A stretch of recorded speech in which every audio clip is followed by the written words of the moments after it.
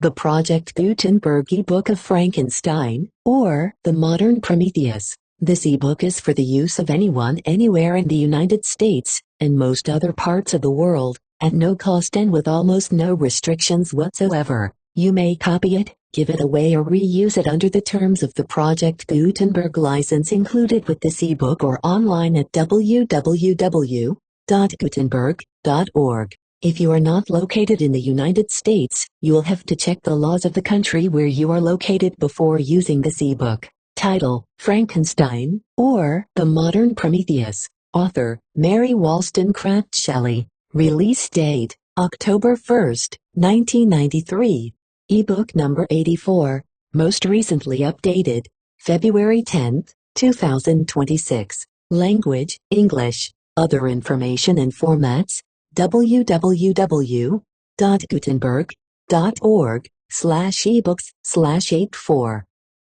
Credits: Judith Boss, Christy Phillips, Lynn Hannon and David Meltzer. HTML version by Al Haynes. Further corrections by Minota Liu. Start of the Project Gutenberg ebook Frankenstein, or The Modern Prometheus. Frankenstein, or The Modern Prometheus, by Mary Wollstonecraft, Godwin Shelley.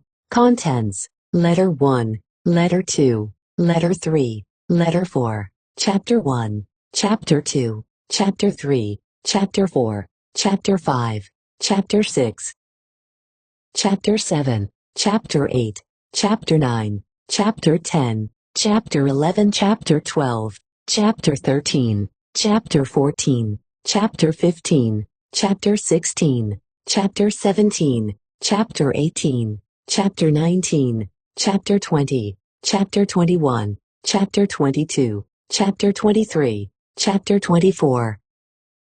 Letter 1. To Mrs. Seville, England, St. Petersburg, December 11, 17. You will rejoice to hear that no disaster has accompanied the commencement of an enterprise, which you have regarded with such evil forebodings. I arrived here yesterday, and my first task is to assure my dear sister of my welfare, and increasing confidence in the success of my undertaking. I am already far north of London, and as I walk in the streets of Petersburg, I feel a cold northern breeze play upon my cheeks, which braces my nerves and fills me with delight. Do you understand this feeling? This breeze, which has traveled from the regions towards which I am advancing, gives me a foretaste of those icy climes. Inspirited by this wind of promise, my daydreams become more fervent and vivid.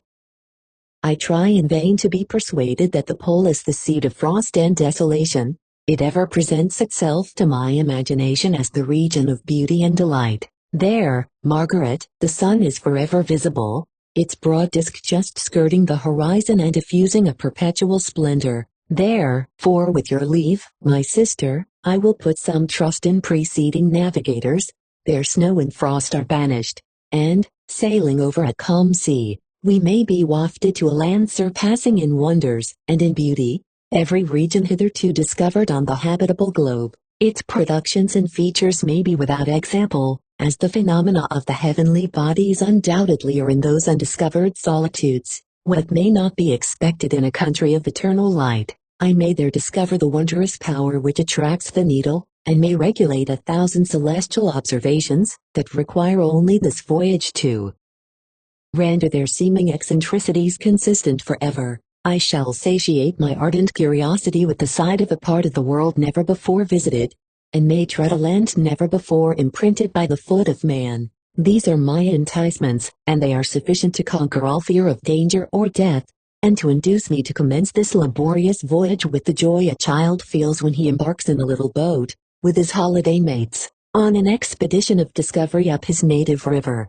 But supposing all these conjectures to be false, you cannot contest the inestimable benefit which I shall confer on all mankind, to the last generation, by discovering a passage near the pole to those countries, to reach which at present so many months are requisite, or by ascertaining the secret of the magnet, which, if at all possible, can only be effected by an undertaking such as mine. These reflections have dispelled the agitation with which I began my letter, and I feel my heart glow with an enthusiasm which elevates me to heaven. 4. Nothing contributes so much to tranquilize the mind as a steady purpose, a point on which the soul may fix its intellectual eye. This expedition has been a favorite dream of my early years. I have read with ardor the accounts of the various voyages which have been made in the prospect of arriving at the North Pacific Ocean, through the seas which surround the pole. You may remember that a history of all the voyages made for purposes of discovery composed the whole of our good Uncle Thomas' library. My education was neglected, yet I was passionately fond of reading. These volumes were my study day and night, and my familiarity with them increased that regret which I had felt, as a child, on learning that my father's dying injunction had forbidden my uncle to allow me to embark in the seafaring life. These visions faded when I perused, for the first time, those poets whose effusions entranced my soul and lifted it to heaven. I also became a poet and for 1 year lived in a paradise of my own creation. I imagined that I also might obtain a niche in the temple where the names of Homer and Shakespeare are consecrated. You are well acquainted with my failure and how heavily I bore the disappointment. But just at that time I inherited the fortune of my cousin, and my thoughts were turned into the channel of their earlier bent. 6 years have passed since I resolved on my present undertaking. I can, even now, remember the hour from which I dedicated myself to this great enterprise. I commenced by inuring my body to hardship. I accompanied the whale fishers on several expeditions to the North Sea. I voluntarily endured cold, famine, thirst, and want of sleep. I often worked harder than the common sailors during the day and devoted my nights to the study of mathematics, the theory of medicine, and those branches of physical science from which a naval adventurer might derive the greatest practical advantage. Twice I actually hired myself as an undermate in a Greenland whaler, and acquitted myself to admiration. I must own I felt a little proud when my captain offered me the second dignity in the vessel, and entreated me to remain with the greatest earnestness. So valuable did he consider my services. And now, dear Margaret, do I not deserve to accomplish some great purpose? My life might have been passed in ease and luxury, but I preferred glory to every enticement that wealth placed in my path. Oh, that some encouraging voice would answer in the affirmative. My courage and my resolution is firm, but my hopes fluctuate, and my spirits are often depressed. I am about to proceed on a long and difficult voyage, the emergencies of which will demand all my fortitude. I am required not only to raise the spirits of others, but sometimes to sustain my own, when theirs are failing. This is the most favorable period for traveling in Russia. They fly quickly over the snow in their sledges, the motion is pleasant, and, in my opinion, far more agreeable than that of an English stagecoach. The cold is not excessive, if you are wrapped in furs, a dress which I have already adopted, for there is a great difference between walking the deck and remaining seated motionless for hours, when no exercise prevents the blood from actually freezing in your veins. I have no ambition to lose my life on the post road between St. Petersburg and Archangel. I shall depart for the latter town in a fortnight or 3 weeks, and my intention is to hire a ship there, which can easily be done by paying the insurance for the owner, and to engage as many sailors as I think necessary. Among those who are accustomed to the whale fishing, I do not intend to sail until the month of June. And when shall I return? Ah, dear sister, how can I answer this question? If I succeed, many, many months, perhaps years, will pass before you and I may meet. If I fail, you will see me again soon, or never. Farewell, my dear, excellent Margaret. Heaven shower down blessings on you, and save me, that I may again and again testify my gratitude for all your love and kindness. Your affectionate brother, R. Walton. Letter 2. To Mrs. Seville, England, Archangel, March 28, 17. How slowly the time passes here, encompassed as I am by frost and snow, yet a second step is taken towards my enterprise. I have hired a vessel and am occupied in collecting my sailors. Those whom I have already engaged appear to be men on whom I can depend, and are certainly possessed of dauntless courage. But I have one want which I have never yet been able to satisfy, and the absence of the object of which I now feel is a most severe evil. I have no friend, Margaret. When I am glowing with the enthusiasm of success, there will be none to participate my joy. If I am assailed by disappointment, no one will endeavor to sustain me in dejection. I shall commit my thoughts to paper, it is true, but that is a poor medium for the communication of feeling. I desire the company of a man who could sympathize with me, whose eyes would reply to mine. You may deem me romantic, my dear sister, but I bitterly feel the want of a friend. I have no one near me, gentle yet courageous, possessed of a cultivated as well as of a capacious mind, whose tastes are like my own, to approve or amend my plans. How would such a friend repair the faults of your poor brother? I am too ardent in execution and too impatient of difficulties, but it is a still greater evil to me that I am self-educated. For the first 14 years of my life, I ran wild on a common, and read nothing but our Uncle Thomas' books of voyages. At that age I became acquainted with the celebrated poets of our own country, but it was only when it had ceased to be in my power to derive its most important benefits from such a conviction, that I perceived the necessity of becoming acquainted with more languages than that of my native country. Now I am 28 and am in reality more illiterate than many schoolboys of 15. It is true that I have thought more and that my daydreams are more extended and magnificent, but they want, as the painters call it, keeping, and I greatly need a friend who would have sense enough not to despise me as romantic, and affection enough for me to endeavor to regulate my mind. Well, these are useless complaints. I shall certainly find no friend on the wide ocean, nor even here in Archangel, among merchants and seamen. Yet some feelings, unallied to the dross of human nature, beat even in these rugged bosoms. My lieutenant, for instance, is a man of wonderful courage and enterprise.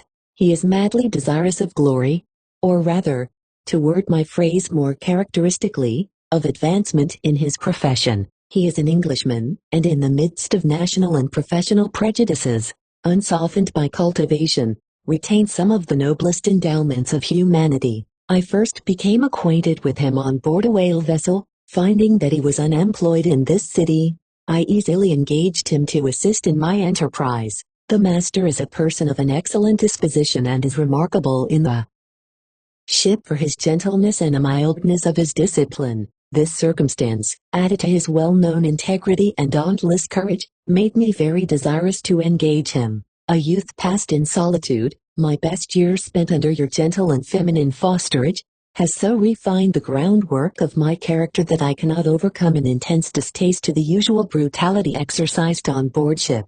I have never believed it to be necessary, and when I heard of a mariner equally noted for his kindliness of heart, and the respect and obedience paid to him by his crew, I felt myself peculiarly fortunate in being able to secure his services. I heard of him first in rather a romantic manner, from a lady who owes to him the happiness of her life. This, briefly, is his story. Some years ago he loved a young Russian lady of moderate fortune, and having amassed a considerable sum in prize money, the father of the girl consented to the match. He saw his mistress once before the destined ceremony, but she was bathed in tears, and throwing herself at his feet, entreated him to spare her, confessing at the same time that she loved another, but that he was poor, and that her father would never consent to the union. My generous friend reassured the suppliant, and on being informed of the name of her lover, instantly abandoned his pursuit. He had already bought a farm with his money, on which he had designed to pass the remainder of his life,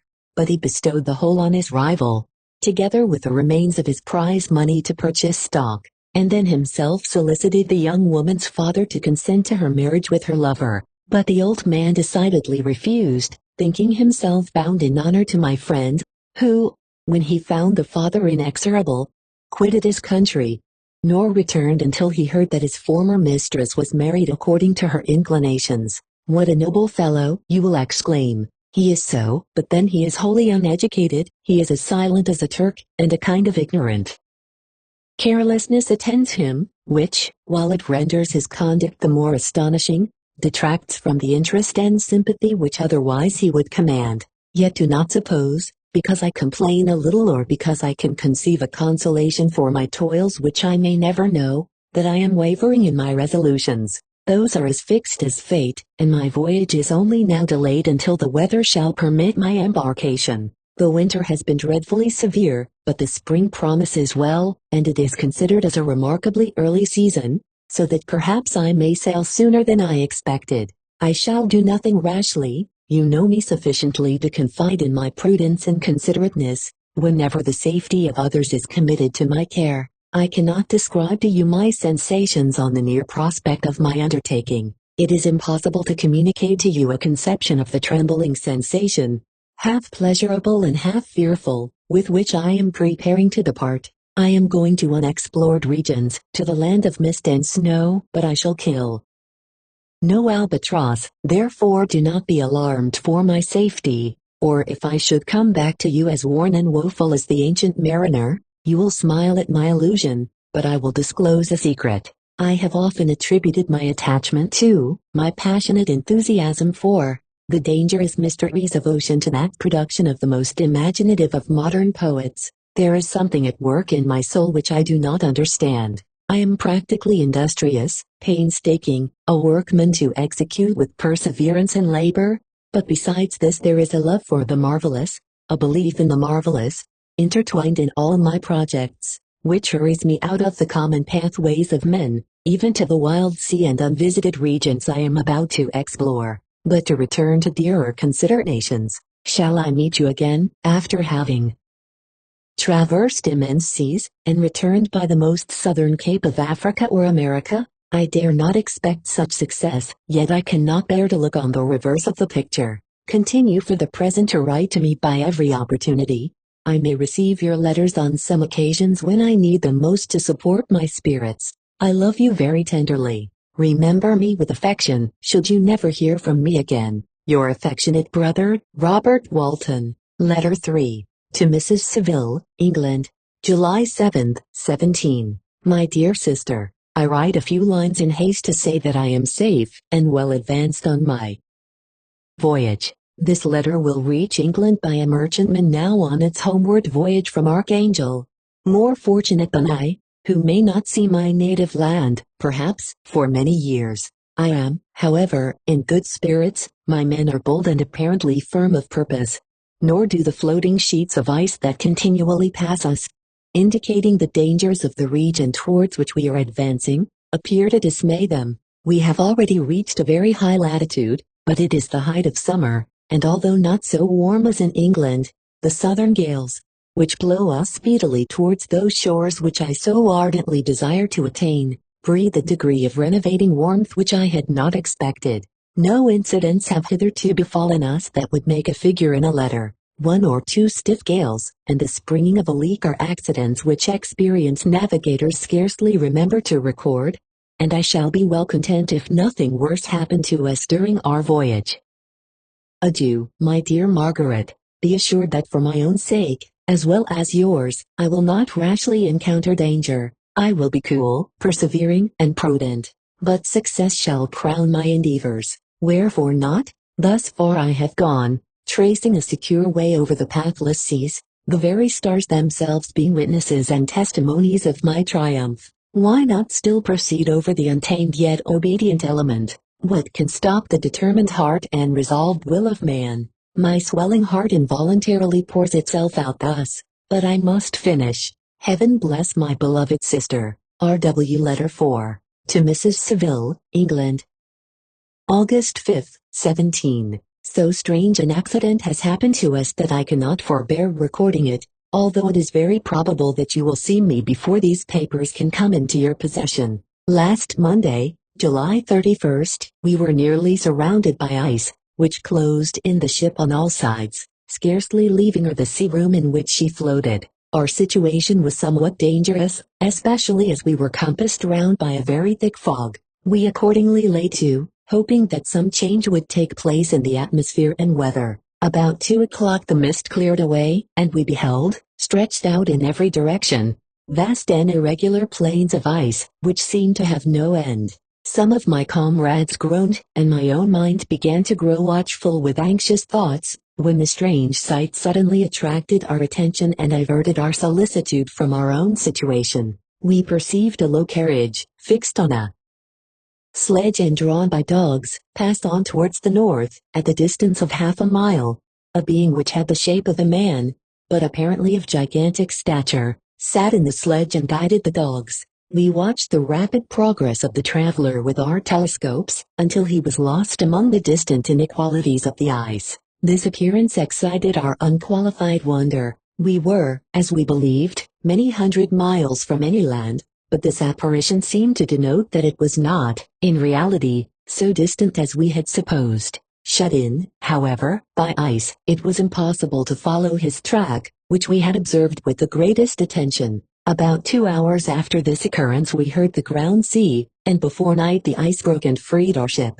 We, however, lay to until the morning, fearing to encounter in the dark those large loose masses which float about.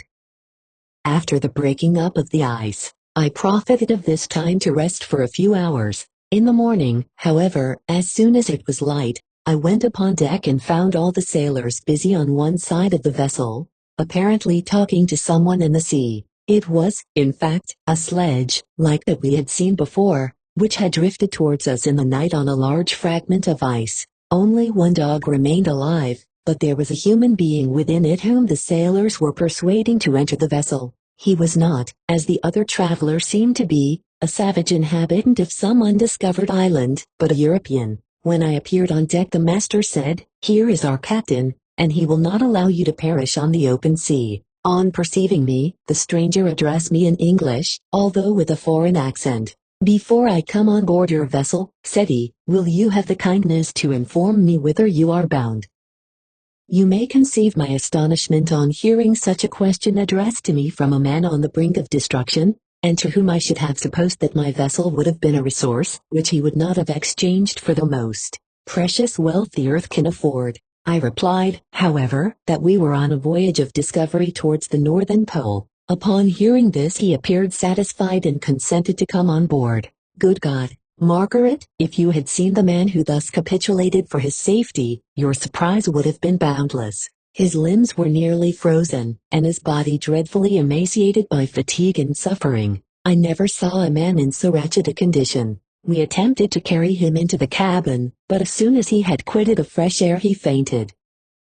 We accordingly brought him back to the deck and restored him to animation by rubbing him with brandy, and forcing him to swallow a small quantity. As soon as he showed signs of life, we wrapped him up in blankets, and placed him near the chimney of the kitchen stove. By slow degrees he recovered and ate a little soup, which restored him wonderfully. 2 days passed in this manner before he was able to speak, and I often feared that his sufferings had deprived him of understanding. When he had in some measure recovered, I removed him to my own cabin and attended on him as much as my duty would permit. I never saw a more interesting creature. His eyes have generally an expression of wildness, and even madness, but there are moments when, if anyone performs an act of kindness towards him or does him any the most trifling service, his whole countenance is lighted up, as it were, with a beam of benevolence and sweetness that I never saw equaled. But he is generally melancholy and despairing, and sometimes he gnashes his teeth, as if impatient of the weight of woes that oppresses him. When my guest was a little recovered I had great trouble to keep off the men, who wished to ask him 1,000 questions, but I would not allow him to be tormented by their idle curiosity. In a state of body and mind whose restoration evidently depended upon entire repose. Once, however, the lieutenant asked why he had come so far upon the ice in so strange a vehicle. His countenance instantly assumed an aspect of the deepest gloom, and he replied, "To seek one who fled from me." "And did the man whom you pursued travel in the same fashion?" "Yes." "Then I fancy we have seen him, for the day before we picked you up we saw some dogs drawing a sledge, with a man in it, across the ice." This aroused the stranger's attention, and he asked a multitude of questions concerning the route which the demon, as he called him, had pursued. Soon after, when he was alone with me, he said, "I have, doubtless, excited your curiosity, as well as that of these good people, but you are too considerate to make inquiries. Certainly, it would indeed be very impertinent and inhuman in me to trouble you with any inquisitiveness of mine. And yet you rescued me from a strange and perilous situation. You have benevolently restored me to life." Soon after this he inquired if I thought that the breaking up of the ice had destroyed the other sledge. I replied that I could not answer with any degree of certainty, for the ice had not broken until near midnight, and the traveler might have arrived at a place of safety before that time, but of this I could not judge. From this time a new spirit of life animated the decaying frame of the stranger. He manifested the greatest eagerness to be upon deck to watch for the sledge which had before appeared, but I have persuaded him to remain in the cabin, for he is far too weak to sustain the rawness of the atmosphere. I have promised that someone should watch for him and give him instant notice if any new object should appear in sight. Such is my journal of what relates to this strange occurrence up to the present day. The stranger has gradually improved in health but is very silent and appears uneasy when anyone except myself enters his cabin. Yet his manners are so conciliating and gentle that the sailors are all interested in him, although they have had very little communication with him. For my own part, I begin to love him as a brother, and his constant and deep grief fills me with sympathy and compassion. He must have been a noble creature in his better days, being even now in wreck so attractive and amiable. I said in one of my letters, my dear Margaret, that I should find no friend on the wide ocean.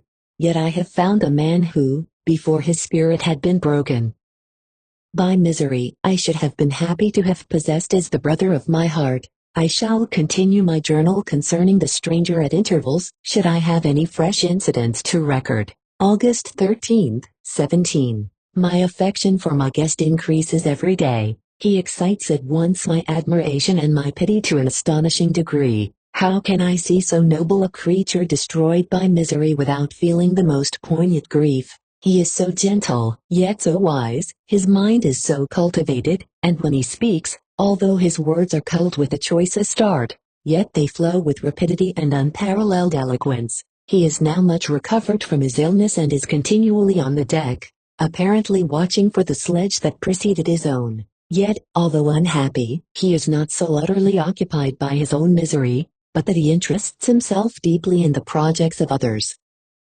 He has frequently conversed with me on mine, which I have communicated to him without disguise. He entered attentively into all my arguments in favor of my eventual success, and into every minute detail of the measures I had taken to secure it. I was easily led by the sympathy which he evinced to use the language of my heart, to give utterance to the burning ardor of my soul and to say, with all the fervor that warmed me, how gladly I would sacrifice my fortune, my existence, my every hope, to the furtherance of my enterprise. One man's life or death were but a small price to pay for the acquirement of the knowledge which I sought, for the dominion I should acquire and transmit over the elemental foes of our race. As I spoke, a dark gloom spread over my listener's countenance. At first I perceived that he tried to suppress his emotion. He placed his hands before his eyes, and my voice quivered and failed me as I beheld tears trickle fast from between his fingers. A groan burst from his heaving breast.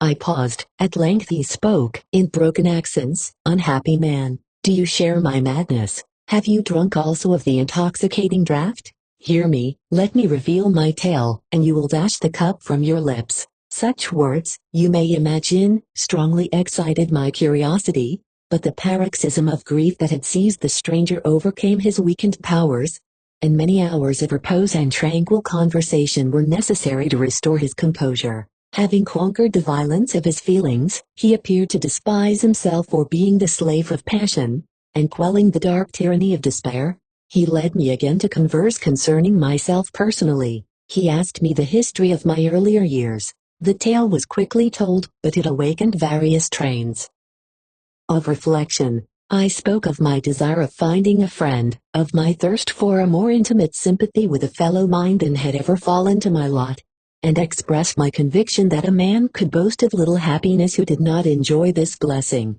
I agree with you, replied the stranger. We are unfashioned creatures, but half made up. If one wiser, better, dearer than ourselves, such a friend ought to be, do not lend his aid to perfection at our weak and faulty natures. I once had a friend, the most noble of human creatures, and am entitled, therefore, to judge respecting friendship. You have hope, and the world before you, and have no cause for despair. But I have lost everything and cannot begin life anew. As he said this, his countenance became expressive of a calm, settled grief that touched me to the heart, but he was silent and presently retired to his cabin. Even broken in spirit as he is, No one can feel more deeply than he does the beauties of nature, the starry sky, the sea, and every sight afforded by these wonderful regions, seems still to have the power of elevating his soul from earth. Such a man has a double existence. He may suffer misery and be overwhelmed by disappointments, yet when he is retired into himself, he will be like a celestial spirit that has a halo around him, within whose circle no grief or folly ventures. Will you smile at the enthusiasm I express concerning this divine wonder? You would not if you saw him. You have been tutored and refined by books and retirement from the world, and you are therefore somewhat fastidious, but this only renders you the more fit to appreciate the extraordinary merits of this wonderful man. Sometimes I have endeavored to discover what quality it is which he possesses that elevates him so immeasurably above any other person I ever knew. I believe it to be an intuitive discernment, a quick but never failing power of judgment, a penetration into the causes of things, unequaled for clearness and precision. Add to this a facility of expression and a voice whose varied intonations are soul-subduing music. August 19, 17. Yesterday the stranger said to me, "You may easily perceive, Captain Walton, that I have suffered great and unparalleled misfortunes. I had determined at one time that the memory of these evils should die with me, but you have won me to alter my determination. You seek for knowledge and wisdom, as I once did, and I ardently hope that the gratification of your wishes may not be a serpent to sting you, as mine has been. I do not know that the relation of my disasters will be useful to you, yet, when I reflect that you are pursuing the same course, exposing yourself to the same dangers which have rendered me what I am, I imagine that you may deduce an apt moral from my tale, one that may direct you if you succeed in your undertaking and console you in case of failure. Prepare to hear of occurrences which are usually deemed marvelous. Were we among the tamer scenes of nature, I might fear to encounter your unbelief, perhaps your ridicule, but many things will appear possible in these wild and mysterious regions, which would provoke the laughter of those unacquainted with the ever-varied powers of nature. Nor can I doubt but that my tale conveys in its series internal evidence of the truth of the events of which it is composed. You may easily imagine that I was much gratified by the offered communication, yet I could not endure that he should renew his grief by a recital of his misfortunes. I felt the greatest eagerness to hear the promised narrative, partly from curiosity, and partly from a strong desire to ameliorate his fate, if it were in my power. I expressed these feelings in my answer. "I thank you," he replied, "for your sympathy, but it is useless. My fate is nearly fulfilled. I wait but for one event, and then I shall repose in peace." "I understand your feeling," continued he, perceiving that I wished to interrupt him, "but you are mistaken, my friend. If thus you will allow me to name you, nothing can alter my destiny. Listen to my history, and you will perceive how irrevocably it is determined." He then told me that he would commence his narrative the next day, when I should be at leisure. This promise drew from me the warmest thanks. I have resolved every night, when I am not imperatively occupied by my duties, to record, as nearly as possible in his own words, what he has related during the day. If I should be engaged, I will at least make notes. This manuscript will doubtless afford you the greatest pleasure, but to me, who know him, and who hear it from his own lips, with what interest and sympathy shall I read it in some future day? Even now, as I commence my task, his full-toned voice swells in my ears. His lustrous eyes dwell on me with all their melancholy sweetness. I see his thin hand raised in animation, while the lineaments of his face are irradiated by the soul within. Strange and harrowing must be his story, frightful the storm which embraced the gallant vessel on its course and wrecked it. Thus, Chapter 1. I am by birth a Genovese, and my family is one of the most distinguished of that republic. My ancestors had been for many years councillors and syndics, and my father had filled several public situations with honor and reputation. He was respected by all who knew him for his integrity and indefatigable attention to public business. He passed his younger days perpetually occupied by the affairs of his country. A variety of circumstances had prevented his marrying early, nor was it until the decline of life that he became a husband, and the father of a family. As the circumstances of his marriage illustrate his character, I cannot refrain from relating them. One of his most intimate friends was a merchant who, from a flourishing state, fell, through numerous mischances, into poverty. This man, whose name was Beaufort, was of a proud and unbending disposition, and could not bear to live in poverty and oblivion in the same country where he had formerly been distinguished for his rank and magnificence. Having paid his debts, therefore, in the most honorable manner, he retreated with his daughter to the town of Lucerne, where he lived unknown and in wretchedness. My father loved Beaufort with the truest friendship, and was deeply grieved by his retreat in these unfortunate circumstances. He bitterly deplored the false pride, which led his friend to a conduct so little worthy of the affection that united them. He lost no time in endeavoring to seek him out, with the hope of persuading him to begin the world again through his credit and assistance. Beaufort had taken effectual measures to conceal himself, and it was 10 months before my father discovered his abode. Overjoyed at this discovery, he hastened to the house, which was situated in a mean street near the Ruse. But when he entered, misery and despair alone welcomed him. Beaufort had saved but a very small sum of money from the wreck of his fortunes, but it was sufficient to provide him with sustenance for some months, and in the meantime he hoped to procure some respectable employment in a merchant's house. The interval was, consequently, spent in inaction. His grief only became more deep and rankling when he had leisure for reflection, and at length it took so fast hold of his mind, that at the end of 3 months he lay on a bed of sickness, incapable of any exertion. His daughter attended him with the greatest tenderness, but she saw with despair that their little fund was rapidly decreasing and that there was no other prospect of support. But Caroline Beaufort possessed a mind of an uncommon mold, and her courage rose to support her in her adversity. She procured plain work, she plaited straw and by various means contrived to earn a pittance scarcely sufficient to support life. Several months passed in this manner. Her father grew worse, her time was more entirely occupied in attending him, her means of subsistence decreased, and in the 10th month her father died in her arms, leaving her an orphan and a beggar. This last blow overcame her, and she knelt by Beaufort's coffin weeping bitterly. When my father entered the chamber, he came like a protecting spirit to the poor girl, who committed herself to his care, and after the interment of his friend he conducted her to Geneva, and placed her under the protection of a relation. 2 years after this event Caroline became his wife.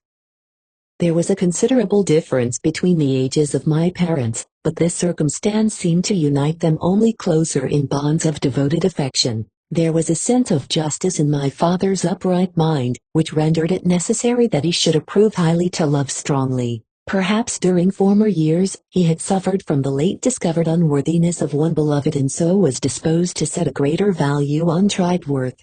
There was a show of gratitude and worship in his attachment to my mother, differing wholly from the doting fondness of age, for it was inspired by reverence for her virtues and a desire to be the means of, in some degree, recompensing her for the sorrows she had endured, but which gave inexpressible grace to his behavior to her. Everything was made to yield to her wishes and her convenience. He strove to shelter her, as a fair exotic is sheltered by the gardener, from every rougher wind and to surround her with all that could tend to excite pleasurable emotion.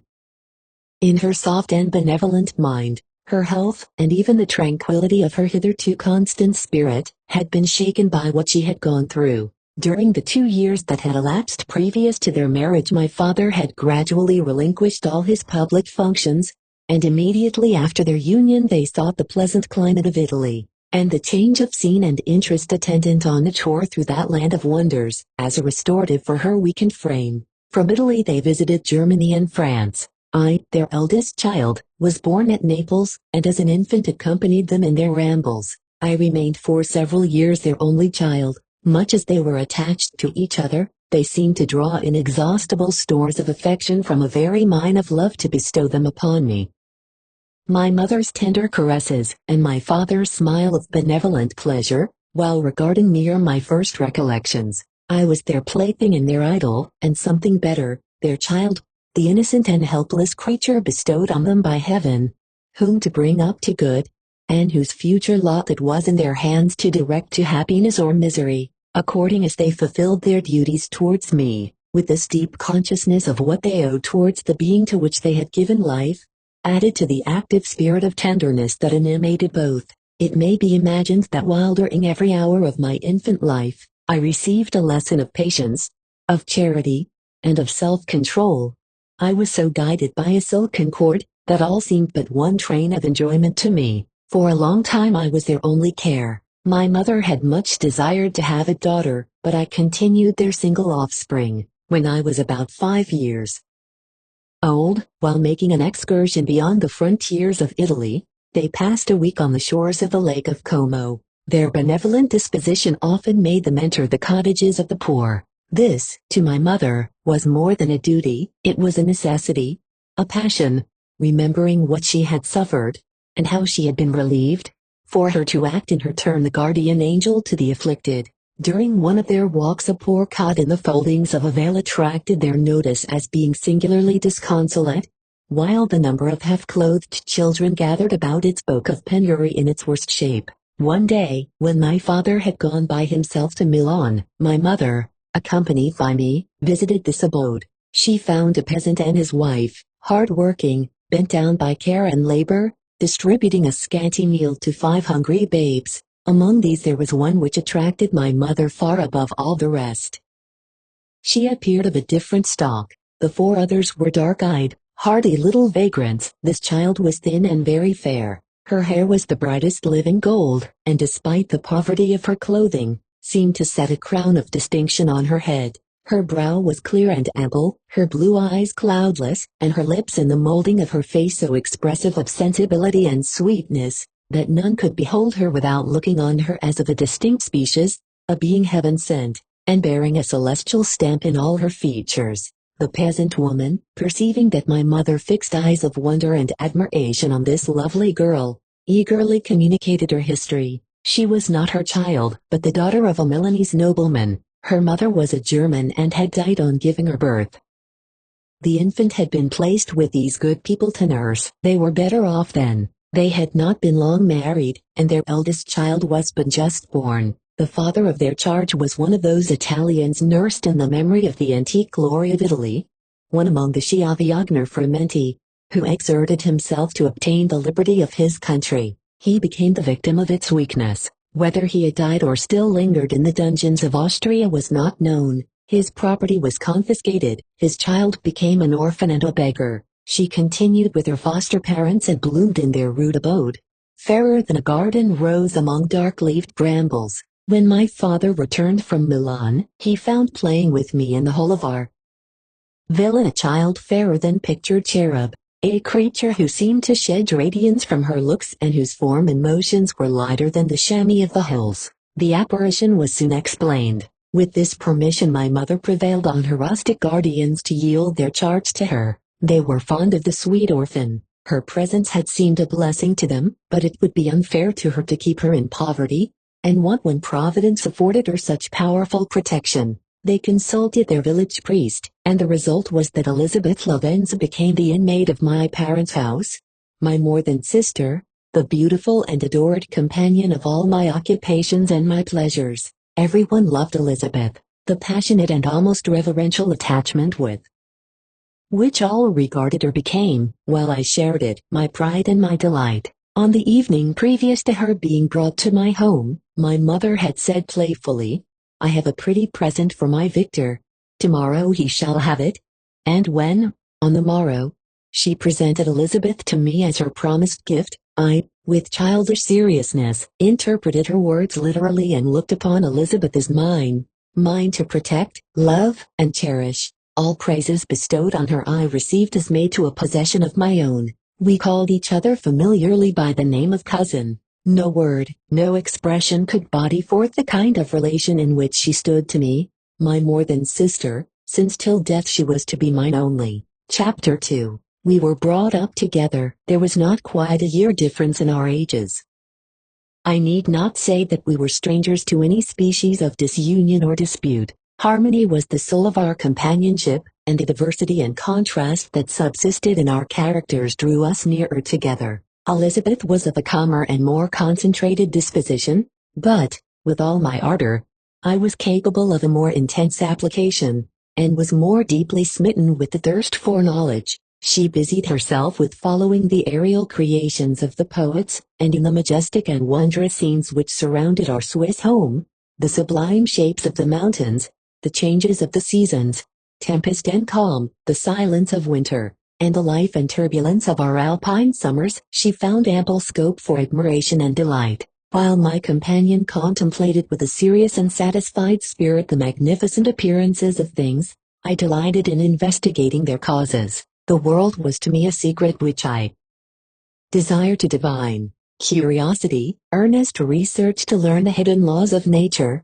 gladness akin to rapture, as they were unfolded to me, are among the earliest sensations I can remember. On the birth of a second son, my junior by 7 years, my parents gave up entirely their wandering life and fixed themselves in their native country. We possessed a house in Geneva, and a campagne on Belle Rive, the eastern shore of the lake, at the distance of rather more than a league from the city. We resided principally in the latter, and the lives of my parents were passed in considerable seclusion. It was my temper to avoid a crowd and to attach myself fervently to a few. I was indifferent, therefore, to my schoolfellows in general, but I united myself in the bonds of the closest friendship to one among them. Henry Clerval was the son of a merchant of Geneva. He was a boy of singular talent and fancy.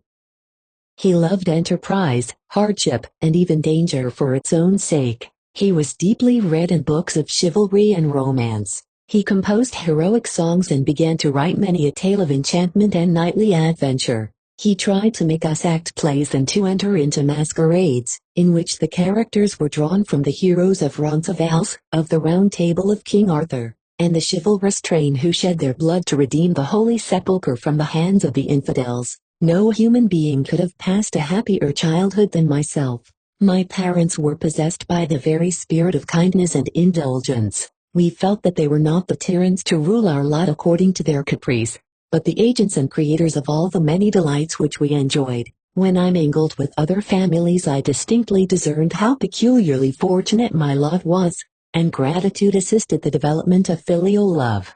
My temper was sometimes violent, and my passions vehement, but by some law in my temperature they were turned not towards childish pursuits but to an eager desire to learn, and not to learn all things indiscriminately. I confess that neither the structure of languages, nor the code of governments, nor the politics of various states possessed attractions for me. It was the secrets of heaven and earth that I desired to learn, and whether it was the outward substance of things, or the inner spirit of nature, and the mysterious soul of man that occupied me.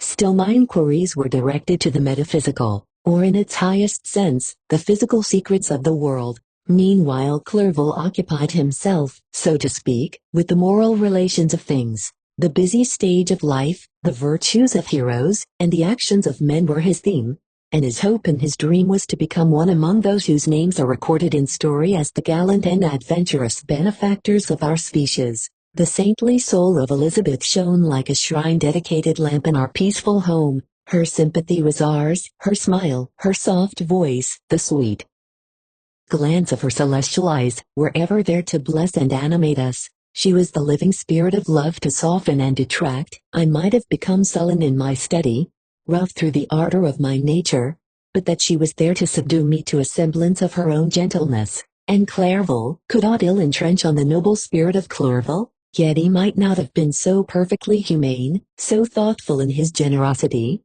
so full of kindness and tenderness amidst his passion for adventurous exploit, had she not unfolded to him the real loveliness of beneficence, and made the doing good the end and aim of his soaring ambition. I feel exquisite pleasure in dwelling on the recollections of childhood, before misfortune had tainted my mind, and changed its bright visions of extensive usefulness into gloomy and narrow reflections upon self. Besides, in drawing the picture of my early days, I also record those events which led, by insensible steps, to my after tale of misery.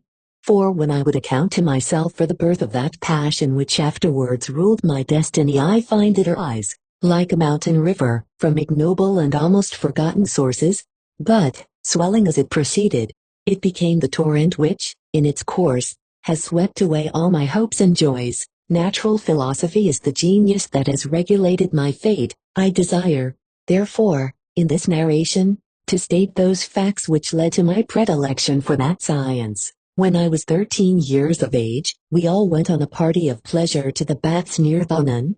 The inclemency of the weather obliged us to remain a day confined to the inn. In this house I chanced to find a volume of the works of Cornelius Agrippa. I opened it with apathy. The theory which he attempts to demonstrate and the wonderful facts which he relates soon changed this feeling into enthusiasm. A new light seemed to dawn upon my mind, and bounding with joy, I communicated my discovery to my father. My father looked carelessly at the title page of my book and said, "Ah, Cornelius Agrippa, my dear Victor, do not waste your time upon this. It is sad trash." Biff. Instead of this remark, my father had taken the pains to explain to me that the principles of Agrippa had been entirely exploded, and that a modern system of science had been introduced which possessed much greater powers than the ancient, because the powers of the latter were chimerical, while those of the former were real and practical.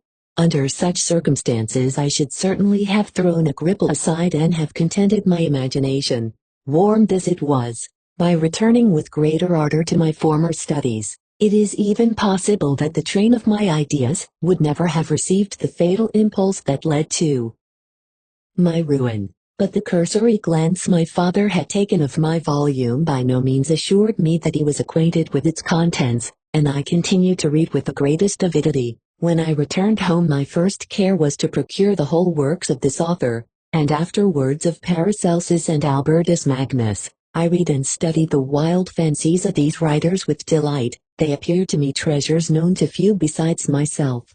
I have described myself as always having been imbued with a fervent longing to penetrate the secrets of nature. In spite of the intense labor and wonderful discoveries of modern philosophers, I always came from my studies discontented and unsatisfied. Sir Isaac Newton is said to have avowed that he felt like a child picking up shells beside the great and unexplored ocean of truth. Those of his successors in each branch of natural philosophy with whom I was acquainted appeared even to my boy's apprehensions, as tyros engaged in the same pursuit. The untaught peasant beheld the elements around him and was acquainted with their practical uses. The most learned philosopher knew little more. He had partially unveiled the face of nature, but her immortal lineaments were still a wonder and a mystery. He might dissect, anatomize, and give names, but, not to speak of a final causes in their secondary and tertiary grades were utterly unknown to him. I had gazed upon the fortifications and impediments that seemed to keep human beings from entering the citadel of nature, and rashly and ignorantly I had repined. But here were books, and here were men who had penetrated deeper and knew more. I took their word for all that they averred, and I became their disciple.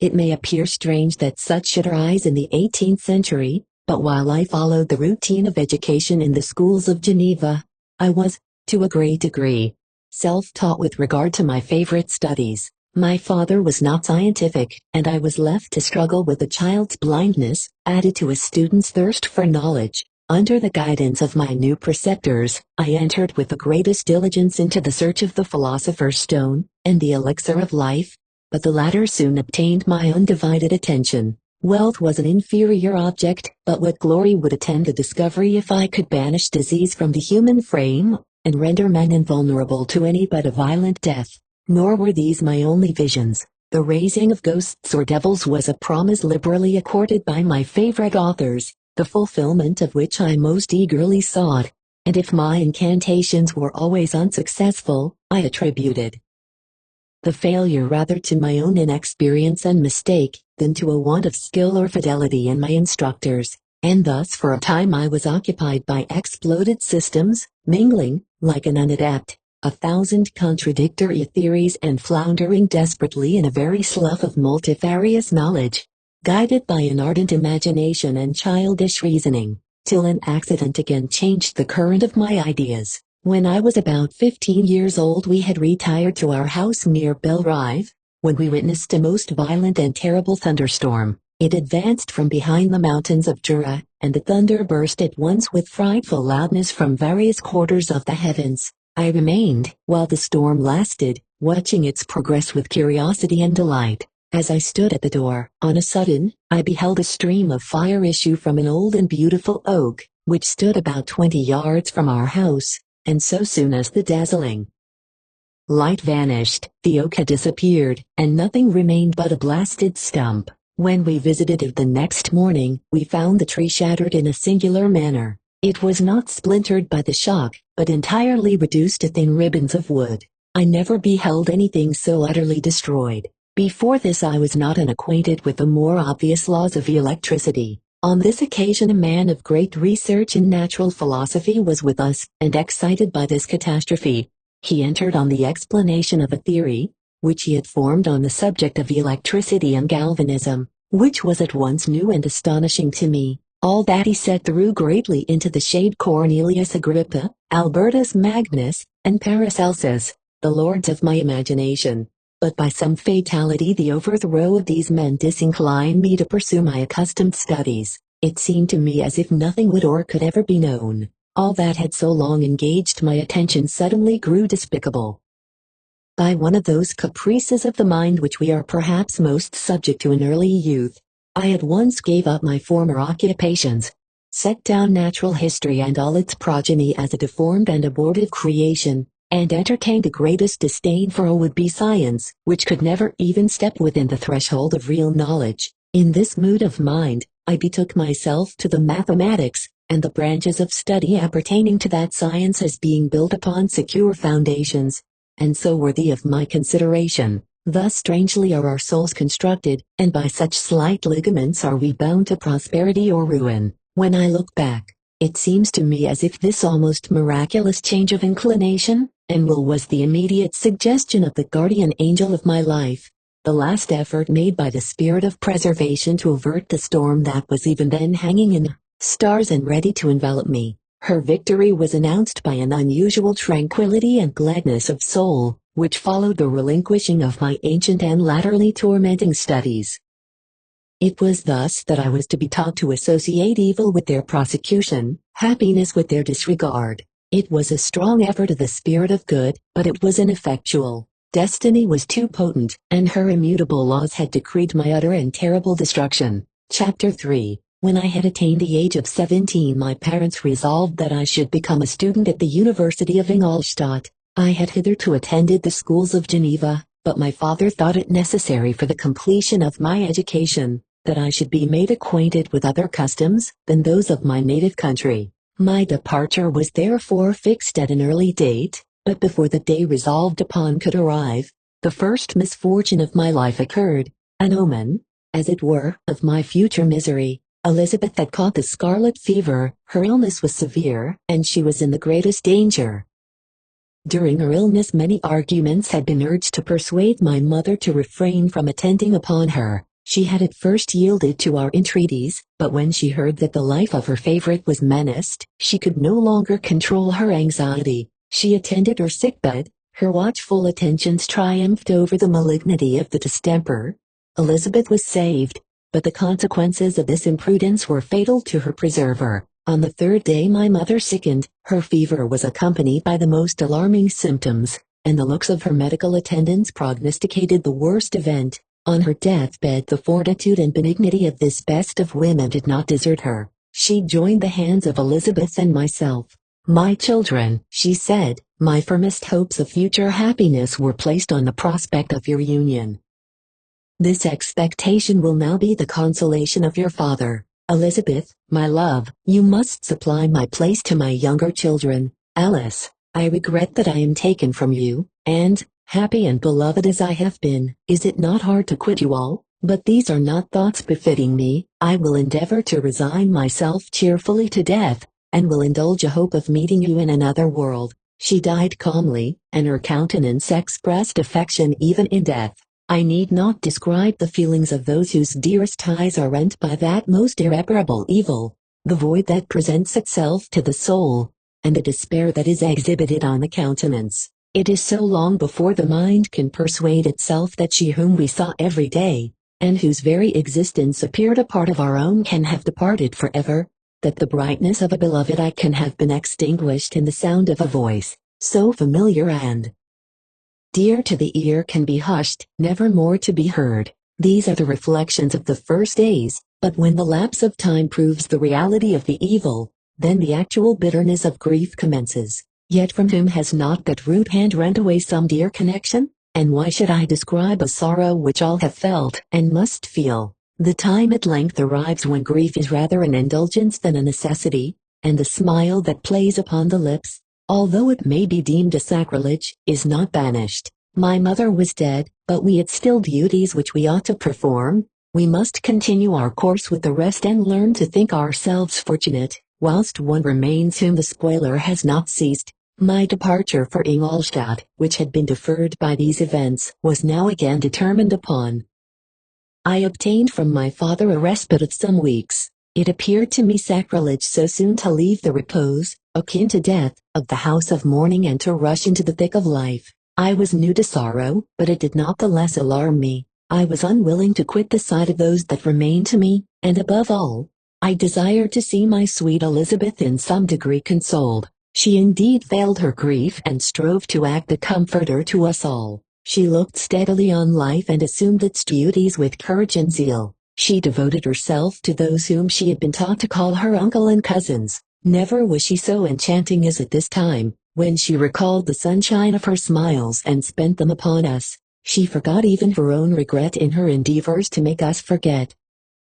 The day of my departure at length arrived. Clerval spent the last evening with us. He had endeavored to persuade his father to permit him to accompany me, and to become my fellow student, but in vain. His father was a narrow-minded trader, and saw idleness and ruin in the aspirations and ambition of his son. Henry deeply felt the misfortune of being debarred from a liberal education. He said little, but when he spoke I read in his kindling eye, and in his animated glance a restrained but firm resolve not to be chained to the miserable details of commerce. We sat late. We could not tear ourselves away from each other nor persuade ourselves to say the word farewell.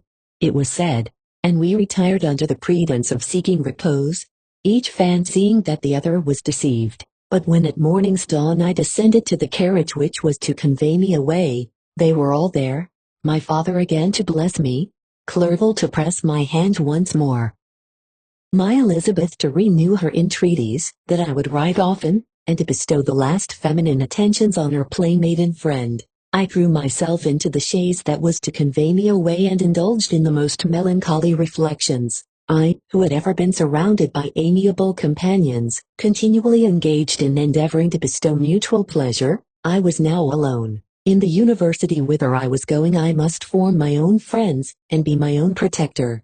My life had hitherto been remarkably secluded and domestic, and this had given me invincible repugnance to new countenances. I loved my brothers, Elizabeth and Clerval. These were old familiar faces, but I believed myself totally unfitted for the company of strangers. Such were my reflections as I commenced my journey, but as I proceeded, my spirits and hopes rose. I ardently desired the acquisition of knowledge. I had often, when at home, thought it hard to remain during my youth cooped up in one place, and had longed to enter the world and take my station among other human beings. Now my desires were complied with, and it would, indeed, have been folly to repent. I had sufficient leisure for these and many other reflections during my journey to Ingolstadt, which was long and fatiguing. At length the high white steeple of the town met my eyes. I alighted and was conducted to my solitary apartment to spend the evening as I pleased. The next morning, I delivered my letters of introduction, and paid a visit to some of the principal professors. Chance, or rather the evil influence, the angel of destruction, which asserted omnipotent sway over me from the moment I turned my reluctant steps from my father's door, led me first to M. Krempe, professor of natural philosophy. He was an uncouth man, but deeply imbued in the secrets of his science. He asked me several questions concerning my progress in the different branches of science appertaining to natural philosophy. I replied carelessly, and partly in contempt, mentioned the names of my alchemists as the principal authors I had studied. The professor stared. "Have you," he said, "really spent your time in studying such nonsense?" I replied in the affirmative. "Every minute," continued M. Krempe with warmth, "every instant that you have wasted on those books is utterly and entirely lost. You have burdened your memory with exploded systems and useless names. Good God, in what desert land have you lived, where no one was kind enough to inform you that these fancies which you have so greedily imbibed are 1,000 years old and as musty as they are ancient. I little expected, in this enlightened and scientific age, to find a disciple of Albertus Magnus and Paracelsus. My dear sir, you must begin your studies entirely anew. So saying, he stepped aside and wrote down a list of several books treating of natural philosophy, which he desired me to procure, and dismissed me after mentioning that in the beginning of the following week, he intended to commence a course of lectures upon natural philosophy, in its general relations, and that M. Waldman, a fellow professor, would lecture upon chemistry the alternate days that he omitted. I returned home not disappointed, for I have said that I had long considered those authors useless whom the professor reprobated, but I returned not at all the more inclined to recur to these studies in any shape. M. Kremp was a little squat man with a gruff voice and a repulsive countenance. The teacher, therefore, did not prepossess me in favor of his pursuits. In rather a too philosophical and connected a strain, perhaps, I have given an account of the conclusions I had come to concerning them in my early years. As a child I had not been content with the results promised by the modern professors of natural science, with a confusion of ideas only to be accounted for by my extreme youth, and my want of a guide on such matters. I had retrod the steps of knowledge along the paths of time, and exchanged the discoveries of recent inquirers for the dreams of forgotten alchemists. Besides, I had a contempt for the uses of modern natural philosophy. It was very different when the masters of the science sought immortality and power. Such views, although futile, were grand, but now the scene was changed. The ambition of the inquirer seemed to limit itself to the annihilation of those visions, on which my interest in science was chiefly founded. I was required to exchange chimeras of boundless grandeur for realities of little worth. Such were my reflections during the first 2 or 3 days of my residence at Ingolstadt, which were chiefly spent in becoming acquainted with the localities and the principal residents in my new abode. But as the ensuing week commenced, I thought of the information which M. Kremp had given me concerning the lectures, and although I could not consent to go and hear that little conceited fellow deliver sentences out of a pulpit, I recollected what he had said of M. Waldman, whom I had never seen, as he had hitherto been out of town. Partly from curiosity and partly from idleness, I went into the lecturing room, which M. Waldman entered shortly after. This professor was very unlike his colleague. He appeared about 50 years of age, but with an aspect expressive of the greatest benevolence. A few gray hairs covered his temples, but those at the back of his head were nearly black. His person was short but remarkably erect and his voice the sweetest I had ever heard. He began his lecture by a recapitulation of the history of chemistry, and the various improvements made by different men of learning, pronouncing with fervor the names of the most distinguished discoverers. He then took a cursory view of the present state of the science, and explained many of its elementary terms. After having made a few preparatory experiments, he concluded with a panegyric upon modern chemistry, the terms of which I shall never forget. The ancient teachers of this science, said he, promised impossibilities and performed nothing. The modern masters promise very little. They know that metals cannot be transmuted, and that the elixir of life is a chimera, but these philosophers, whose hands seem only made to dabble in dirt, and their eyes to pore over the microscope or crucible, have indeed performed miracles. They penetrate into the recesses of nature and show how she works in her hiding places. They ascend into the heavens. They have discovered how the blood circulates, and the nature of the air we breathe. They have acquired new and almost unlimited powers. They can command the thunders of heaven, mimic the earthquake, and even mock the invisible world with its own shadows. Such were the professor's words, rather let me say such the words of the fate, announced to destroy me. As he went on I felt as if my soul were grappling with a palpable enemy. One by one the various keys were touched which formed the mechanism of my being. Chord after chord was sounded, and soon my mind was filled with one thought, one conception, one purpose. So much has been done, exclaimed the soul of Frankenstein. More, far more, will I achieve. Treading in the steps already marked, I will pioneer a new way, explore unknown powers, and unfold to the world the deepest mysteries of creation. I closed not my eyes that night. My internal being was in a state of insurrection and turmoil. I felt that order would thence arise, but I had no power to produce it. By degrees, after the morning's dawn, sleep came. I awoke, and my yesternight's thoughts were as a dream. There only remained a resolution to return to my ancient studies, and to devote myself to a science, for which I believed myself to possess a natural talent. On the same day I paid M. Waldman a visit. His manners in private were even more mild and attractive than in public, for there was a certain dignity in his mien during his lecture which in his own house was replaced by the greatest affability and kindness. I gave him pretty nearly the same account of my former pursuits as I had given to his fellow professor. He heard with attention the little narration concerning my studies, and smiled at the names of Cornelius Agrippa and Paracelsus, but without the contempt that M. Krempe had exhibited. He said that these were men to whose indefatigable zeal modern philosophers were indebted for most of the foundations of their knowledge. They had left to us, as an easier task, to give new names and arrange in connected classifications the facts which they in a great degree had been the instruments of bringing to light.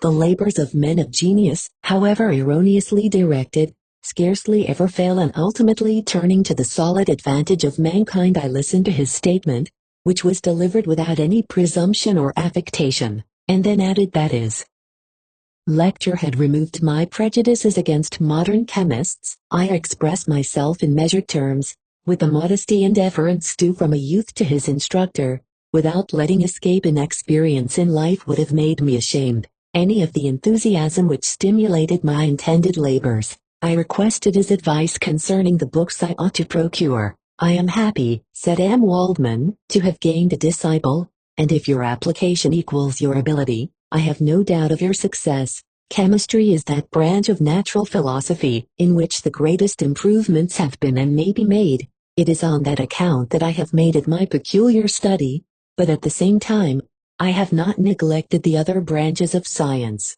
A man would make but a very sorry chemist if he attended to that department of human knowledge alone. If your wish is to become really a man of science and not merely a petty experimentalist, I should advise you to apply to every branch of natural philosophy, including mathematics. He then took me into his laboratory and explained to me the uses of his various machines, instructing me as to what I ought to procure and promising me the use of his own, when I should have advanced far enough in the science not to derange their mechanism. He also gave me the list of books which I had requested, and I took my leave. Thus ended a day memorable to me. It decided my future destiny. Chapter 4. From this day natural philosophy, and particularly chemistry, in the most comprehensive sense of the term, became nearly my sole occupation. I read with ardor those works, so full of genius and discrimination, which modern inquirers have written on these subjects. I attended the lectures and cultivated the acquaintance of the men of science of the university, and I found even in M. Krempe a great deal of sound sense and real information, combined, it is true, with a repulsive physiognomy and manners, but not on that account the less valuable. In M. Waldman I found a true friend. His gentleness was never tinged by dogmatism, and his instructions were given with an air of frankness and good nature that banished every idea of pedantry. In 1,000 ways he smoothed for me the path of knowledge, and made the most abstruse inquiries clear and facile to my apprehension. My application was at first fluctuating and uncertain. It gained strength as I proceeded and soon became so ardent and eager that the stars often disappeared in the light of morning whilst I was yet engaged in my laboratory. As I applied so closely, it may be easily conceived that my progress was rapid. My ardor was indeed the astonishment of the students, and my proficiency that of the masters. Professor Krempe often asked me, with a sly smile, how Cornelius Agrippa went on, whilst M. Waldman expressed the most heartfelt exultation in my progress. 2 years passed in this manner, during which I paid no visit to Geneva, but was engaged, heart and soul, in the pursuit of some discoveries which I hope to make. None but those who have experienced them can conceive of the enticements of science. In other studies you go as far as others have gone before you, and there is nothing more to know, but in a scientific pursuit there is continual food for discovery and wonder. A mind of moderate capacity which closely pursues one study, must infallibly arrive at great proficiency in that study, and I, who continually sought the attainment of one object of pursuit and was solely wrapped up in this, improved so rapidly that at the end of 2 years I made some discoveries in the improvement of some chemical instruments, which procured me great esteem and admiration at the university. When I had arrived at this point and had become as well acquainted with the theory and practice of natural philosophy as depended on the lessons of any of the professors at Ingolstadt, my residence there being no longer conducive to my improvements,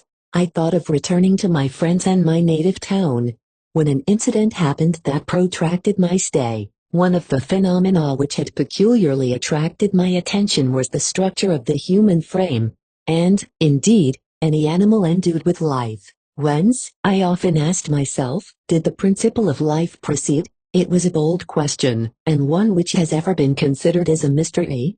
Yet with how many things are we upon the brink of becoming acquainted, if cowardice or carelessness did not restrain our inquiries. I revolved these circumstances in my mind, and determined thenceforth to apply myself more particularly to those branches of natural philosophy which relate to physiology. Unless I had been animated by an almost supernatural enthusiasm, my application to this study would have been irksome and almost intolerable. To examine the causes of life, we must first have recourse to death.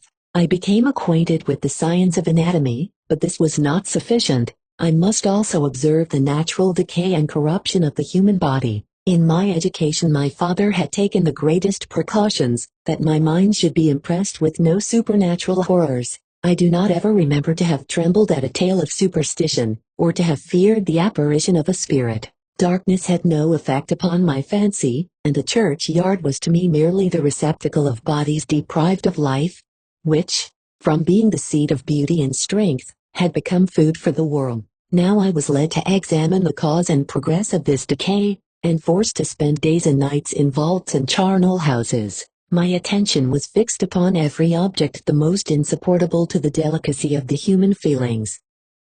I saw how the fine form of man was degraded and wasted. I beheld the corruption of death succeed to the blooming cheek of life.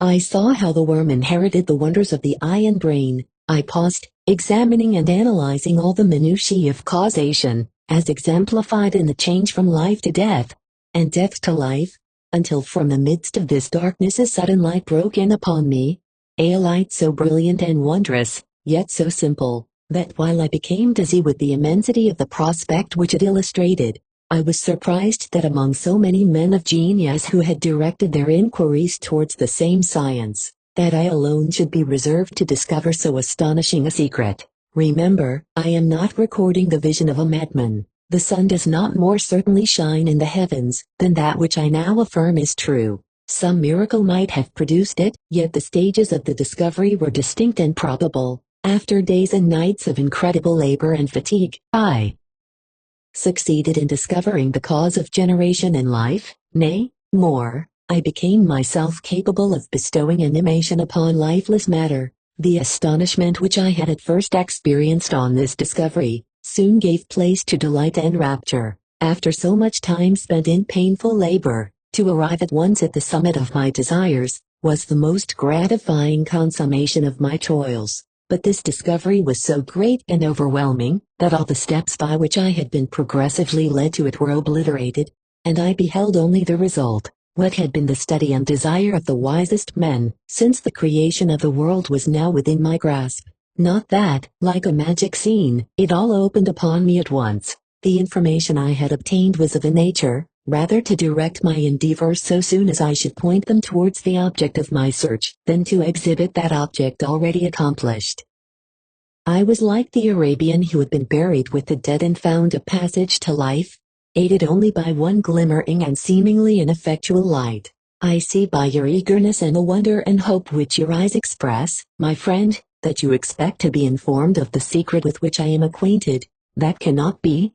Listen patiently until the end of my story, and you will easily perceive why I am reserved upon that subject. I will not lead you on, unguarded and ardent as I then was, to your destruction and infallible misery. Learn from me, if not by my precepts, at least by my example, how dangerous is the acquirement of knowledge, and how much happier that man is who believes his native town to be the world, than he who aspires to become greater than his nature will allow. When I found so astonishing a power placed within my hands, I hesitated a long time concerning the manner in which I should employ it, although I possessed the capacity of bestowing animation, yet to prepare a frame for the reception of it, with all its intricacies of fibers, muscles, and veins, still remained a work of inconceivable difficulty and labor. I doubted at first whether I should attempt the creation of a being like myself, or one of simpler organization, but my imagination was too much exalted by my first success to permit me to doubt of my ability to give life to an animal as complex and wonderful as man.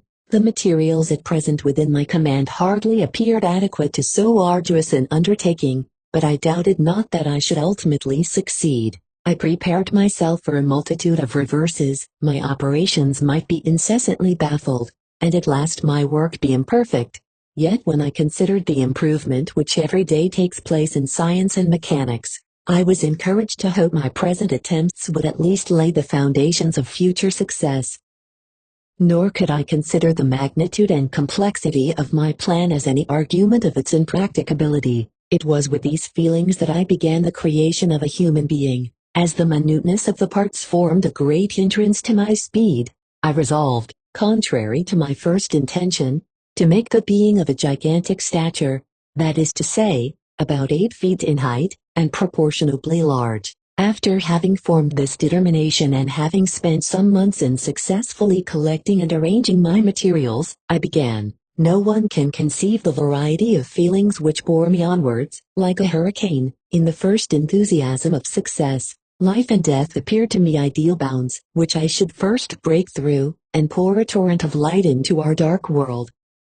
A new species would bless me as its creator and source. Many happy and excellent natures would owe their being to me. No father could claim the gratitude of his child so completely as I should deserve theirs. Pursuing these reflections, I thought that if I could bestow animation upon lifeless matter, I might in process of time, although I now found it impossible, renew life where death had apparently devoted the body to corruption. These thoughts supported my spirits, while I pursued my undertaking with unremitting ardor. My cheek had grown pale with study, and my person had become emaciated with confinement. Sometimes, on the very brink of certainty, I failed, yet still I clung to the hope which the next day or the next hour might realize. One secret which I alone possessed was the hope to which I had dedicated myself, and the moon gazed on my midnight labors, while, with unrelaxed and breathless eagerness, I pursued nature to her hiding places. Who shall conceive the horrors of my secret toil as I dabbled among the unhallowed damps of the grave, or tortured the living animal to animate the lifeless clay? My limbs now tremble, and my eyes swim with the remembrance, but then a resistless and almost frantic impulse urged me forward. I seemed to have lost all soul or sensation but for this one pursuit. It was indeed but a passing trance, that only made me feel with renewed acuteness so soon as, the unnatural stimulus ceasing to operate, I had returned to my old habits. I collected bones from charnel houses and disturbed, with profane fingers, the tremendous secrets of the human frame. In a solitary chamber, or rather cell, at the top of the house, and separated from all the other apartments by a gallery and staircase, I kept my workshop of filthy creation. My eyeballs were starting from their sockets in attending to the details of my employment. The dissecting room and the slaughterhouse furnished many of my materials, and often did my human nature turn with loathing from my occupation, whilst, still urged on by an eagerness which perpetually increased, I brought my work near to a conclusion. The summer months passed while I was thus engaged, heart and soul, in one pursuit. It was a most beautiful season. Never did the fields bestow a more plentiful harvest or the vines yield a more luxuriant vintage. But my eyes were insensible to the charms of nature, and the same feelings which made me neglect the scenes around me caused me also to forget those friends who were so many miles absent, and whom I had not seen for so long a time. I knew my silence disquieted them, and I well remembered the words of my father. I know that while you are pleased with yourself you will think of us with affection, and we shall hear regularly from you. You must pardon me if I regard any interruption in your correspondence as a proof that your other duties are equally neglected. I knew well therefore what would be my father's feelings, but I could not tear my thoughts from my employment, loathsome in itself, but which had taken an irresistible hold of my imagination. I wished, as it were, to procrastinate all that related to my feelings of affection until the great object, which swallowed up every habit of my nature, should be completed. I then thought that my father would be unjust if he ascribed my neglect to vice or faultiness on my part, but I am now convinced that he was justified in conceiving that I should not be altogether free from blame. A human being in perfection ought always to preserve a calm and peaceful mind, and never to allow passion, or a transitory desire to disturb his tranquility. I do not think that the pursuit of knowledge is an exception to this rule. If the study to which you apply yourself has a tendency to weaken your affections, and to destroy your taste for those simple pleasures in which no alloy can possibly mix, then that study is certainly unlawful, that is to say, not befitting the human mind. If this rule were always observed, if no man allowed any pursuit whatsoever to interfere with the tranquility of his domestic affections, Greece had not been enslaved, Khazar would have spared his country, America would have been discovered more gradually, and the empires of Mexico and Peru had not been destroyed. But I forget that I am moralizing in the most interesting part of my tale, and your looks remind me to proceed. My father made no reproach in his letters, and only took notice of my silence by inquiring into my occupations, more particularly than before. Winter, spring, and summer passed away during my labors, but I did not watch the blossom or the expanding leaves, sights which before always yielded me supreme delight, so deeply was I engrossed in my occupation. The leaves of that year had withered before my work drew near to a close, and now every day showed me more plainly how well I had succeeded, but my enthusiasm was checked by my anxiety, and I appeared rather like one doomed by slavery to toil in the mines, or any other unwholesome trade than an artist occupied by his favorite employment. Every night I was oppressed by a slow fever, and I became nervous to a most painful degree. The fall of a leaf startled me, and I shunned my fellow creatures as if I had been guilty of a crime. Sometimes I grew alarmed at the wreck I perceived that I had become. The energy of my purpose alone sustained me. My labors would soon end, and I believed that exercise and amusement would then drive away incipient disease, and I promised myself both of these when my creation should be complete. Chapter 5. It was on a dreary night of November that I beheld the accomplishment of my toils. With an anxiety that almost amounted to agony, I collected the instruments of life around me, that I might infuse a spark of being into the lifeless thing that lay at my feet. It was already 1 in the morning, the rain pattered dismally against the panes, and my candle was nearly burned out, when, by the glimmer of the half-extinguished light, I saw the dull yellow eye of the creature open. It breathed hard, and a convulsive motion agitated its limbs. How can I describe my emotions at this catastrophe, or how delineate the wretch whom with such infinite pains and care I had endeavored to form? His limbs were in proportion, and I had selected his features as beautiful.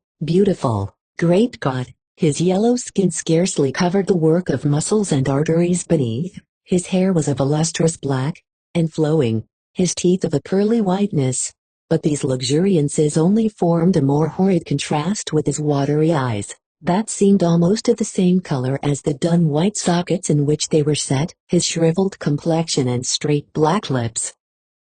The different accidents of life are not so changeable as the feelings of human nature. I had worked hard for nearly 2 years, for the sole purpose of infusing life into an inanimate body. For this I had deprived myself of rest and health. I had desired it with an ardor that far exceeded moderation, but now that I had finished, the beauty of the dream vanished, and breathless horror and disgust filled my heart. Unable to endure the aspect of the being I had created, I rushed out of the room and continued a long time traversing my bedchamber, unable to compose my mind to sleep. At length lassitude succeeded to the tumult I had before endured, and I threw myself on the bed in my clothes, endeavoring to seek a few moments of forgetfulness. But it was in vain. I slept, indeed, but I was disturbed by the wildest dreams. I thought I saw Elizabeth, in the bloom of health, walking in the streets of Ingolstadt. Delighted and surprised, I embraced her, but as I imprinted the first kiss on her lips, they became livid with the hue of death. Her features appeared to change, and I thought that I held the corpse of my dead mother in my arms. A shroud enveloped her form, and I saw the grave worms crawling in the folds of the flannel. I started from my sleep with horror, a cold dew covered my forehead, my teeth chattered, and every limb became convulsed. When, by the dim and yellow light of the moon, as it forced its way through the window shutters, I beheld the wretch, the miserable monster whom I had created. He held up the curtain of the bed, and his eyes, if eyes they may be called, were fixed on me. His jaws opened, and he muttered some inarticulate sounds, while a grin wrinkled his cheeks. He might have spoken, but I did not hear. One hand was stretched out, seemingly to detain me, but I escaped and rushed downstairs. I took refuge in a courtyard belonging to the house which I inhabited, where I remained during the rest of the night, walking up and down in the greatest agitation, listening attentively, catching and fearing each sound as if it were to announce the approach of the demoniacal corpse, to which I had so miserably given life. Oh, no mortal could support the horror of that countenance. A mummy again endued with animation could not be so hideous as that wretch. I had gazed on him while unfinished. He was ugly then, but when those muscles and joints were rendered capable of motion, it became a thing such as even Dante could not have conceived. I passed the night wretchedly. Sometimes my pulse beat so quickly and hardly that I felt the palpitation of every artery. At others, I nearly sank to the ground through languor and extreme weakness. Mingled with this horror, I felt the bitterness of disappointment. Dreams that had been my food and pleasant rest for so long a space were now become a hell to me. And the change was so rapid, the overthrow so complete.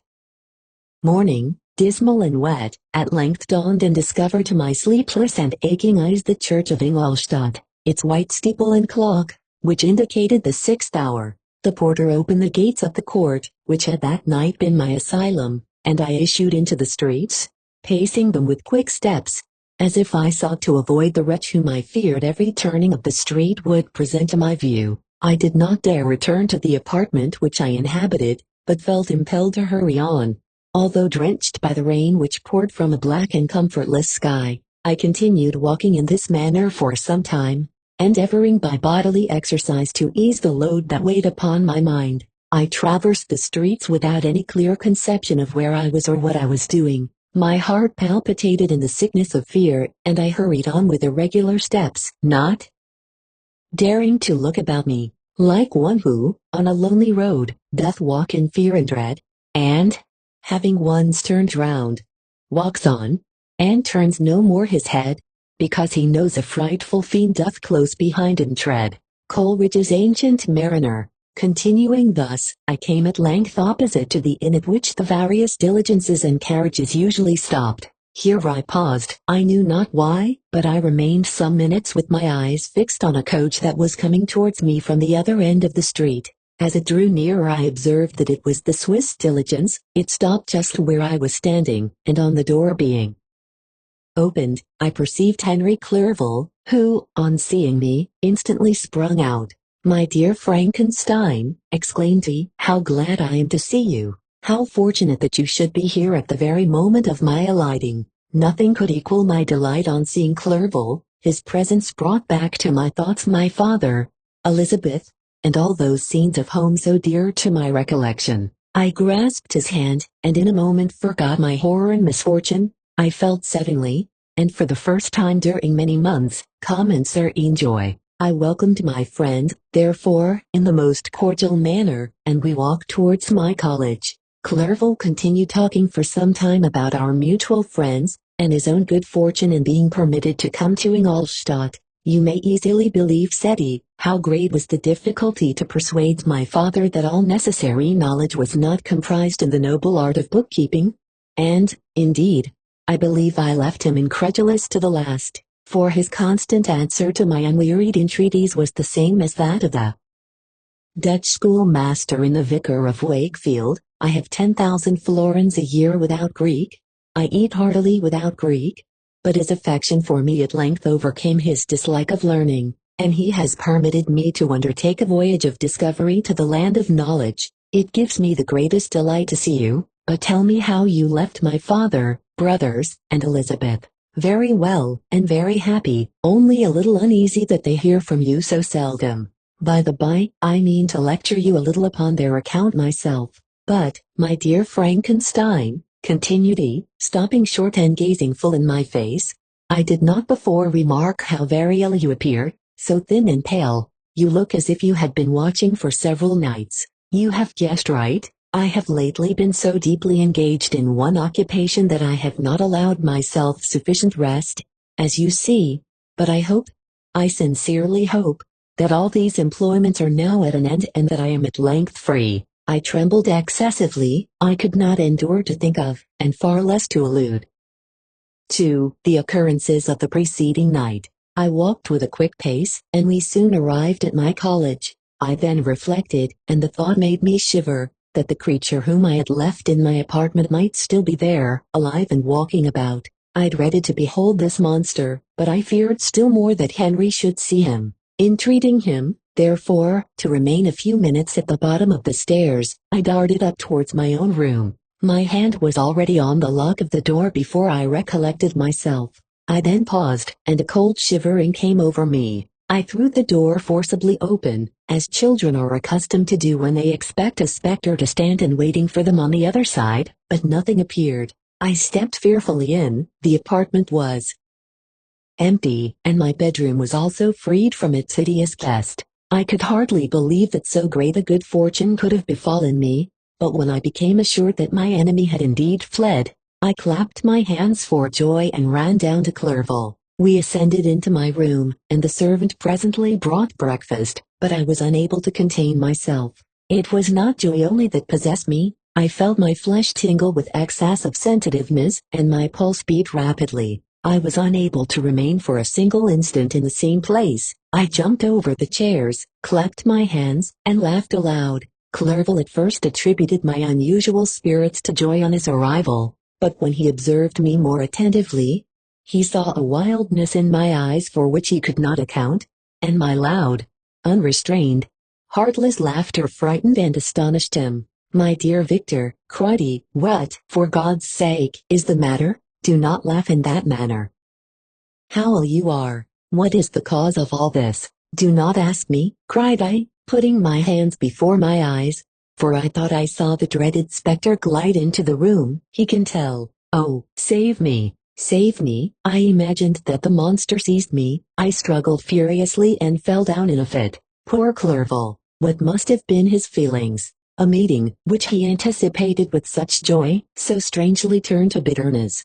But I was not the witness of his grief, for I was lifeless and did not recover my senses for a long, long time. This was the commencement of a nervous fever which confined me for several months. During all that time Henry was my only nurse. I afterwards learned that, knowing my father's advanced age and unfitness for so long a journey, and how wretched my sickness would make Elizabeth, he spared them this grief by concealing the extent of my disorder. He knew that I could not have a more kind and attentive nurse than himself, and, firm in the hope he felt of my recovery, he did not doubt that, instead of doing harm, he performed the kindest action that he could towards them. But I was in reality very ill, and surely nothing but the unbounded and unremitting attentions of my friend could have restored me to life. The form of the monster on whom I had bestowed existence was forever before my eyes, and I raved incessantly concerning him. Doubtless my words surprised Henry. He at first believed them to be the wanderings of my disturbed imagination, but the pertinacity with which I continually recurred to the same subject persuaded him that my disorder indeed owed its origin to some uncommon and terrible event. By very slow degrees, and with frequent relapses that alarmed and grieved my friend, I recovered. I remember the first time I became capable of observing outward objects with any kind of pleasure. I perceived that the fallen leaves had disappeared, and that the young buds were shooting forth from the trees that shaded my window. It was a divine spring, and the season contributed greatly to my convalescence. I felt also sentiments of joy and affection revive in my bosom. My gloom disappeared, and in a short time I became as cheerful as before I was attacked by the fatal passion. "Dearest Clerval," exclaimed I, "how kind, how very good you are to me. This whole winter, instead of being spent in study, as you promised yourself, has been consumed in my sick room. How shall I ever repay you? I feel the greatest remorse for the disappointment of which I have been the occasion, but you will forgive me. You will repay me entirely if you do not discompose yourself, but get well as fast as you can, and since you appear in such good spirits, I may speak to you. On one subject, may I not? I trembled. One subject. What could it be? Could he allude to an object on whom I dared not even think? Compose yourself, said Clerval, who observed my change of color. I will not mention it if it agitates you, but your father and cousin would be very happy if they received a letter from you in your own handwriting. They hardly know how ill you have been and are uneasy at your long silence. Is that all, my dear Henry? How could you suppose that my first thought would not fly towards those dear friends whom I love and who are so deserving of my love? If this is your present temper, my friend, you will perhaps be glad to see a letter that has been lying here some days for you. It is from your cousin, I believe. Chapter 6. Clerval then put the following letter into my hands.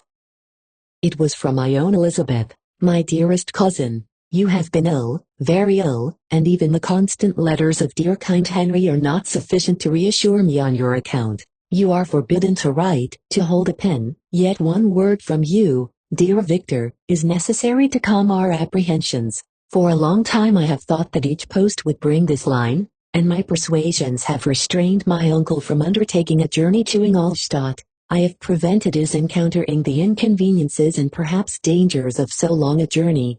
Yet how often have I regretted not being able to perform it myself. I figure to myself that the task of attending on your sickbed has devolved on some mercenary old nurse, who could never guess your wishes nor minister to them with the care and affection of your poor cousin. Yet that is over now. Clerval writes that indeed you are getting better. I eagerly hope that you will confirm this intelligence soon in your own handwriting. Get well and return to us. You will find a happy, cheerful home and friends who love you dearly. Your father's health is vigorous, and he asks but to see you, but to be assured that you are well, and not a care will ever cloud his benevolent countenance. How pleased you would be to remark the improvement of our Ernest. He is now 16 and full of activity and spirit. He is desirous to be a true Swiss and to enter into foreign service, but we cannot part with him, at least until his elder brother returns to us. My uncle is not pleased with the idea of a military career in a distant country, but Ernest never had your powers of application.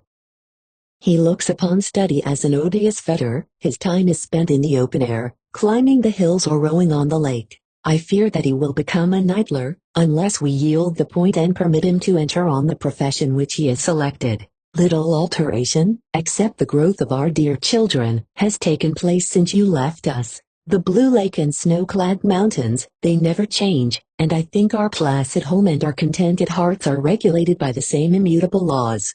My trifling occupations take up my time and amuse me, and I am rewarded for any exertions by seeing none but happy, kind faces around me. Since you left us, but one change has taken place in our little household. Do you remember on what occasion Justine Moritz entered our family? Probably you do not. I will relate her history, therefore, in a few words. Madame Moritz, her mother, was a widow with 4 children, of whom Justine was the third. This girl had always been the favorite of her father, but through a strange perversity, her mother could not endure her, and after the death of M. Moritz treated her very ill. My aunt observed this, and when Justine was 12 years of age, prevailed on her mother to allow her to live at our house. The republican institutions of our country have produced simpler and happier manners than those which prevail in the great monarchies that surround it. Hence there is less distinction between the several classes of its inhabitants, and the lower orders, being neither so poor nor so despised, their manners are more refined and moral. A servant in Geneva does not mean the same thing as a servant in France and England. Justine, thus received in our family, learned the duties of a servant, a condition which, in our fortunate country, does not include the idea of ignorance and the sacrifice of the dignity of a human being. Justine, you may remember, was a great favorite of yours, and I recollect you once remarked that if you were in an ill humor, one glance from Justine could dissipate it, for the same reason that Ariosto gives concerning the beauty of Angelica. She looked so frank-hearted and happy. My aunt conceived a great attachment for her, by which she was induced to give her an education superior to that which she had at first intended. This benefit was fully repaid, Justine was the most grateful little creature in the world. I do not mean that she made any professions, I never heard one pass her lips, but you could see by her eyes that she almost adored her protectress. Although her disposition was gay and in many respects inconsiderate, yet she paid the greatest attention to every gesture of my aunt. She thought her the model of all excellence and endeavored to imitate her phraseology and manners, so that even now she often reminds me of her. When my dearest aunt died, everyone was too much occupied in their own grief to notice poor Justine, who had attended her during her illness with the most anxious affection. Poor Justine was very ill, but other trials were reserved for her. One by one, her brothers and sister died, and her mother, with the exception of her neglected daughter, was left childless. The conscience of the woman was troubled. She began to think that the deaths of her favorites was a judgment from heaven to chastise her partiality. She was a Roman Catholic, and I believe her confessor confirmed the idea which she had conceived. Accordingly, a few months after your departure for Ingolstadt, Justine was called home by her repentant mother. Poor girl, she wept when she quitted our house. She was much altered since the death of my aunt. Grief had given softness and a winning mildness to her manners, which had before been remarkable for vivacity, nor was her residence at her mother's house of a nature to restore her gaiety.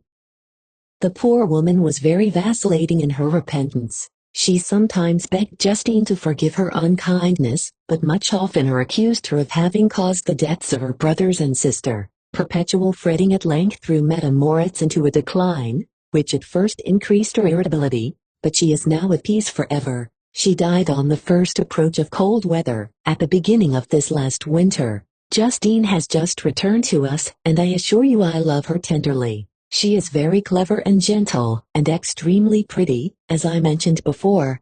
Her mien and her expression continually remind me of my dear aunt. I must say also a few words to you, my dear cousin, of little darling William. I wish you could see him. He is very tall of his age, with sweet laughing blue eyes, dark eyelashes, and curling hair. When he smiles, two little dimples appear on each cheek, which are rosy with health. He has already had one or two little wives, but Louisa Byron is his favorite, a pretty little girl of 5 years of age. Now, dear Victor, I dare say you wish to be indulged in a little gossip concerning the good people of Geneva. The pretty Miss Mansfield has already received the congratulatory visits on her approaching marriage with a young Englishman, John Melbourne, Esquire. Her ugly sister, Manon, married M. du Villard, the rich banker, last autumn. Your favorite schoolfellow, Louis Manoir, has suffered several misfortunes since the departure of Clerval from Geneva.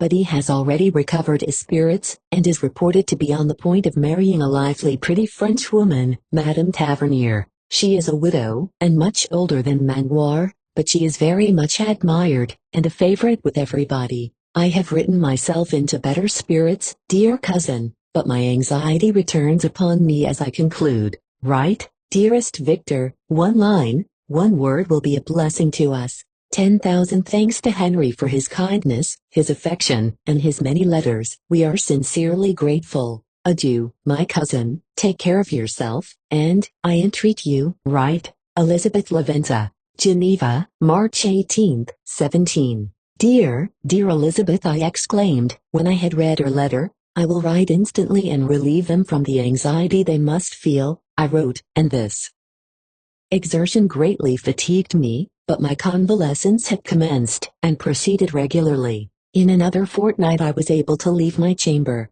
One of my first duties on my recovery was to introduce Clerval to the several professors of the university. In doing this, I underwent a kind of rough usage, ill-befitting the wounds that my mind had sustained. Ever since the fatal night, the end of my labors, and the beginning of my misfortunes, I had conceived a violent antipathy even to the name of natural philosophy. When I was otherwise quite restored to health, the sight of a chemical instrument would renew all the agony of my nervous symptoms. Henry saw this, and had removed all my apparatus from my view. He had also changed my apartment, for he perceived that I had acquired a dislike for the room which had previously been my laboratory. But these cares of Clerval were made of no avail when I visited the professors. M. Waldman inflicted torture when he praised, with kindness and warmth, the astonishing progress I had made in the sciences. He soon perceived that I disliked the subject, but not guessing the real cause,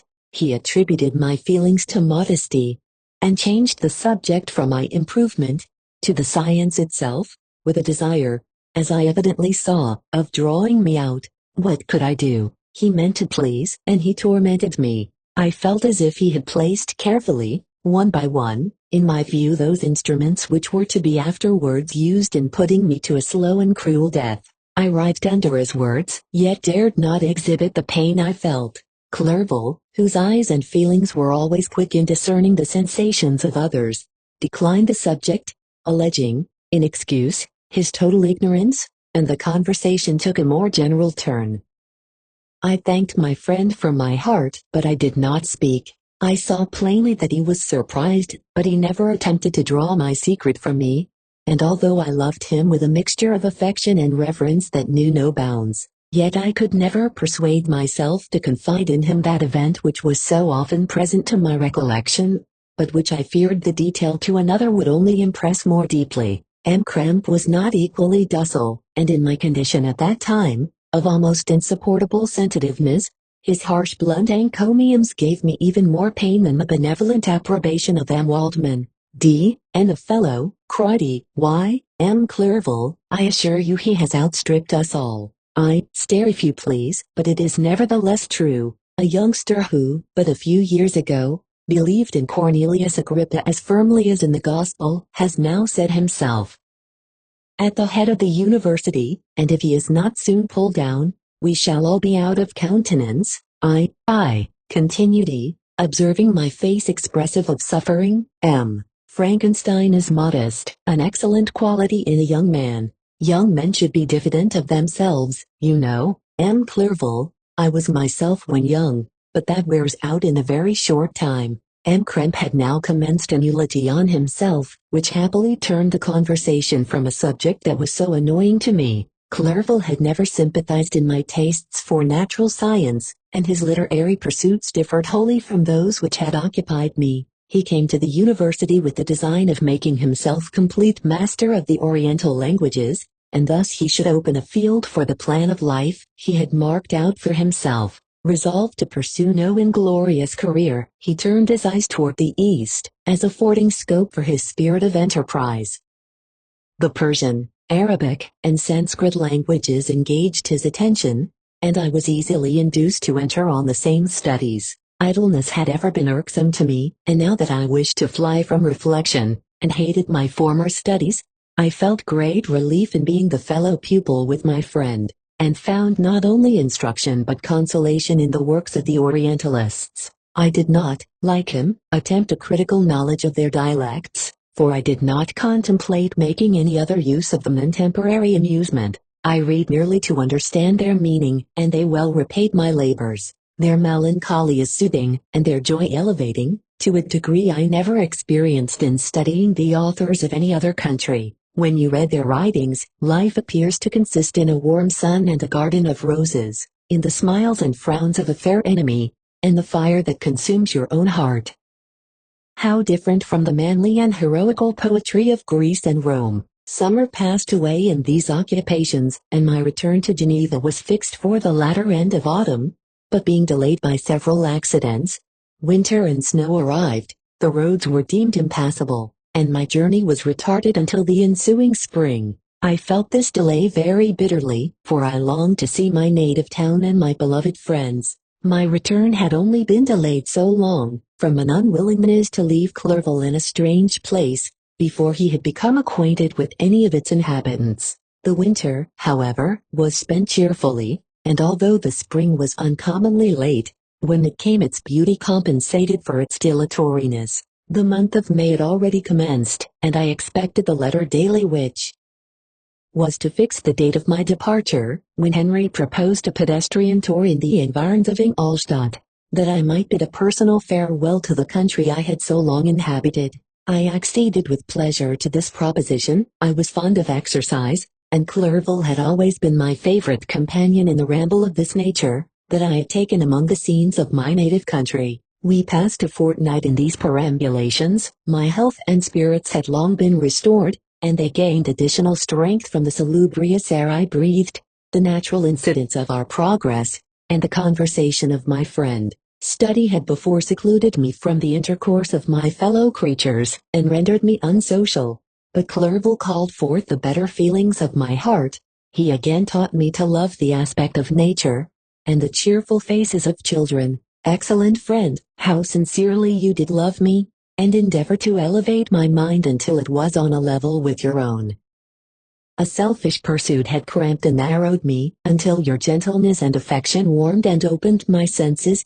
I became the same happy creature who, a few years ago, loved and beloved by all, had no sorrow or care. When happy, inanimate nature had the power of bestowing on me the most delightful sensations. A serene sky and verdant fields filled me with ecstasy. The present season was indeed divine. The flowers of spring bloomed in the hedges, while those of summer were already in bud. I was undisturbed by thoughts which during the preceding year had pressed upon me, notwithstanding my endeavors to throw them off with an invincible burden. Henry rejoiced in my gaiety, and sincerely sympathized in my feelings. He exerted himself to amuse me, while he expressed the sensations that filled his soul. The resources of his mind on this occasion were truly astonishing. His conversation was full of imagination, and very often, in imitation of the Persian and Arabic writers, he invented tales of wonderful fancy and passion. At other times he repeated my favorite poems, or drew me out into arguments, which he supported with great ingenuity. We returned to our college on a Sunday afternoon. The peasants were dancing, and everyone we met appeared gay and happy. My own spirits were high, and I bounded along with feelings of unbridled joy and hilarity. Chapter 7. On my return, I found the following letter from my father. My dear Victor, you have probably waited impatiently for a letter to fix the date of your return to us, and I was at first tempted to write only a few lines, merely mentioning the day on which I should expect you, but that would be a cruel kindness, and I dare not do it. What would be your surprise, my son, when you expected a happy and glad welcome, to behold, on the contrary, tears and wretchedness? And how, Victor, can I relate our misfortune? Absence cannot have rendered you callous to our joys and griefs, and how shall I inflict pain on my long-absent son?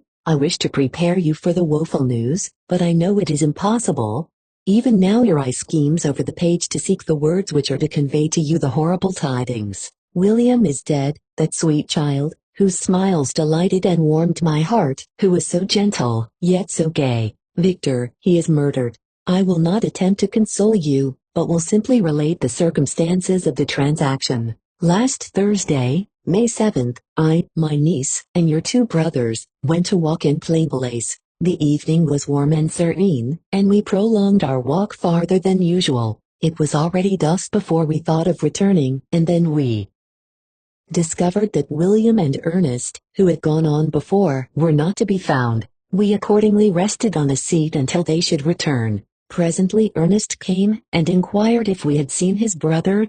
He said that he had been playing with him, that William had run away to hide himself, and that he vainly sought for him, and afterwards waited for a long time, but that he did not return. This account rather alarmed us, and we continued to search for him until night fell, when Elizabeth conjectured that he might have returned to the house. He was not there. We returned again, with torches, for I could not rest, when I thought that my sweet boy had lost himself, and was exposed to all the damps and dews of night. Elizabeth also suffered extreme anguish. About 5 in the morning I discovered my lovely boy, whom the night before I had seen blooming and active in health, stretched on the grass livid and motionless. The print of the murderer's finger was on his neck. He was conveyed home, and the anguish that was visible in my countenance betrayed the secret to Elizabeth. She was very earnest to see the corpse. At first I attempted to prevent her, but she persisted, and entering the room where it lay, hastily examined the neck of the victim, and clasping her hands exclaimed, "Oh God, I have murdered my darling child." She fainted, and was restored with extreme difficulty. When she again lived, it was only to weep and sigh. She told me that that same evening William had teased her to let him wear a very valuable miniature that she possessed of your mother. This picture is gone, and was doubtless the temptation which urged the murderer to the deed. We have no trace of him at present, although our exertions to discover him are unremitted, but they will not restore my beloved William. Come, dearest Victor, you alone can console Elizabeth. She weeps continually and accuses herself unjustly as the cause of his death. Her words pierce my heart. We are all unhappy, but will not that be an additional motive for you, my son, to return and be our comforter? Your dear mother,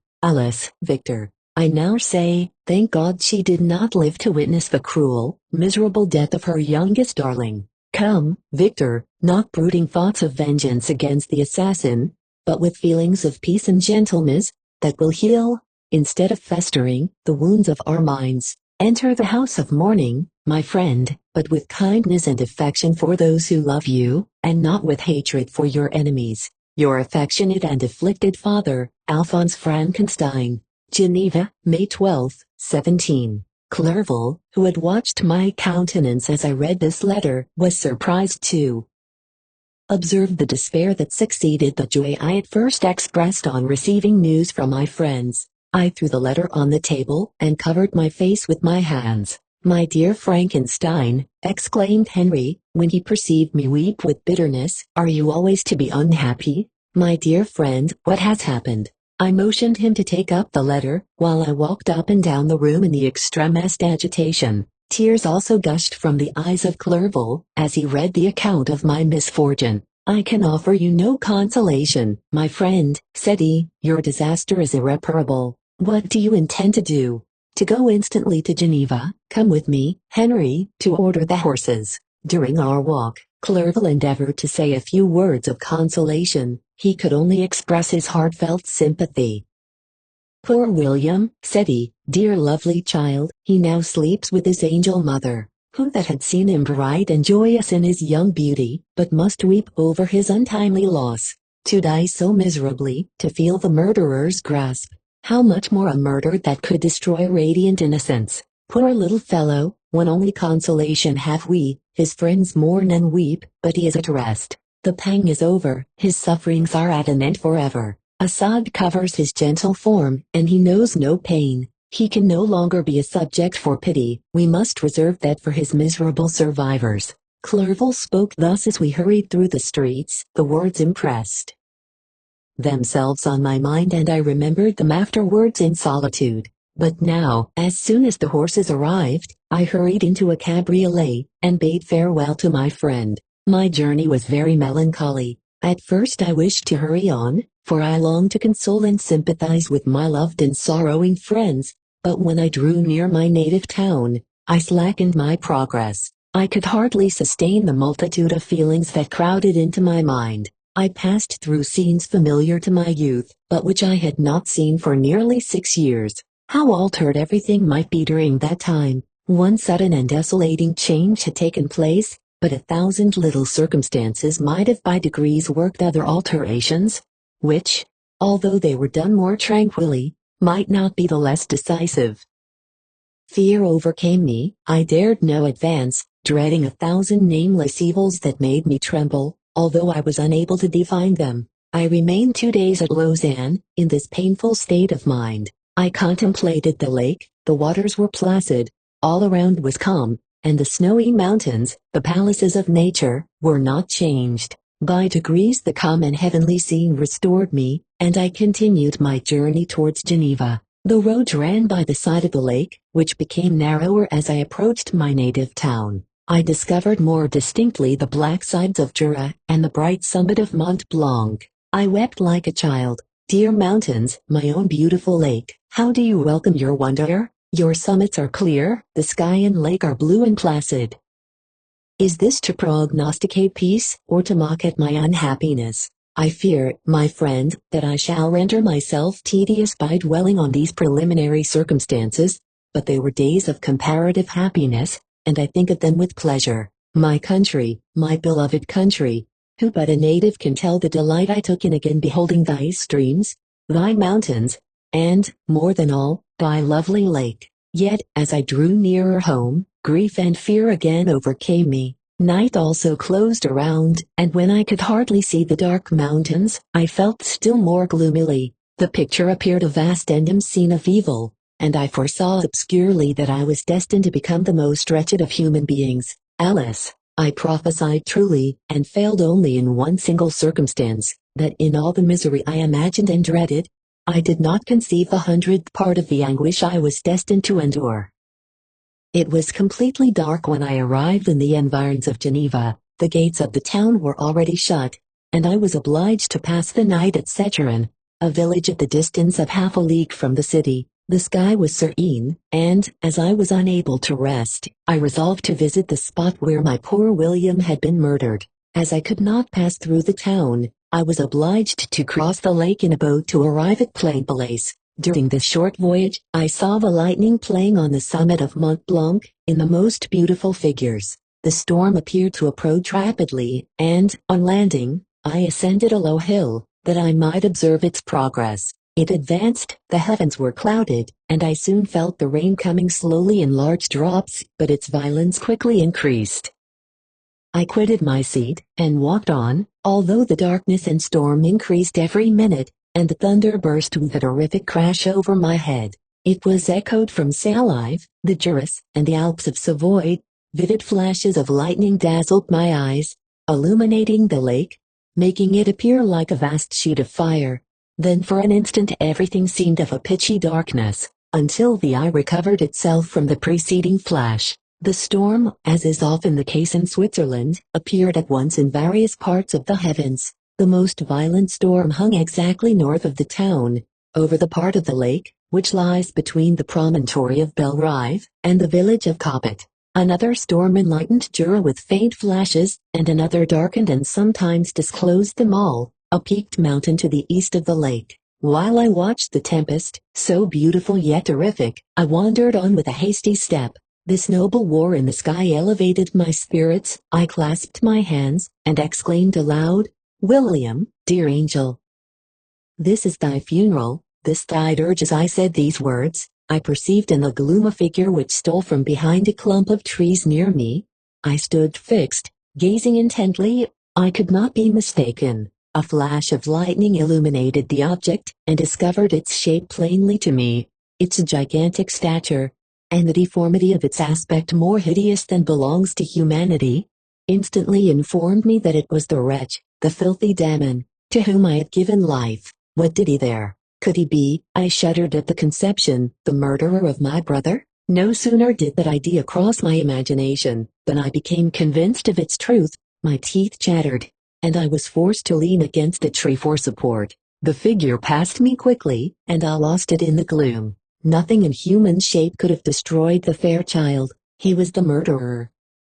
I could not doubt it. The mere presence of the idea was an irresistible proof of the fact. I thought of pursuing the devil, but it would have been in vain, for another flash discovered him to me hanging among the rocks of the nearly perpendicular ascent of Mont Salive, a hill that bounds Plainpalais on the south. He soon reached the summit and disappeared. I remained motionless. The thunder ceased, but the rain still continued, and the scene was enveloped in an impenetrable darkness. I revolved in my mind the events which I had until now sought to forget, the whole train of my progress toward the creation, the appearance of the works of my own hands at my bedside, its departure. 2 years had now nearly elapsed since the night on which he first received life, and was this his first crime? Alice, I had turned loose into the world a depraved wretch, whose delight was in carnage and misery. Had he not murdered my brother? No one can conceive the anguish I suffered during the remainder of the night, which I spent, cold and wet, in the open air.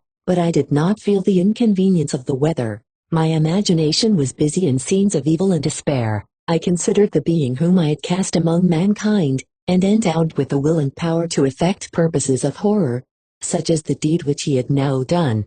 Nearly in the light of my own vampire, my own spirit let loose from the grave, and forced to destroy all that was dear to me. Day dawned, and I directed my steps towards the town. The gates were open, and I hastened to my father's house. My first thought was to discover what I knew of the murderer, and cause instant pursuit to be made. But I paused when I reflected on the story that I had to tell. A being whom I myself had formed, and endued with life, had met me at midnight among the precipices of an inaccessible mountain. I remembered also the nervous fever with which I had been seized just at the time that I dated my creation, and which would give an air of delirium to a tale otherwise so utterly improbable. I well knew that if any other had communicated such a relation to me, I should have looked upon it as the ravings of insanity. Besides, the strange nature of the animal would elude all pursuit, even if I were so far credited as to persuade my relatives to commence it. And then of what use would be pursuit? Who could arrest a creature capable of scaling the overhanging sides of Mont Salve?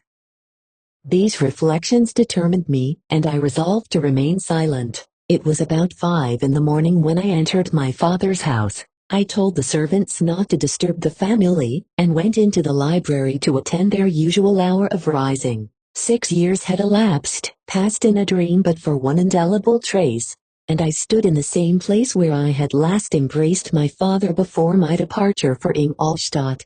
Beloved and venerable parent, he still remained to me. I gazed on the picture of my mother, which stood over the mantelpiece. It was an historical subject, painted at my father's desire, and represented Caroline Beaufort in an agony of despair, kneeling by the coffin of her dead father. Her garb was rustic, and her cheek pale, but there was an air of dignity and beauty that hardly permitted the sentiment of pity. Below this picture was a miniature of William, and my tears flowed when I looked upon it.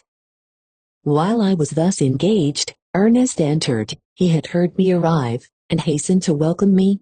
"Welcome, my dearest Victor," said he. "Ah, I wish you had come 3 months ago, and then you would have found us all joyous and delighted. You come to us now to share a misery which nothing can alleviate, yet your presence will, I hope, revive our father, who seems sinking under his misfortune, and your persuasions will induce poor Elizabeth to cease her vain and tormenting self-accusations. Poor William, he was our darling and our pride." Tears, unrestrained, fell from my brother's eyes. A sense of mortal agony crept over my frame. Before, I had only imagined the wretchedness of my desolated home.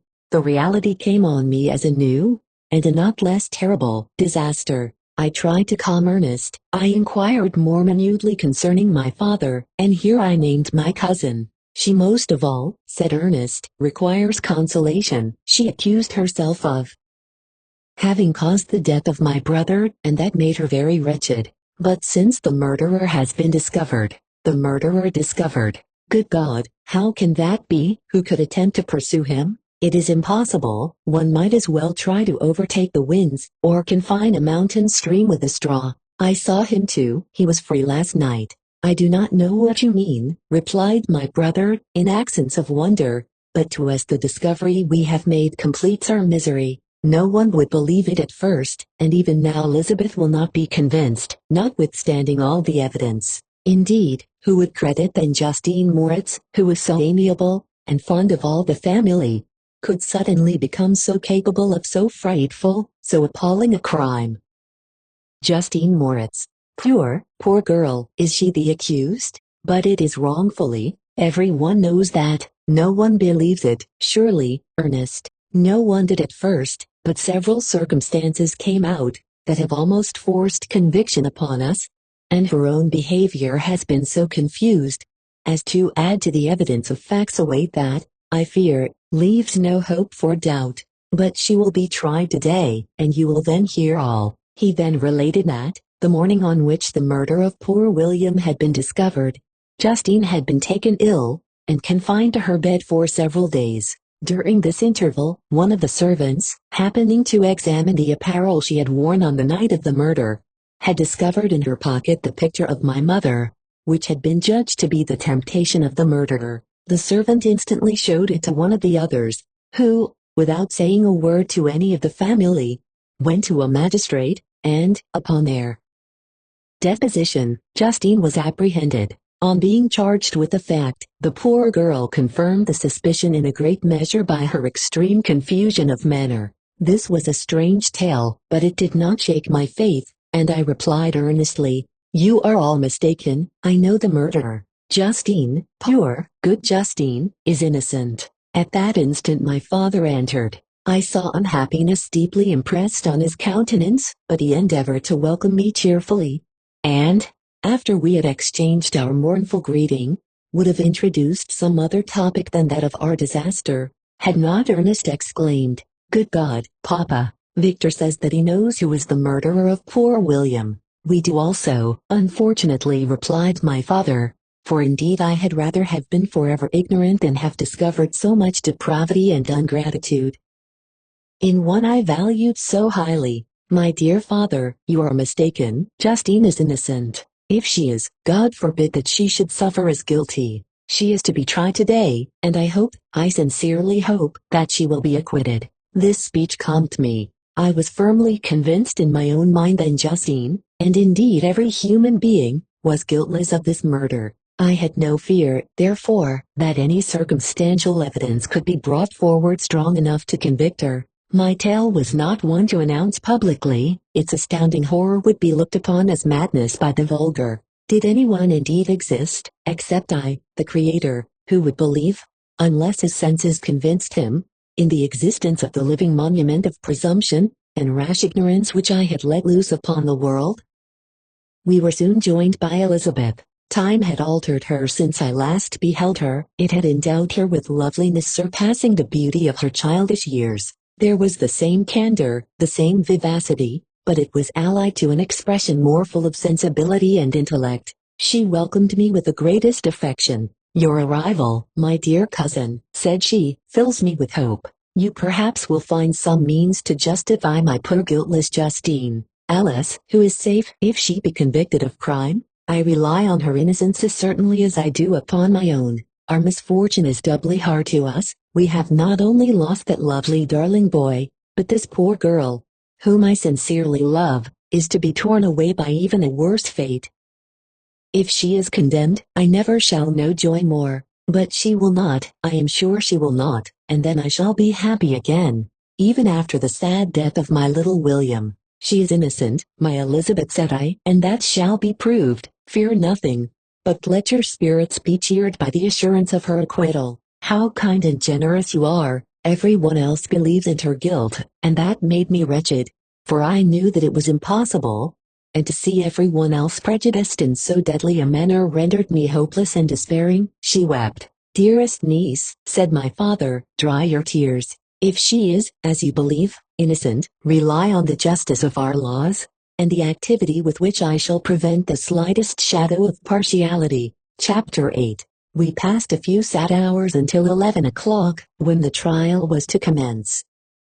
My father and the rest of the family being obliged to attend as witnesses, I accompanied them to the court. During the whole of this wretched mockery of justice I suffered living torture. It was to be decided whether the result of my curiosity and lawless devices would cause the death of two of my fellow beings, one a smiling babe full of innocence and joy, the other far more dreadfully murdered, with every aggravation of infamy that could make the murder memorable in horror. Justine also was a girl of merit and possessed qualities which promised to render her life happy. Now all was to be obliterated in an ignominious grave, and I the cause. 1,000 times rather would I have confessed myself guilty of the crime ascribed to Justine, but I was absent when it was committed, and such a declaration would have been considered as the ravings of a madman and would not have exculpated her who suffered through me. The appearance of Justine was calm. She was dressed in mourning, and her countenance, always engaging, was rendered, by the solemnity of her feelings, exquisitely beautiful. Yet she appeared confident in innocence and did not tremble, although gazed on and execrated by thousands. For all the kindness which her beauty might otherwise have excited was obliterated in the minds of the spectators, by the imagination of the enormity she was supposed to have committed. She was tranquil, yet her tranquillity was evidently constrained, and as her confusion had before been adduced as a proof of her guilt, she worked up her mind to an appearance of courage. When she entered the court, she threw her eyes round it and quickly discovered where we were seated. A tear seemed to dim her eye when she saw us, but she quickly recovered herself, and a look of sorrowful affection seemed to attest her utter guiltlessness. The trial began, and after the advocate against her had stated the charge, several witnesses were called. Several strange facts combined against her, which might have staggered anyone who had not such proof of her innocence as I had. She had been out the whole of the night, on which the murder had been committed, and towards morning had been perceived by a market woman, not far from the spot where the body of the murdered child had been afterwards found. The woman asked her what she did there, but she looked very strangely and only returned a confused and unintelligible answer. She returned to the house about 8 o'clock, and when one inquired where she had passed the night, she replied that she had been looking for the child and demanded earnestly if anything had been heard concerning him.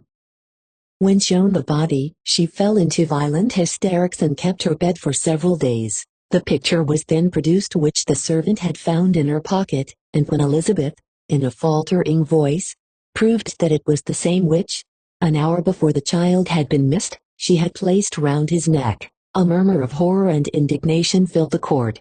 Justine was called on for her defense. As the trial had proceeded, her countenance had altered. Surprise, horror, and misery were strongly expressed. Sometimes she struggled with her tears, but when she was desired to plead, she collected her powers and spoke in an audible although variable voice. "God knows," she said, "how entirely I am innocent, but I do not pretend that my protestations should acquit me. I rest my innocence on a plain and simple explanation of the facts which have been adduced against me, and I hope the character I have always borne will incline my judges to a favorable interpretation, where any circumstance appears doubtful or suspicious." She then related that, by the permission of Elizabeth, she had passed the evening of the night on which the murder had been committed at the house of an aunt at Shen, a village situated at about a league from Geneva. On her return, at about 9 o'clock, she met a man who asked her if she had seen anything of the child who was lost.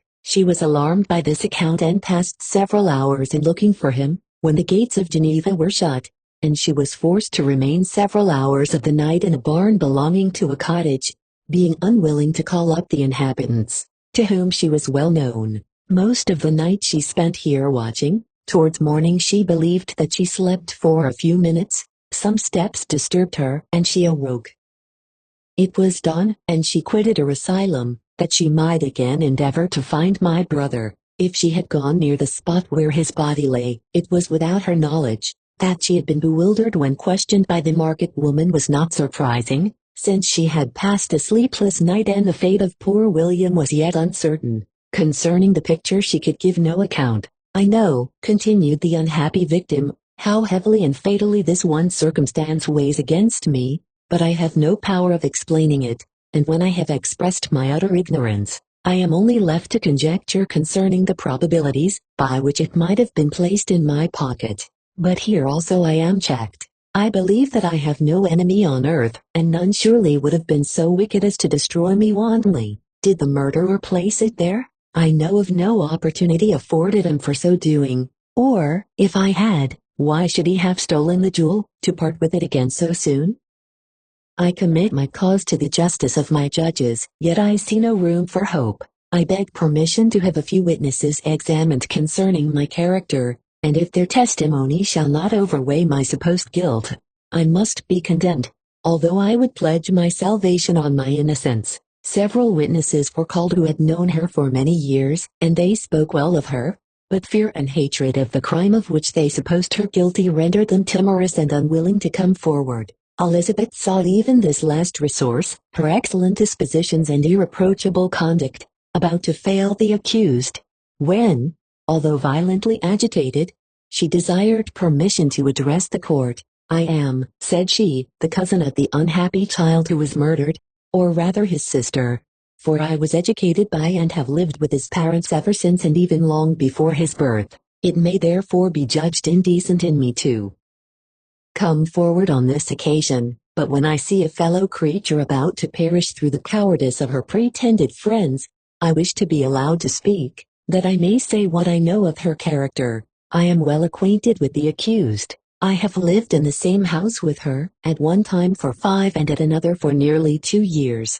During all that period she appeared to me the most amiable and benevolent of human creatures. She nursed Madame Frankenstein, my aunt, in her last illness, with the greatest affection and care, and afterwards attended her own mother during a tedious illness, in a manner that excited the admiration of all who knew her, after which she again lived in my uncle's house, where she was beloved by all the family. She was warmly attached to the child who is now dead, and acted towards him like a most affectionate mother. For my own part, I do not hesitate to say that, Notwithstanding all the evidence produced against her, I believe and rely on her perfect innocence. She had no temptation for such an action. As to the bauble on which the chief proof rests, if she had earnestly desired it, I should have willingly given it to her, so much do I esteem and value her. A murmur of approbation followed Elizabeth's simple and powerful appeal, but it was excited by her generous interference,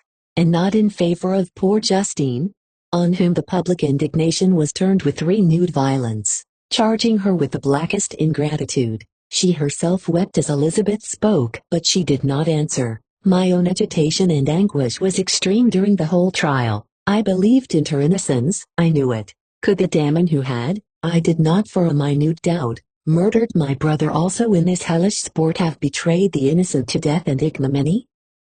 I could not sustain the horror of my situation, and when I perceived that the popular voice and the countenances of the judges had already condemned my unhappy victim, I rushed out of the court in agony. The tortures of the accused did not equal mine. She was sustained by innocence, but the fangs of remorse tore my bosom and would not forego their hold. I passed a night of unmingled wretchedness. In the morning I went to the court, my lips and throat were parched. I dared not ask the fatal question, but I was known, and the officer guessed the cause of my visit. The ballots had been thrown, they were all black, and Justine was condemned. I cannot pretend to describe what I then felt. I had before experienced sensations of horror, and I have endeavored to bestow upon them adequate expressions, but words cannot convey an idea of the heart-sickening despair that I then endured. The person to whom I addressed myself added that Justine had already confessed her guilt. That evidence, he observed, was hardly required in so glaring a case,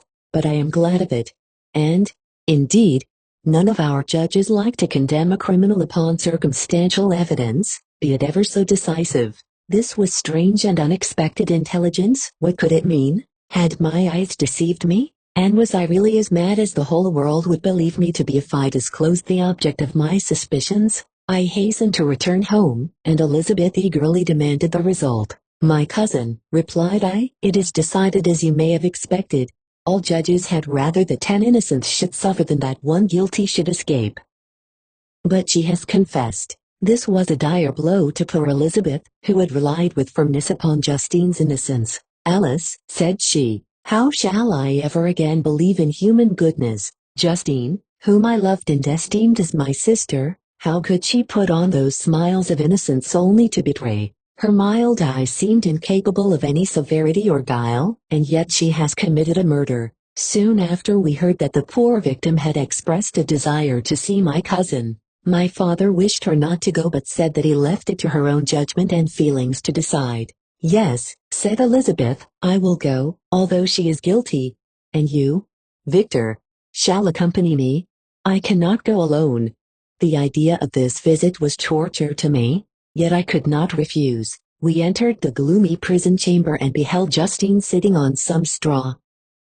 At the farther end, her hands were manacled, and her head rested on her knees. She rose on seeing us enter, and when we were left alone with her, she threw herself at the feet of Elizabeth, weeping bitterly. My cousin wept also. "Oh, Justine," said she, "why did you rob me of my last consolation? I relied on your innocence, and although I was then very wretched, I was not so miserable as I am now. And do you also believe that I am so very, very wicked? Do you also join with my enemies to crush me, to condemn me as a murderer?" Her voice was suffocated with sobs. "Rise, my poor girl," said Elizabeth. "Why do you kneel? If you are innocent, I am not one of your enemies. I believed you guiltless, notwithstanding every evidence, until I heard that you had yourself declared your guilt. That report, you say, is false, and be assured, dear Justine, that nothing can shake my confidence in you for a moment, but your own confession. I did confess, but I confessed a lie. I confessed that I might obtain absolution, but now that falsehood lies heavier at my heart than all my other sins. The God of heaven forgive me. Ever since I was condemned, my confessor has besieged me. He threatened and menaced, until I almost began to think that I was the monster that he said I was. He threatened excommunication and hellfire in my last moments if I continued obdurate. Dear lady, I had none to support me. All looked on me as a wretch doomed to ignominy and perdition.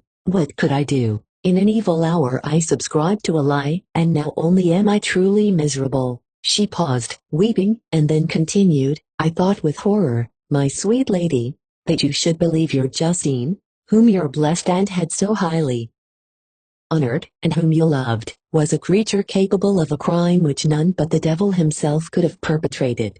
Dear William, dearest blessed child, I soon shall see you again in heaven, where we shall all be happy, and that consoles me, going as I am to suffer ignominy and death. Oh, Justine, forgive me for having for one moment distrusted you. Why did you confess? But do not mourn, dear girl, do not fear. I will prove your innocence. I will melt the stony hearts of your enemies by my tears and prayers. You shall not die. You, my playfellow, my companion, my sister, perish on the scaffold. No, no, I never could survive so horrible a misfortune." Justine shook her head mournfully. "I do not fear to die," she said, "that pang is past. God raises my weakness and gives me courage to endure the worst. I leave a sad and bitter world, and if you remember me and think of me as of one unjustly condemned, I am resigned to the fate awaiting me. Learn from me, dear lady, to submit in patience to the will of heaven." During this conversation I had retired to a corner of the prison room, where I could conceal the horrid anguish that possessed me. Despair. Who dared talk of that? The poor victim, who on the morrow was to pass the awful boundary between life and death, felt not, as I did, such deep and bitter agony. I gnashed my teeth and ground them together, uttering a groan that came from my inmost soul. Justine started. When she saw who it was, she approached me and said, "Dear sir, you are very kind to visit me. You, I hope, do not believe that I am guilty." I could not answer. "No, Justine," said Elizabeth, "he is more convinced of your innocence than I was.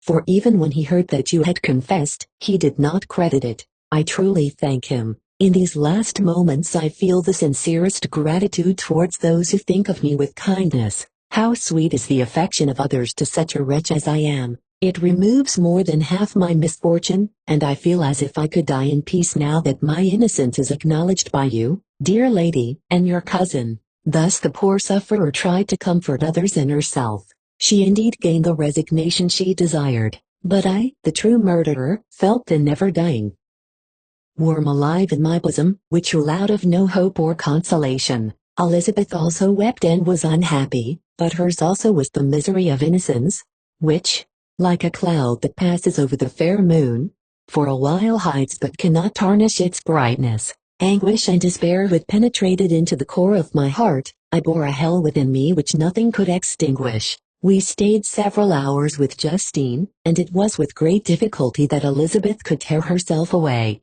"I wish," cried she, "that I were to die with you. I cannot live in this world of misery." Justine assumed an air of cheerfulness, while she with difficulty repressed her bitter tears. She embraced Elizabeth and said in a voice of half-suppressed emotion, "Farewell, sweet lady.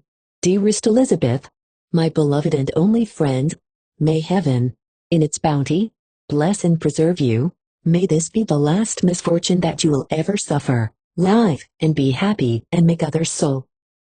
And on the morrow Justine died. Elizabeth's heart-rending eloquence failed to move the judges from their settled conviction in the criminality of the saintly sufferer. My passionate and indignant appeals were lost upon them, and when I received their cold answers and heard the harsh, unfeeling reasoning of these men, my purposed avowal died away on my lips. Thus I might proclaim myself a madman, but not revoke the sentence passed upon my wretched victim. She perished on the scaffold as a murderess. From the tortures of my own heart, I turned to contemplate the deep and voiceless grief of my Elizabeth. This also was my doing, and my father's woe, and the desolation of that late so smiling home, all was the work of my thrice accursed hands. Ye weep, unhappy ones, but these are not your last tears. Again shall you raise the funeral wail, and the sound of your lamentations shall again and again be heard. Frankenstein, your son, your kinsman, your early, much-loved friend, he who would spend each vital drop of blood for your sakes, who has no thought nor sense of joy, except as it is mirrored also in your dear countenances, who would fill the air with blessings and spend his life in serving you, he bids you weep, to shed countless tears. Happy beyond his hopes, if thus inexorable fate be satisfied, and if the destruction pause before the peace of the grave have succeeded to your sad torments. Thus spoke my prophetic soul, as, torn by remorse, horror, and despair, I beheld those I loved spend vain sorrow upon the graves of William and Justine, the first hapless victims to my unhallowed arts. Chapter 9. Nothing is more painful to the human mind than, after the feelings have been worked up by a quick succession of events, the dead calmness of inaction and certainty, which follows and deprives the soul both of hope and fear. Justine died, she rested, and I was alive. The blood flowed freely in my veins, but a weight of despair and remorse pressed on my heart which nothing could remove. Sleep fled from my eyes, I wandered like an evil spirit, for I had committed deeds of mischief beyond description horrible, and more, much more, I persuaded myself, was yet behind, yet my heart overflowed with kindness and the love of virtue. I had begun life with benevolent intentions, and thirsted for the moment when I should put them in practice, and make myself useful to my fellow beings. Now all was blasted, instead of that serenity of conscience which allowed me to look back upon the past with self-satisfaction, and from thence to gather promise of new hopes. I was seized by remorse and the sense of guilt, which hurried me away to a hell of intense tortures such as no language can describe. This state of mind preyed upon my health, which had perhaps never entirely recovered from the first shock it had sustained. I shunned the face of man, all sound of joy or complacency was torture to me. Solitude was my only consolation, deep, dark, death-like solitude. My father observed with pain the alteration perceptible in my disposition and habits, and endeavored by arguments deduced from the feelings of his serene conscience and guiltless life to inspire me with fortitude, and awaken in me the courage to dispel the dark cloud which brooded over me. Do you think, Victor, said he, that I do not suffer also? No one could love a child more than I loved your brother. Tears came into his eyes as he spoke. But is it not a duty to the survivors that we should refrain from augmenting their unhappiness by an appearance of immoderate grief? It is also a duty owed to yourself, for excessive sorrow prevents improvement or enjoyment, or even the discharge of daily usefulness, without which no man is fit for society. This advice, although good, was totally inapplicable to my case. I should have been the first to hide my grief and console my friends if remorse had not mingled its bitterness, and terror its alarm, with my other sensations. Now I could only answer my father with a look of despair, and endeavor to hide myself from his view. About this time we retired to our house at Belrive. This change was particularly agreeable to me. The shutting of the gates regularly at 10 o'clock, and the impossibility of remaining on the lake after that hour had rendered our residence within the walls of Geneva very irksome to me. I was now free. Often, after the rest of the family had retired for the night, I took the boat and passed many hours upon the water. Sometimes, with my sails set, I was carried by the wind, and sometimes, after rowing into the middle of the lake, I left the boat to pursue its own course and gave way to my own miserable reflections. I was often tempted, when all was at peace around me, and I the only unquiet thing that wandered restless in a scene so beautiful and heavenly, if I except some bat, or the frogs, whose harsh and interrupted croaking was heard only when I approached the shore. Often, I say, I was tempted to plunge into the silent lake, that the waters might close over me and my calamities forever, but I was restrained when I thought of the heroic and suffering Elizabeth, whom I tenderly loved, and whose existence was bound up in mine. I thought also of my father and surviving brother. Should I by my base desertion leave them exposed and unprotected to the malice of the fiend whom I had let loose among them? At these moments I wept bitterly and wished that peace would revisit my mind only that I might afford them consolation and happiness. But that could not be. Remorse extinguished every hope. I had been the author of unalterable evils, and I lived in daily fear lest the monster whom I had created should perpetrate some new wickedness. I had an obscure feeling that all was not over, and that he would still commit some signal crime, which by its enormity should almost efface the recollection of the past. There was always scope for fear so long as anything I loved remained behind. My abhorrence of this fiend cannot be conceived. When I thought of him I gnashed my teeth. my eyes became inflamed, and I ardently wished to extinguish that life which I had so thoughtlessly bestowed. When I reflected on his crimes and malice, my hatred and revenge burst all bounds of moderation. I would have made a pilgrimage to the highest peak of the Andes, could I, when there, have precipitated him to their base. I wished to see him again, that I might wreak the utmost extent of abhorrence on his head and avenge the deaths of William and Justine. Our house was the house of mourning. My father's health was deeply shaken by the horror of the recent events. Elizabeth was sad and desponding. She no longer took delight in her ordinary occupations. All pleasure seemed to her sacrilege toward the dead. Eternal woe and tears, she then thought, was the just tribute she should pay to innocence so blasted and destroyed. She was no longer that happy creature who in earlier youth wandered with me on the banks of the lake, and talked with ecstasy of our future prospects. The first of those sorrows which are sent to wean us from the earth had visited her, and its dimming influence quenched her dearest smiles. "When I reflect, my dear cousin," said she, "on the miserable death of Justine Moritz, I no longer see the world and its works as they before appeared to me. Before, I looked upon the accounts of vice and injustice that I read in books or heard from others as tales of ancient days or imaginary evils. At least they were remote and more familiar to reason than to the imagination. But now misery has come home, and men appear to me as monsters thirsting for each other's blood. Yet I am certainly unjust. Everybody believed that poor girl to be guilty, and if she could have committed the crime for which she suffered, assuredly she would have been the most depraved of human creatures. For the sake of a few jewels, to have murdered the son of her benefactor and friend, a child whom she had nursed from its birth, and appeared to love as if it had been her own. I could not consent to the death of any human being, but certainly I should have thought such a creature unfit to remain in the society of men. But she was innocent. I know, I feel she was innocent. You are of the same opinion, and that confirms me, Alice. Victor, when falsehood can look so like the truth, who can assure themselves of certain happiness? I feel as if I were walking on the edge of a precipice, towards which thousands are crowding and endeavoring to plunge me into the abyss. William and Justine were assassinated, and the murderer escapes. He walks about the world free, and perhaps respected. But even if I were condemned to suffer on the scaffold for the same crimes, I would not change places with such a wretch. I listened to this discourse with the extremest agony. I, not indeed, but in effect, was the true murderer. Elizabeth read my anguish in my countenance, and kindly taking my hand, said, "My dearest friend, you must calm yourself.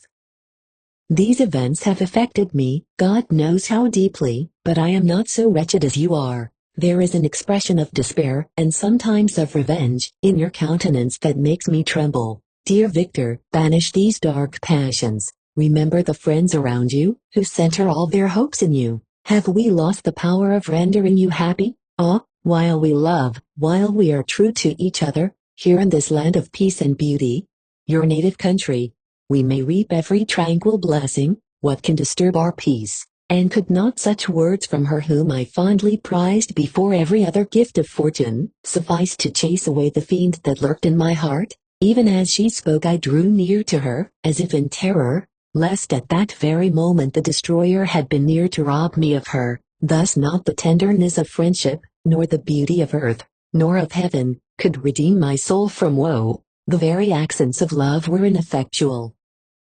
I was encompassed by a cloud which no beneficial influence could penetrate. The wounded deer dragging its fainting limbs to some untrodden brake, there to gaze upon the arrow which had pierced it, and to die, was but a type of me. Sometimes I could cope with the sullen despair that overwhelmed me, but sometimes the whirlwind passions of my soul drove me to seek, by bodily exercise and by change of place, some relief from my intolerable sensations. It was during an access of this kind that I suddenly left my home, and bending my steps towards the near alpine valleys, sought in the magnificence, the eternity of such scenes, to forget myself and my ephemeral, because human, sorrows. My wanderings were directed towards the valley of Chamonix. I had visited it frequently during my boyhood. 6 years had passed since then. I was a wreck, but not had changed in those savage and enduring scenes. I performed the first part of my journey on horseback. I afterwards hired a Mule, as the more sure-footed and least liable to receive injury on these rugged roads. The weather was fine. It was about the middle of the month of August, nearly 2 months after the death of Justine, that miserable epoch from which I dated all my woe. The weight upon my spirit was sensibly lightened, as I plunged yet deeper in the ravine of Arve.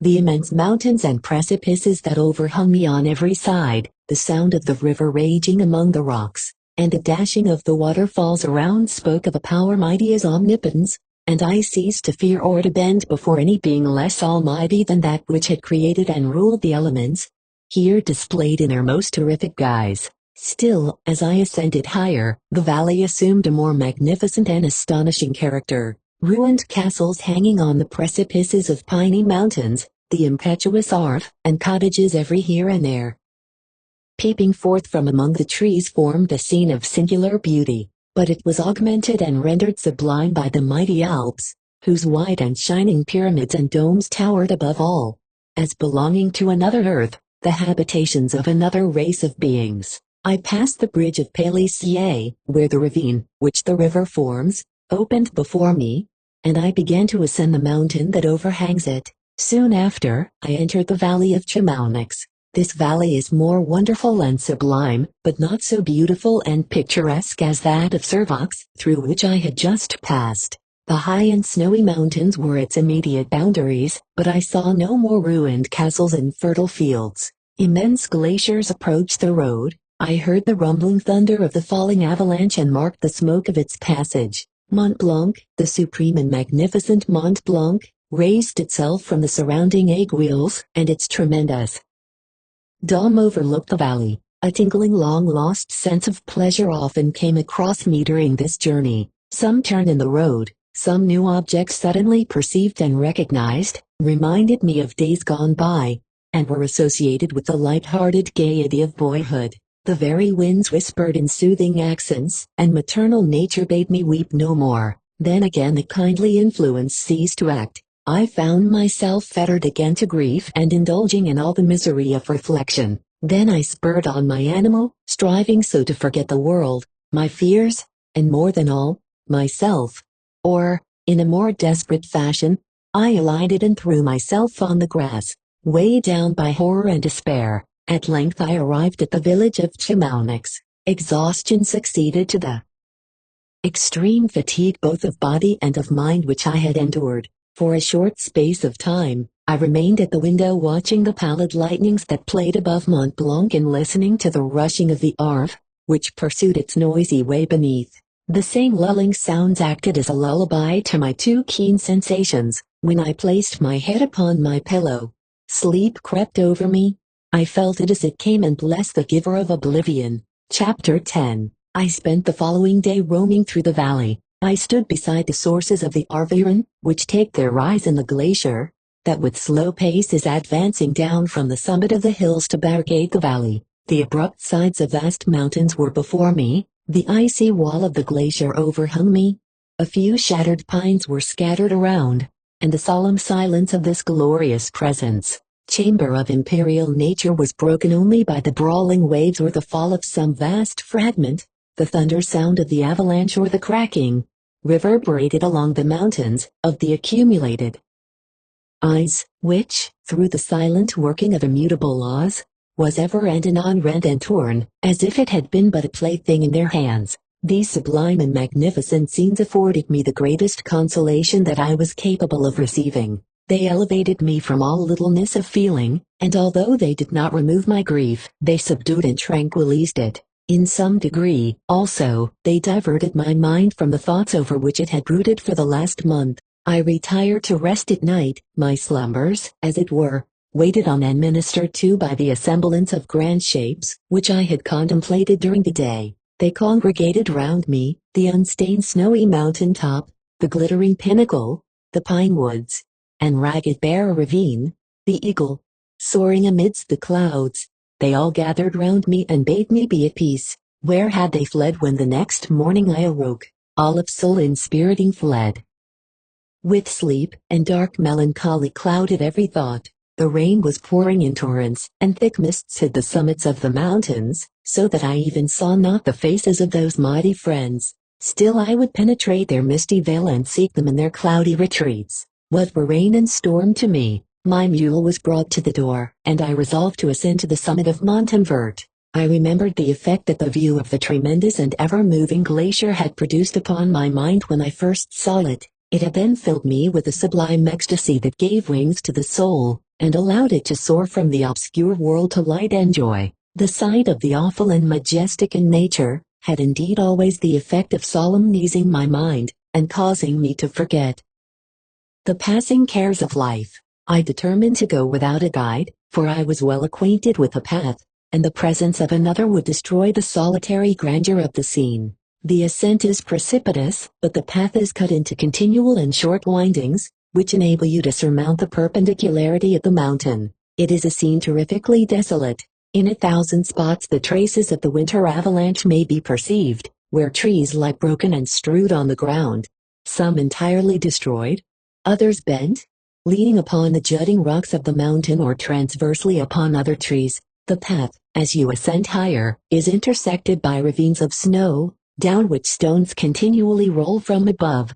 One of them is particularly dangerous, as the slightest sound, such as even speaking in a loud voice, produces a concussion of air sufficient to draw destruction upon the head of the speaker. The pines are not tall or luxuriant, but they are somber and add an air of severity to the scene. I looked on the valley beneath. Vast mists were rising from the rivers which ran through it and curling in thick wreaths around the opposite mountains, whose summits were hid in the uniform clouds, while rain poured from the dark sky and added to the melancholy impression I received from the objects around me. Alice, why does man boast of sensibilities superior to those apparent in the brute? It only renders them more necessary beings. If our impulses were confined to hunger, thirst, and desire, we might be nearly free, but now we are moved by every wind that blows and a chance word or scene that word may convey to us. We rest, a dream has power to poison sleep. We rise, one wandering thought pollutes the day. We feel, conceive, or reason, laugh or weep, embrace fond woe or cast our cares away. It is the same, for, be it joy or sorrow, the path of its departure still is free. Man's yesterday may ne'er be like his morrow, not may endure but mutability. It was nearly noon when I arrived at the top of the ascent. For some time I sat upon the rock that overlooks the sea of ice. A mist covered both that and the surrounding mountains. Presently a breeze dissipated the cloud, and I descended upon the glacier. The surface is very uneven, rising like the waves of a troubled sea, descending low, and interspersed by rifts that sink deep. The field of ice is almost a league in width, but I spent nearly 2 hours in crossing it. The opposite mountain is a bare perpendicular rock. From the side where I now stood Montanvert was exactly opposite, at the distance of a league, and above it rose Mont Blanc, in awful majesty. I remained in a recess of the rock, gazing on this wonderful and stupendous scene. The sea, or rather the vast river of ice, wound among its dependent mountains, whose aerial summits hung over its recesses. Their icy and glittering peaks shone in the sunlight over the clouds. My heart, which was before sorrowful, now swelled with something like joy. I exclaimed, "Wandering spirits, if indeed ye wander, and do not rest in your narrow beds, allow me this faint happiness, or take me, as your companion, away from the joys of life." As I said this I suddenly beheld the figure of a man, at some distance, advancing towards me with superhuman speed. He bounded over the crevices in the ice, among which I had walked with caution. His stature, also, as he approached, seemed to exceed that of man. I was troubled, a mist came over my eyes, and I felt a faintness seize me, but I was quickly restored by the cold gale of the mountains. I perceived, as the shape came nearer, sight tremendous, and abhorred that it was the wretch whom I had created. I trembled with rage and horror, resolving to wait his approach and then close with him in mortal combat. He approached, his countenance bespoke bitter anguish, combined with disdain and malignity, while its unearthly ugliness rendered it almost too horrible for human eyes. But I scarcely observed this. Rage and hatred had at first deprived me of utterance, and I recovered only to overwhelm him with words expressive of furious detestation and contempt. "Devil," I exclaimed, "do you dare approach me? And do not you fear the fierce vengeance of my arm wreaked on your miserable head? Begone, vile insect, or rather, stay, that I may trample you to dust. And, oh, that I could, with the extinction of your miserable existence, restore those victims whom you have so diabolically murdered. I expected this reception, said the demon. All men hate the wretched. How, then, must I be hated, who am miserable beyond all living things? Yet you, my creator, detest and spurn me, thy creature, to whom thou art bound by ties only dissoluble by the annihilation of one of us. You purpose to kill me. How dare you sport thus with life?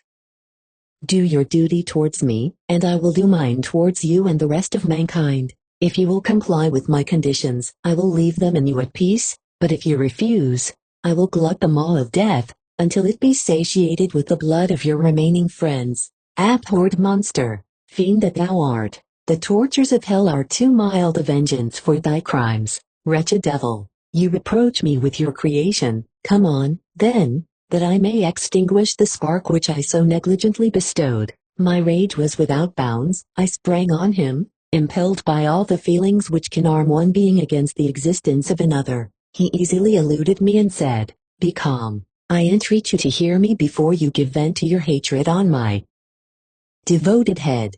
Have I not suffered enough, that you seek to increase my misery? Life, although it may only be an accumulation of anguish, is dear to me, and I will defend it. Remember, thou hast made me more powerful than thyself, my height is superior to thine, my joints more supple, but I will not be tempted to set myself in opposition to thee. I am thy creature, and I will be even mild and docile to my natural lord and king if thou wilt also perform thy part, the which thou owest me. Oh, Frankenstein, be not equitable to every other and trample upon me alone, to whom thy justice, and even thy clemency and affection, is most due. Remember that I am thy creature. I ought to be thy Adam, but I am rather the fallen angel, whom thou drivest from joy for no misdeed. Everywhere I see bliss, from which I alone am irrevocably excluded.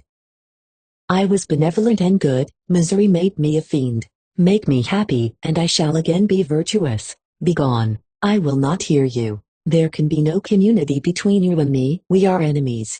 Begone, or let us try our strength in a fight, in which one must fall. How can I move thee? Will no entreaties cause thee to turn a favorable eye upon thy creature, who implores thy goodness and compassion? Believe me, Frankenstein, I was benevolent, my soul glowed with love and humanity. But am I not alone, miserably alone? You, my creator, abhor me. What hope can I gather from your fellow creatures, who owe me nothing? They spurn and hate me. The desert mountains and dreary glaciers are my refuge. I have wandered here many days. The caves of ice, which I only do not fear, are a dwelling to me, and the only one which man does not grudge. These bleak skies I hail, for they are kinder to me than your fellow beings. If the multitude of mankind knew of my existence, they would do as you do, and arm themselves for my destruction. Shall I not then hate them who abhor me? I will keep no terms with my enemies. I am miserable, and they shall share my wretchedness. Yet it is in your power to recompense me, and deliver them from an evil which it only remains for you to make so great, that not only you and your family, but thousands of others, shall be swallowed up in the whirlwinds of its rage. Let your compassion be moved, and do not disdain me. Listen to my tale. When you have heard that, abandon or commiserate me, as you shall judge that I deserve. But hear me, the guilty are allowed, by human laws, bloody as they are, to speak in their own defense before they are condemned. Listen to me, Frankenstein. You accuse me of murder, and yet you would, with a satisfied conscience, destroy your own creature. Oh, praise the eternal justice of man. Yet I ask you not to spare me. Listen to me, and then, if you can, and if you will, destroy the work of your hands. Why do you call to my remembrance, I rejoined, circumstances of which I shudder to reflect, that I have been the miserable origin and author? Cursed be the day, abhorred devil, in which you first saw light. Cursed, although I curse myself, be the hand that formed you. You have made me wretched beyond expression. You have left me no power to consider whether I am just to you or not. Begone, relieve me from the sight of your detested form. Thus I relieve thee, my Creator, he said, and placed his hated hands before my eyes, which I flung from me with violence. Thus I take from thee a sight which you abhor. Still thou canst listen to me and grant me thy compassion. By the virtues that I once possessed, I demand this from you. Hear my tale. It is long and strange, and the temperature of this place is not fitting to your fine sensations. Come to the hut upon the mountain. The sun is yet high in the heavens, before it descends to hide itself behind your snowy precipices and illuminate another world. You will have heard my story and can decide. On you it rests, whether I quit forever the neighborhood of men and lead a harmless life, or become the scourge of your fellow creatures and the author of your own speedy ruin. As he said this, he led the way across the ice. I followed. My heart was full, and I did not answer him, but as I proceeded, I weighed the various arguments that he had used and determined at least to listen to his tale. I was partly urged by curiosity, and compassion confirmed my resolution. I had hitherto supposed him to be the murderer of my brother, and I eagerly sought a confirmation or denial of this opinion. For the first time, also, I felt what the duties of a creator towards his creature were, and that I ought to render him happy before I complained of his wickedness. These motives urged me to comply with his demand. We crossed the ice, therefore, and ascended the opposite rock. The air was cold, and the rain again began to descend. We entered the hut, the fiend with an air of exultation, I with a heavy heart and depressed spirits. But I consented to listen, and seating myself by the fire, which my odious companion had lighted, he thus began his tale. Chapter 11. It is with considerable difficulty that I remember the original era of my being. All the events of that period appear confused and indistinct. A strange multiplicity of sensations seized me, and I saw, felt, heard, and smelt at the same time, and it was, indeed, a long time before I learned to distinguish between the operations of my various senses. By degrees, I remember, a stronger light pressed upon my nerves, so that I was obliged to shut my eyes. Darkness then came over me and troubled me, but hardly had I felt this when, by opening my eyes, as I now suppose, the light poured in upon me again. I walked and, I believe, descended, but I presently found a great alteration in my sensations. Before, dark and opaque bodies had surrounded me, impervious to my touch or sight. But I now found that I could wander on at liberty, with no obstacles which I could not either surmount or avoid. The light became more and more oppressive to me, and the heat wearying me as I walked, I sought a place where I could receive shade. This was the forest near Ingolstadt, and here I lay by the side of a brook resting from my fatigue, until I felt tormented by hunger and thirst. This roused me from my nearly dormant state, and I ate some berries which I found hanging on the trees or lying on the ground. I slaked my thirst at the brook, and then lying down, was overcome by sleep. It was dark when I awoke. I felt cold also, and half frightened, as it were, instinctively, finding myself so desolate. Before I had quitted your apartment, on a sensation of cold, I had covered myself with some clothes, but these were insufficient to secure me from the dews of night. I was a poor, helpless, miserable wretch. I knew, and could distinguish, nothing, but feeling pain invade me on all sides. I sat down and wept. Soon a gentle light stole over the heavens and gave me a sensation of pleasure. I started up and beheld a radiant form rise from among the trees. The moon. I gazed with a kind of wonder. It moved slowly, but it enlightened my path, and I again went out in search of berries. I was still cold when under one of the trees I found a huge cloak, with which I covered myself, and sat down upon the ground. No distinct ideas occupied my mind, all was confused. I felt light, and hunger, and thirst, and darkness. Innumerable sounds rang in my ears, and on all sides various scents saluted me.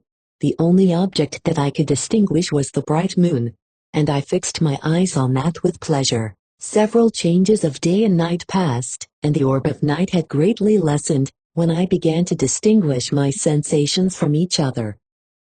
I gradually saw plainly the clear stream that supplied me with drink, and the trees that shaded me with their foliage. I was delighted when I first discovered that a pleasant sound, which often saluted my ears, proceeded from the throats of the little winged animals who had often intercepted the light from my eyes. I began also to observe, with greater accuracy, the forms that surrounded me, and to perceive the boundaries of the radiant roof of light which canopied me. Sometimes I tried to imitate the pleasant songs of the birds but was unable. Sometimes I wished to express my sensations in my own mode, but the uncouth and inarticulate sounds which broke from me frightened me into silence again. The moon had disappeared from the night, and again, with a lessened form, showed itself, while I still remained in the forest. My sensations had by this time become distinct, and my mind received every day additional ideas. My eyes became accustomed to the light and to perceive objects in their right forms. I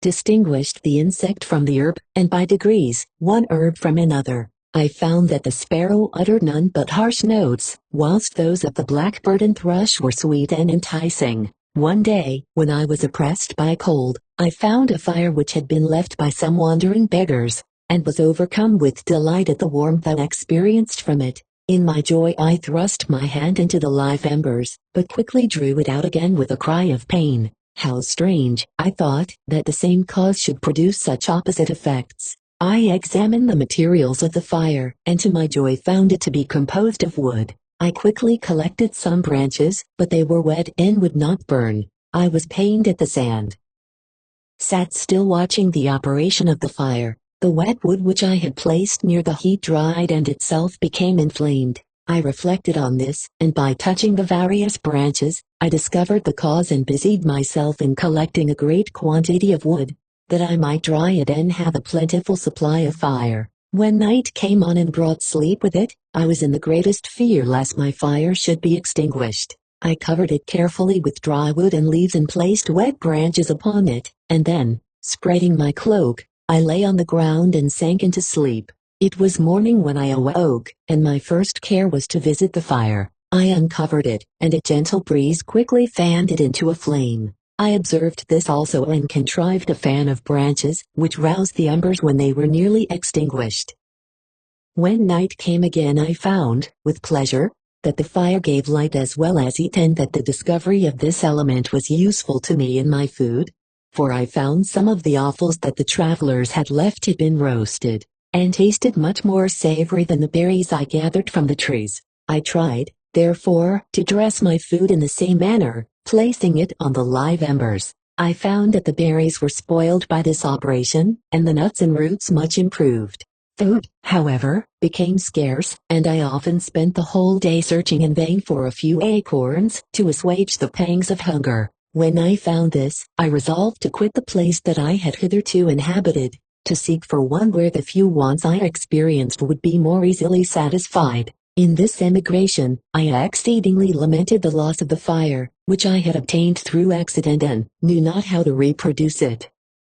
I gave several hours to the serious consideration of this difficulty, but I was obliged to relinquish all attempt to supply it, and wrapping myself up in my cloak, I struck across the wood towards the setting sun. I passed 3 days in these rambles and at length discovered the open country. A great fall of snow had taken place the night before, and the fields were of one uniform white.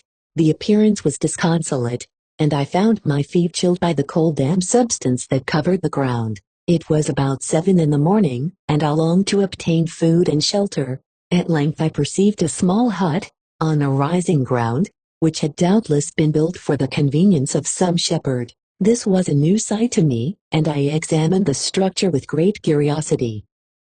Finding the door open, I entered. An old man sat in it, near a fire, over which he was preparing his breakfast. He turned on hearing a noise, and perceiving me, shrieked loudly, and quitting the hut, ran across the fields with a speed of which his debilitated form hardly appeared capable. His appearance, different from any I had ever before seen, and his flight somewhat surprised me. But I was enchanted by the appearance of the hut. Here the snow and rain could not penetrate, the ground was dry, and it presented to me then as exquisite and divine a retreat as pandemonium appeared to the demons of hell, after their sufferings in the lake of fire. I greedily devoured the remnants of the shepherd's breakfast, which consisted of bread, cheese, milk, and wine. The latter, however, I did not like. Then, overcome by fatigue, I lay down among some straw and fell asleep.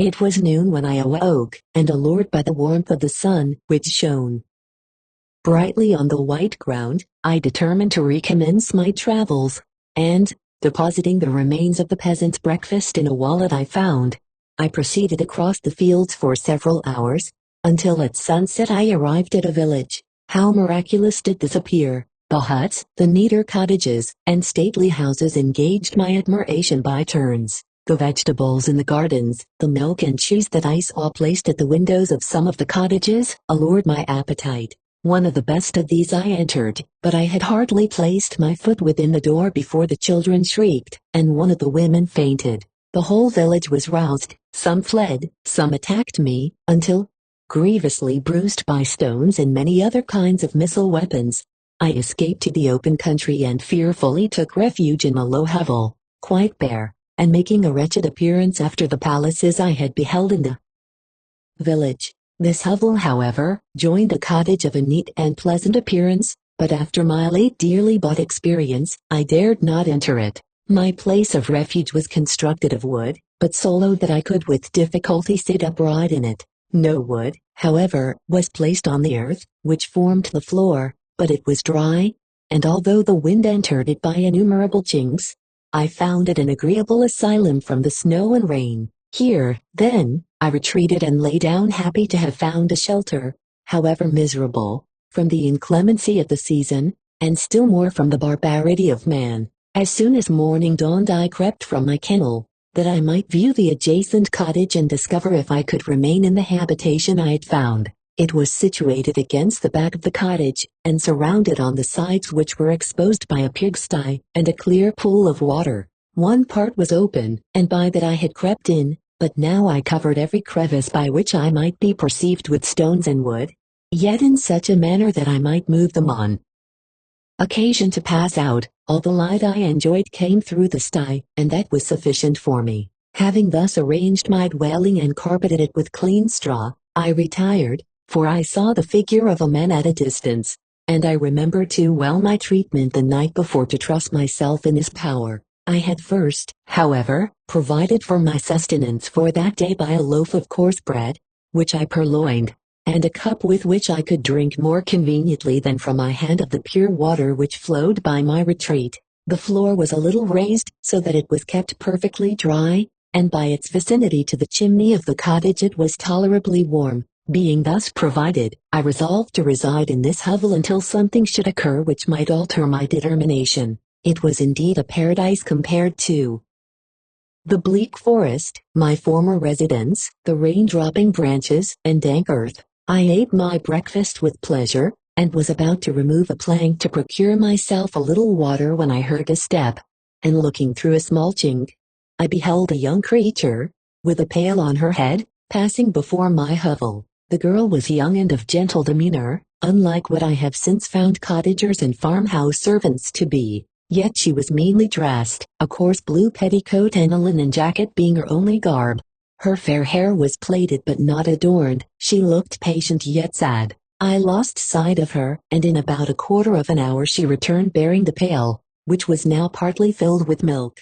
As she walked along, seemingly incommoded by the burden, a young man met her, whose countenance expressed a deeper despondence. Uttering a few sounds with an air of melancholy, he took the pail from her head and bore it to the cottage himself. She followed, and they disappeared. Presently I saw the young man again, with some tools in his hand, cross the field behind the cottage, and the girl was also busied, sometimes in the house and sometimes in the yard. On examining my dwelling, I found that one of the windows of the cottage had formerly occupied a part of it, but the panes had been filled up with wood. In one of these was a small and almost imperceptible chink, through which the eye could just penetrate. Through this crevice a small room was visible, whitewashed and clean but very bare of furniture. In one corner, near a small fire, sat an old man, leaning his head on his hands in a disconsolate attitude. The young girl was occupied in arranging the cottage, but presently she took something out of a drawer, which employed her hands, and she sat down beside the old man, who, taking up an instrument, began to play and to produce sounds sweeter than the voice of the thrush or the nightingale. It was a lovely sight, even to me, Poor wretch who had never beheld aught beautiful before. The silver hair and benevolent countenance of the aged cottager won my reverence, while the gentle manners of the girl enticed my love. He played a sweet mournful air, which I perceived drew tears from the eyes of his amiable companion, of which the old man took no notice, until she sobbed audibly. He then pronounced a few sounds, and the fair creature, leaving her work, knelt at his feet. He raised her and smiled with such kindness and affection, that I felt sensations of a peculiar and overpowering nature. They were a mixture of pain and pleasure, such as I had never before experienced, either from hunger or cold, warmth or food, and I withdrew from the window, unable to bear these emotions. Soon after this the young man returned, bearing on his shoulders a load of wood. The girl met him at the door, helped to relieve him of his burden, and taking some of the fuel into the cottage, placed it on the fire.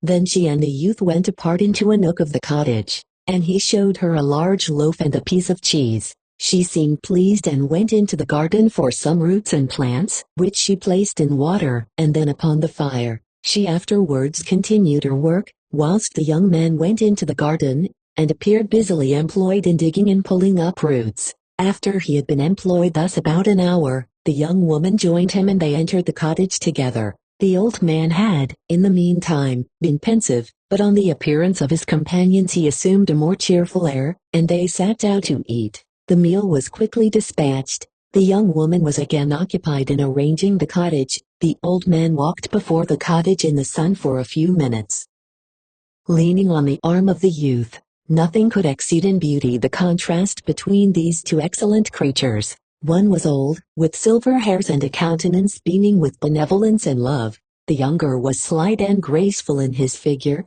and his features were molded with the finest symmetry, yet his eyes and attitude expressed the utmost sadness and despondency. The old man returned to the cottage, and the youth, with tools different from those he had used in the morning, directed his steps across the fields. Night quickly shut in, but to my extreme wonder, I found that the cottagers had a means of prolonging light by the use of tapers, and was delighted to find that the setting of the sun did not put an end to the pleasure I had experienced in watching my human neighbors. In the evening the young girl and her companion were employed in various occupations, which I did not understand, and the old man again took up the instrument which produced the divine sounds that had enchanted me in the morning. So soon as he had finished, the youth began, not to play, but to utter sounds that were monotonous, and neither resembling the harmony of the old man's instruments nor the songs of the birds. I since found that he read aloud, but at that time I knew nothing of the science of words or letters. The family, after having been thus occupied for a short time, extinguished their lights and retired, as I conjectured, to rest. Chapter 12. I lay on my straw, but I could not sleep. I thought of the occurrences of the day. What chiefly struck me was the gentle manners of these people, and I longed to join them, but dared not. I remembered too well the treatment I had suffered the night before from the barbarous villagers, and resolved, whatever course of conduct I might hereafter think it right to pursue, that for the present I would remain quietly in my hovel, watching and endeavoring to discover the motives which influenced their actions. The cottagers arose the next morning before the sun. The young woman arranged the cottage and prepared the food, and the youth departed after the first meal. This day was passed in the same routine as that which preceded it. The young man was constantly employed out of doors, and the girl in various laborious occupations within. The old man, whom I soon perceived to be blind, employed his leisure hours on his instrument or in contemplation. Nothing could exceed the love and respect which the younger cottagers exhibited towards their venerable companion. They performed towards him every little office of affection and duty with gentleness, and he rewarded them by his benevolent smiles. They were not entirely happy. The young man and his companion often went apart and appeared to weep. I saw no cause for their unhappiness, but I was deeply affected by it. If such lovely creatures were miserable, it was less strange that I, an imperfect and solitary being, should be wretched. Yet why were these gentle beings unhappy? They possessed a delightful house, for such it was in my eyes, and every luxury. They had a fire to warm them when chill and delicious viands when hungry. They were dressed in excellent clothes, And, still more, they enjoyed one another's company and speech, interchanging each day looks of affection and kindness. What did their tears imply? Did they really express pain? I was at first unable to solve these questions, but perpetual attention and time explained to me many appearances which were at first enigmatic. A considerable period elapsed before I discovered one of the causes of the uneasiness of this amiable family. It was poverty, and they suffered that evil in a very distressing degree. Their nourishment consisted entirely of the vegetables of their garden and the milk of one cow, which gave very little during the winter, when its masters could scarcely procure food to support it. They often, I believe, suffered the pangs of hunger very poignantly, especially the two younger cottagers, for several times they placed food before the old man when they reserved none for themselves. This trait of kindness moved me sensibly.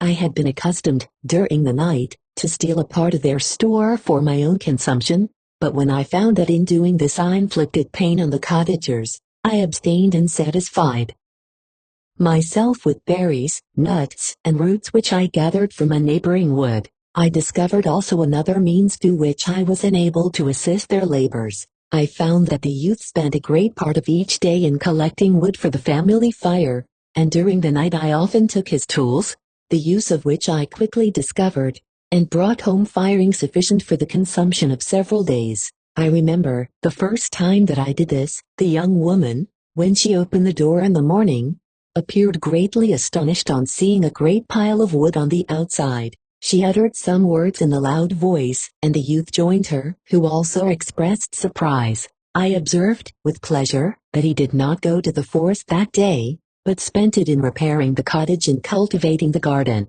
By degrees I made a discovery of still greater moment. I found that these people possessed a method of communicating their experience and feelings to one another by articulate sounds. I perceived that the words they spoke sometimes produced pleasure or pain, smiles or sadness, in the minds and countenances of the hearers. This was indeed a godlike science, and I ardently desired to become acquainted with it.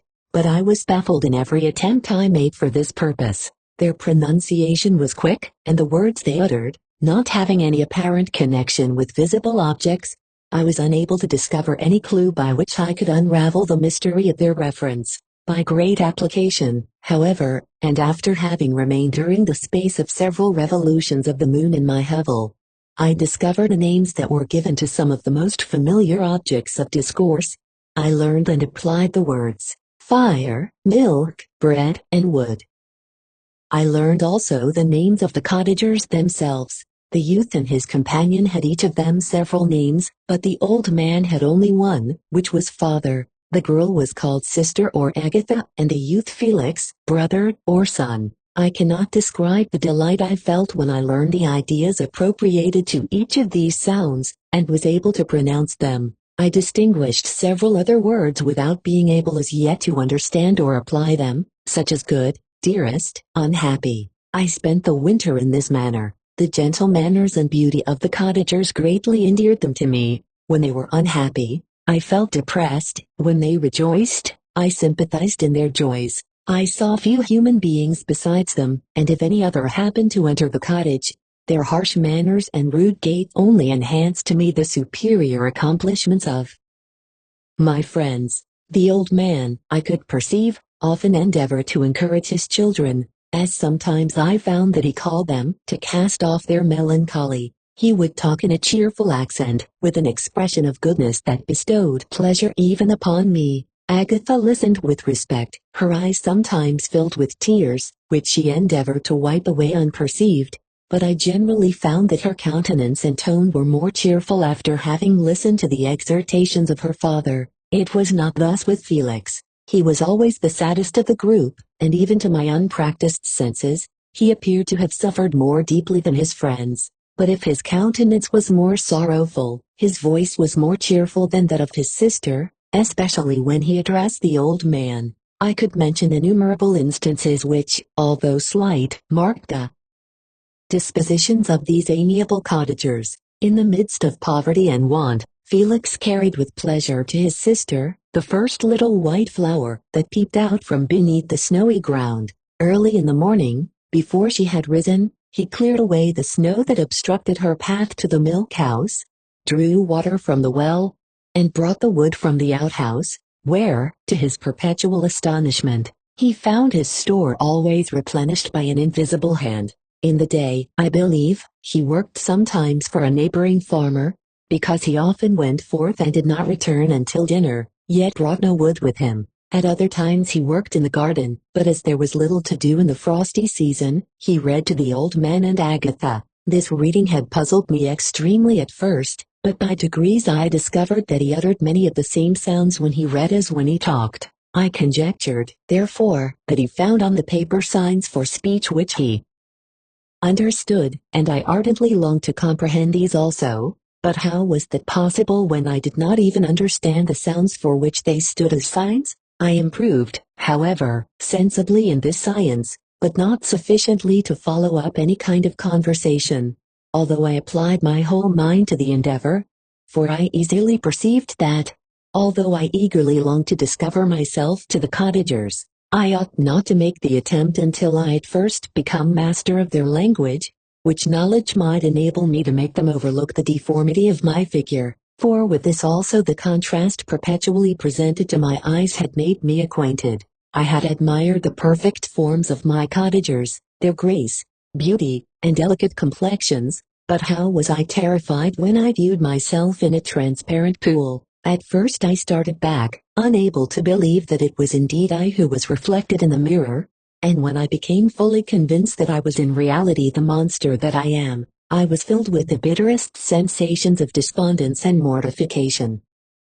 Alice, I did not yet entirely know the fatal effects of this miserable deformity. As the sun became warmer and the light of day longer, the snow vanished, and I beheld the bare trees and the black earth. From this time Felix was more employed, and the heart-moving indications of impending famine disappeared. Their food, as I afterwards found, was coarse, but it was wholesome, and they procured a sufficiency of it. Several new kinds of plants sprang up in the garden, which they dressed, and these signs of comfort increased daily as the season advanced. The old man, leaning on his son, walked each day at noon, when it did not rain, as I found it was called when the heavens poured forth its waters. This frequently took place, but a high wind quickly dried the earth, and the season became far more pleasant than it had been. My mode of life in my hovel was uniform. During the morning I attended the motions of the cottagers, and when they were dispersed in various occupations, I slept. The remainder of the day was spent in observing my friends. When they had retired to rest, if there was any moon or the night was starlight, I went into the woods and collected my own food and fuel for the cottage. When I returned, as often as it was necessary, I cleared their path from the snow and performed those offices that I had seen done by Felix. I afterwards found that these labors, performed by an invisible hand, greatly astonished them, and once or twice I heard them, on these occasions, utter the words good spirit, wonderful, but I did not then understand the signification of these terms. My thoughts now became more active, and I longed to discover the motives and feelings of these lovely creatures. I was inquisitive to know why Felix appeared so miserable and Agatha so sad. I thought, foolish wretch, that it might be in my power to restore happiness to these deserving people. When I slept or was absent, the forms of the venerable blind father, the gentle Agatha, and the excellent Felix flitted before me. I looked upon them as superior beings who would be the arbiters of my future destiny. I formed in my imagination 1,000 pictures of presenting myself to them, and their reception of me. I imagined that they would be disgusted, until, by my gentle demeanor and conciliating words, I should first win their favor and afterwards their love. These thoughts exhilarated me, and led me to apply with fresh ardor to the acquiring the art of language. My organs were indeed harsh, but supple, and although my voice was very unlike the soft music of their tones, yet I pronounced such words as I understood with tolerable ease. It was as the ass and the lapdog, yet surely the gentle ass whose intentions were affectionate, although his manners were rude, deserved better treatment than blows and execration. The pleasant showers and genial warmth of spring greatly altered the aspect of the earth. Men who before this change seemed to have been hid in caves dispersed themselves, and were employed in various arts of cultivation. The birds sang in more cheerful notes, and the leaves began to bud forth on the trees. Happy, happy earth, fit habitation for gods, which, so short a time before, was bleak, damp, and unwholesome. My spirits were elevated by the enchanting appearance of nature, the past was blotted from my memory, the present was tranquil, and the future gilded by bright rays of hope and anticipations of joy. Chapter 13. I now hasten to the more moving part of my story. I shall relate events that impressed me with feelings which, from what I had been, have made me what I am. Spring advanced rapidly, the weather became fine and the skies cloudless. It surprised me that what before was desert and gloomy should now bloom with the most beautiful flowers and verdure. My senses were gratified and refreshed by 1,000 scents of delight and 1,000 sights of beauty. It was on one of these days, when my cottagers periodically rested from labor, the old man played on his guitar, and the children listened to him, that I observed the countenance of Felix was melancholy beyond expression. He sighed frequently, and once his father paused in his music, and I conjectured by his manner that he inquired the cause of his son's sorrow. Felix replied in a cheerful accent, and the old man was recommencing his music when someone tapped at the door. It was a lady on horseback, accompanied by a countryman as a guide. The lady was dressed in a dark suit and covered with a thick black veil. Agatha asked a question, to which the stranger only replied by pronouncing, in a sweet accent, the name of Felix. Her voice was musical but unlike that of either of my friends. On hearing this word, Felix came up hastily to the lady, who, when she saw him, threw up her veil, and I beheld a countenance of angelic beauty and expression, her hair of a shining raven black, and curiously braided. Her eyes were dark, but gentle, although animated, her features of irregular proportion, and her complexion wondrously fair, each cheek tinged with a lovely pink. Felix seemed ravished with delight when he saw her, every trait of sorrow vanished from his face, and it instantly expressed a degree of ecstatic joy, of which I could hardly have believed it capable. His eyes sparkled, as his cheek flushed with pleasure, and at that moment I thought him as beautiful as the stranger. She appeared affected by different feelings, wiping a few tears from her lovely eyes. She held out her hand to Felix, who kissed it rapturously and called her, as well as I could distinguish, his sweet Arabian. She did not appear to understand him, but smiled. He assisted her to dismount, and dismissing her guide, conducted her into the cottage. Some conversation took place between him and his father, and the young stranger knelt at the old man's feet and would have kissed his hand, but he raised her and embraced her affectionately. I soon perceived that although the stranger uttered articulate sounds, and appeared to have a language of her own, she was neither understood by nor herself understood the cottagers. They made many signs which I did not comprehend, but I saw that her presence diffused gladness through the cottage, dispelling their sorrow as the sun dissipates the morning mists. Felix seemed peculiarly happy and with smiles of delight welcomed his Arabian. Agatha, the ever-gentle Agatha, kissed the hands of the lovely stranger, and pointing to her brother, made signs which appeared to me to mean that he had been sorrowful. Until she came. Some hours passed thus, while they, by their countenances, expressed joy, the cause of which I did not comprehend.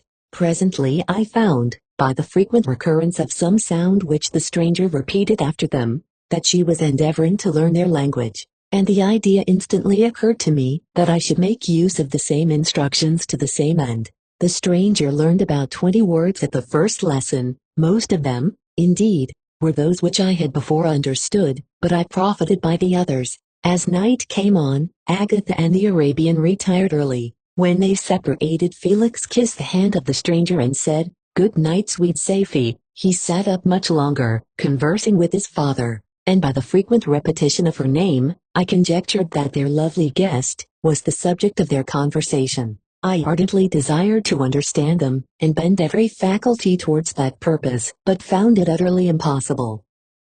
The next morning Felix went out to his work, and after the usual occupations of Agatha were finished, the Arabian sat at the feet of the old man, and taking his guitar, played some airs so entrancingly beautiful, that they at once drew tears of sorrow and delight from my eyes. She sang, and her voice flowed in a rich cadence, swelling or dying away like a nightingale of the woods. When she had finished, she gave the guitar to Agatha, who at first declined it. She played a simple air, and her voice accompanied it in sweet accents, but unlike the wondrous strain of the stranger, the old man appeared enraptured and said some words which Agatha endeavored to explain to Safie, and by which he appeared to wish to express that she bestowed on him the greatest delight by her music. The days now passed as peaceably as before, with the sole alteration that joy had taken place of sadness in the countenances of my friends. Safie was always gay and happy. She and I improved rapidly in the knowledge of language, so that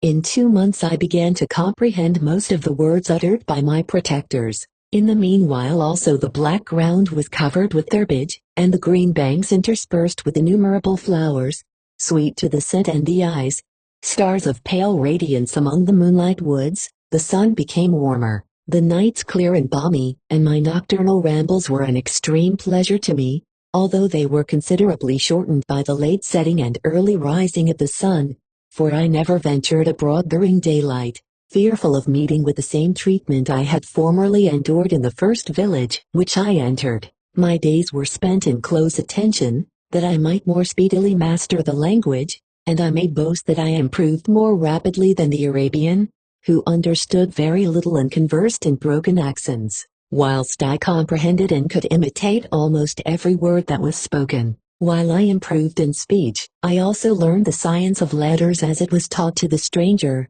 and this opened before me a wide field for wonder and delight. The book from which Felix instructed Safie was Olney's Ruins of Empires. I should not have understood the purport of this book had not Felix, in reading it, given very minute explanations. He had chosen this work, he said, because the declamatory style was framed in imitation of the Eastern authors. Through this work, I obtained a cursory knowledge of history, and a view of the several empires at present existing in the world. It gave me an insight into the manners, governments, and religions of the different nations of the earth.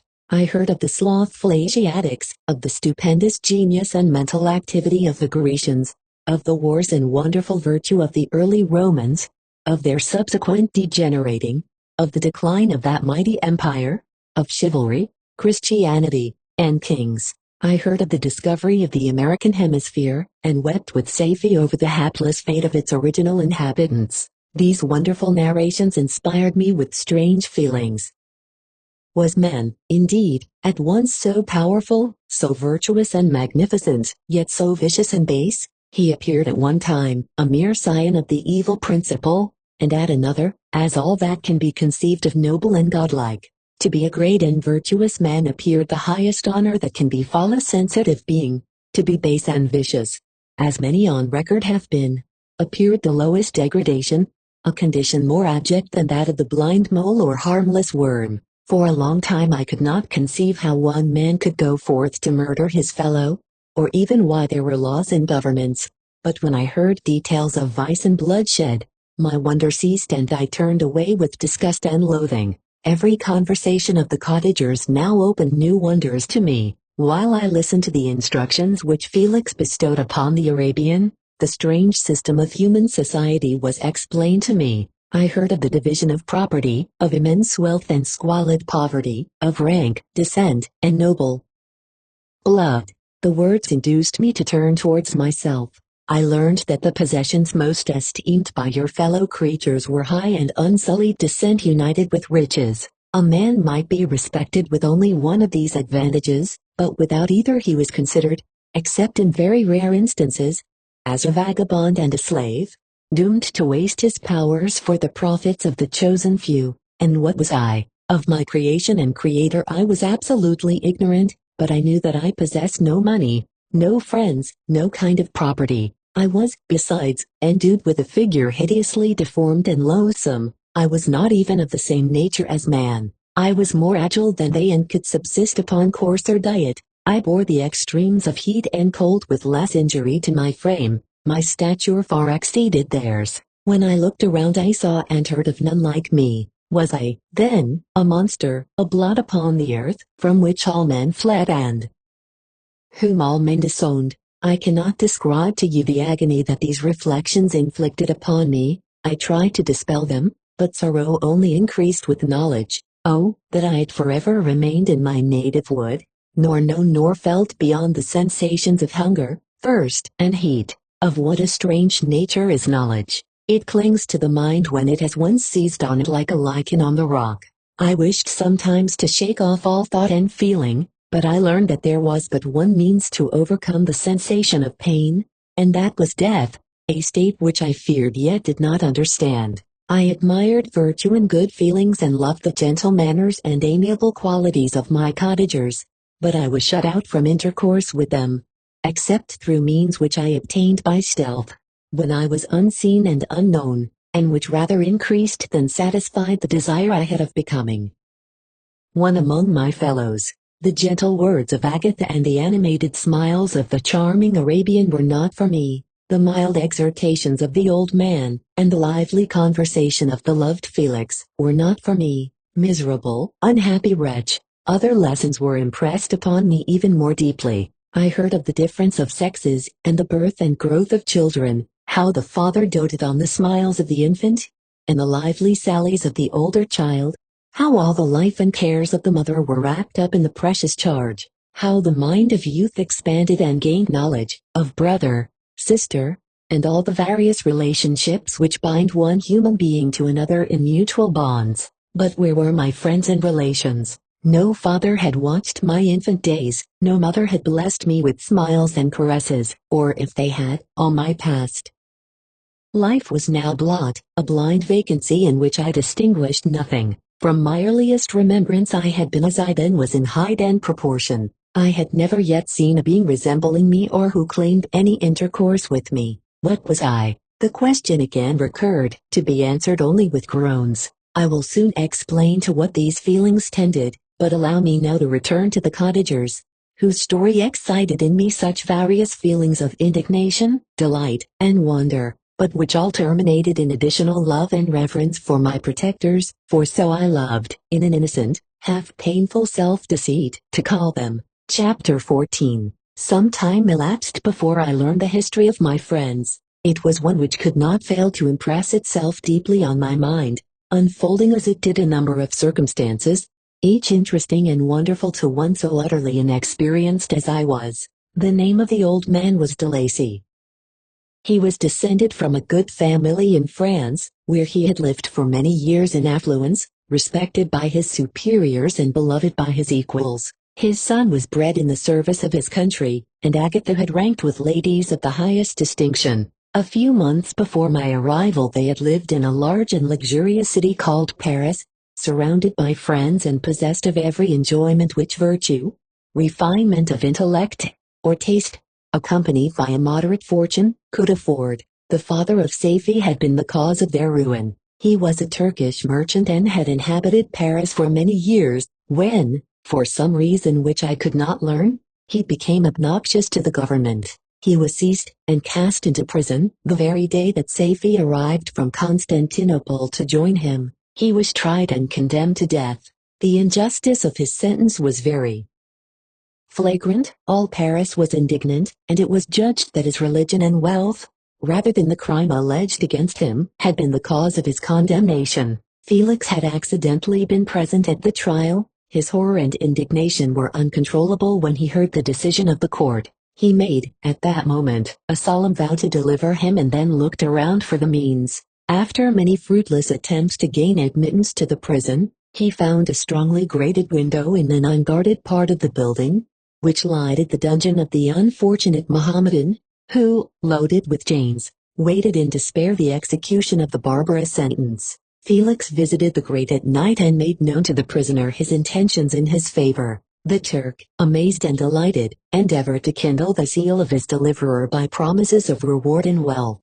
Felix rejected his offers with contempt, yet when he saw the lovely Safie, who was allowed to visit her father and who by her gestures expressed her lively gratitude, the youth could not help owning to his own mind that the captive possessed a treasure which would fully reward his toil and hazard.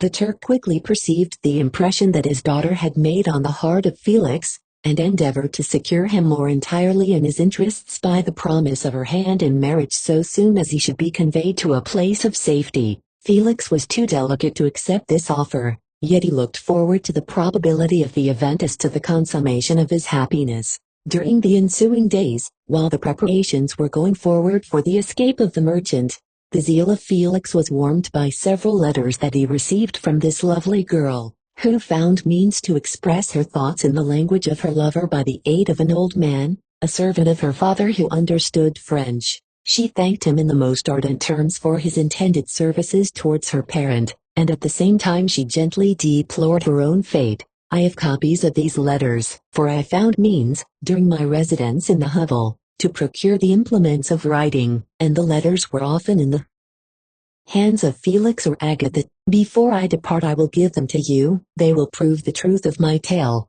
but at present, as the sun is already far declined, I shall only have time to repeat the substance of them to you. Saifi related that her mother was a Christian Arab, seized and made a slave by the Turks. Recommended by her beauty, she had won the heart of the father of Saifi, who married her. The young girl spoke in high and enthusiastic terms of her mother, who, born in freedom, spurned the bondage to which she was now reduced. She instructed her daughter in the tenets of her religion, and taught her to aspire to higher powers of intellect and an independence of spirit forbidden to the female followers of Muhammad. This lady died, but her lessons were indelibly impressed on the mind of Saifi, who sickened at the prospect of again returning to Asia, and being immured within the walls of a harem, allowed only to occupy herself with infantile amusements, ill-suited to the temper of her soul, now accustomed to grand ideas and a noble emulation for virtue. The prospect of marrying a Christian, and remaining in a country where women were allowed to take a rank in society was enchanting to her. The day for the execution of the Turk was fixed, but on the night previous to it he quitted his prison, and before morning was distant many leagues from Paris. Felix had procured passports in the name of his father, sister, and himself. He had previously communicated his plan to the former, who aided the deceit by quitting his house, under the pretense of a journey, and concealed himself, with his daughter, in an obscure part of Paris. Felix conducted the fugitives through France to Lyon and across Mont Cenis to Leghorn, where the merchant had decided to wait a favorable opportunity of passing into some part of the Turkish dominions. Saifi resolved to remain with her father until the moment of his departure, before which time the Turk renewed his promise that she should be united to his deliverer, and Felix remained with them in expectation of that event, and in the meantime he enjoyed the society of the Arabian, who exhibited towards him the simplest and tenderest affection. They conversed with one another through the means of an interpreter, and sometimes with the interpretation of looks, and Saifi sang to him the divine airs of her native country. The Turk allowed this intimacy to take place and encouraged the hopes of the youthful lovers, while in his heart he had formed far other plans. He loathed the idea that his daughter should be united to a Christian, but he feared the resentment of Felix if he should appear lukewarm, for he knew that he was still in the power of his deliverer, if he should choose to betray him to the Italian state, which they inhabited. He revolved 1,000 plans by which he should be enabled to prolong the deceit until it might be no longer necessary, and secretly to take his daughter with him when he departed. His plans were facilitated by the news which arrived from Paris. The government of France were greatly enraged at the escape of their victim, and spared no pains to detect and punish his deliverer. The plot of Felix was quickly discovered, and Alacy and Agatha were thrown into prison. The news reached Felix and roused him from his dream of pleasure. His blind and aged father and his gentle sister lay in a noisome dungeon, while he enjoyed the free air and the society of her whom he loved. This idea was torture to him. He quickly arranged with the Turk that if the latter should find a favorable opportunity for escape before Felix could return to Italy, Saifi should remain as a boarder at a convent at Leghorn, and then, quitting the lovely Arabian, he hastened to Paris and delivered himself up to the vengeance of the law, hoping to free Alacy and Agatha by this proceeding. He did not succeed.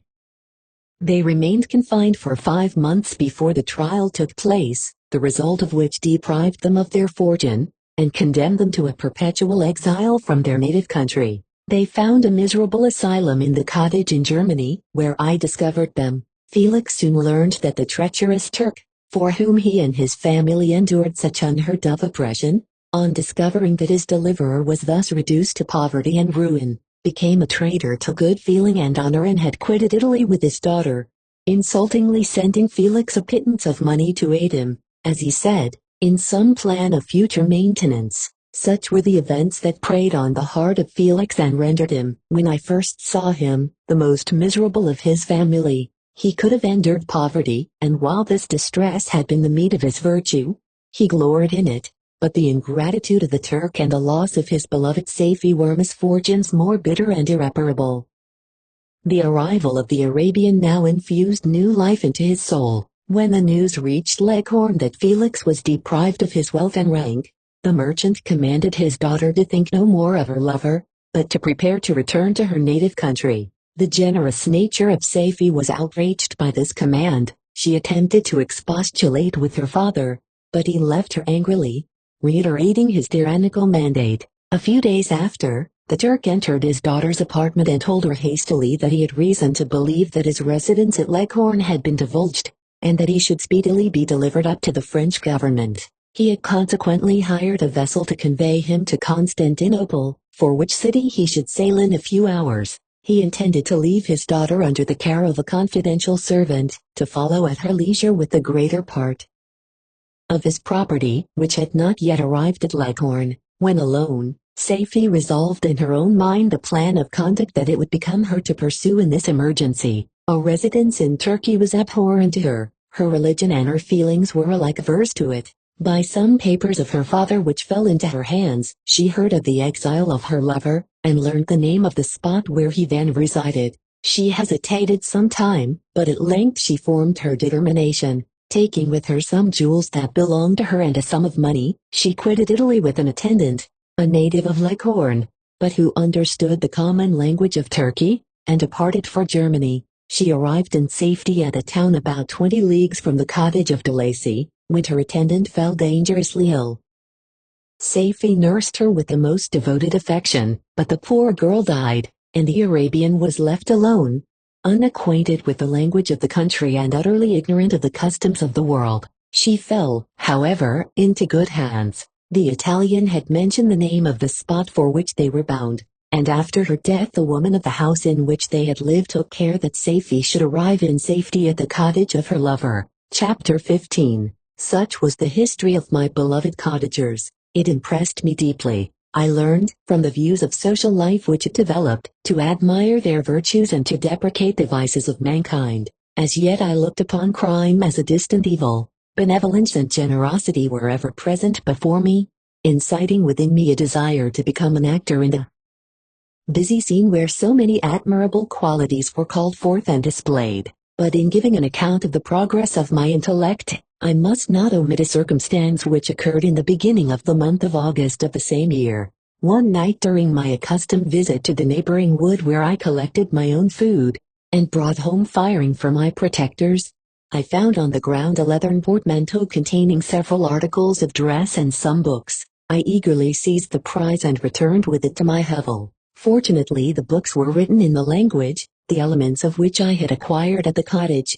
They consisted of Paradise Lost, a volume of Plutarch's Lives, and the Sorrows of Werther. The possession of these treasures gave me extreme delight. I now continually studied and exercised my mind upon these histories, whilst my friends were employed in their ordinary occupations. I can hardly describe to you the effect of these books. They produced in me an infinity of new images and feelings that sometimes raised me to ecstasy, but more frequently sunk me into the lowest dejection. In the Sorrows of Werther, besides the interest of its simple and affecting story, so many opinions are canvassed, and so many lights thrown upon what had hitherto been to me obscure subjects, that I found in it a never-ending source of speculation and astonishment. The gentle and domestic manners it described, combined with lofty sentiments and feelings, which had for their object something out of self, accorded well with my experience among my protectors, and with the wants which were forever alive in my own bosom.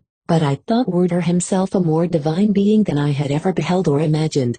His character contained no pretension, but it sank deep. The disquisitions upon death and suicide were calculated to fill me with wonder. I did not pretend to enter into the merits of the case, yet I inclined towards the opinions of the hero, whose extinction I wept, without precisely understanding it. As I read, however, I applied much personally to my own feelings and condition. I found myself similar yet at the same time strangely unlike to the beings concerning whom I read and to whose conversation I was a listener. I sympathized with and partly understood them, but I was unformed in mind. I was dependent on none and related to none. The path of my departure was free, and there was none to lament my annihilation. My person was hideous and my stature gigantic. What did this mean? Who was I? What was I? Whence did I come? What was my destination? These questions continually recurred, but I was unable to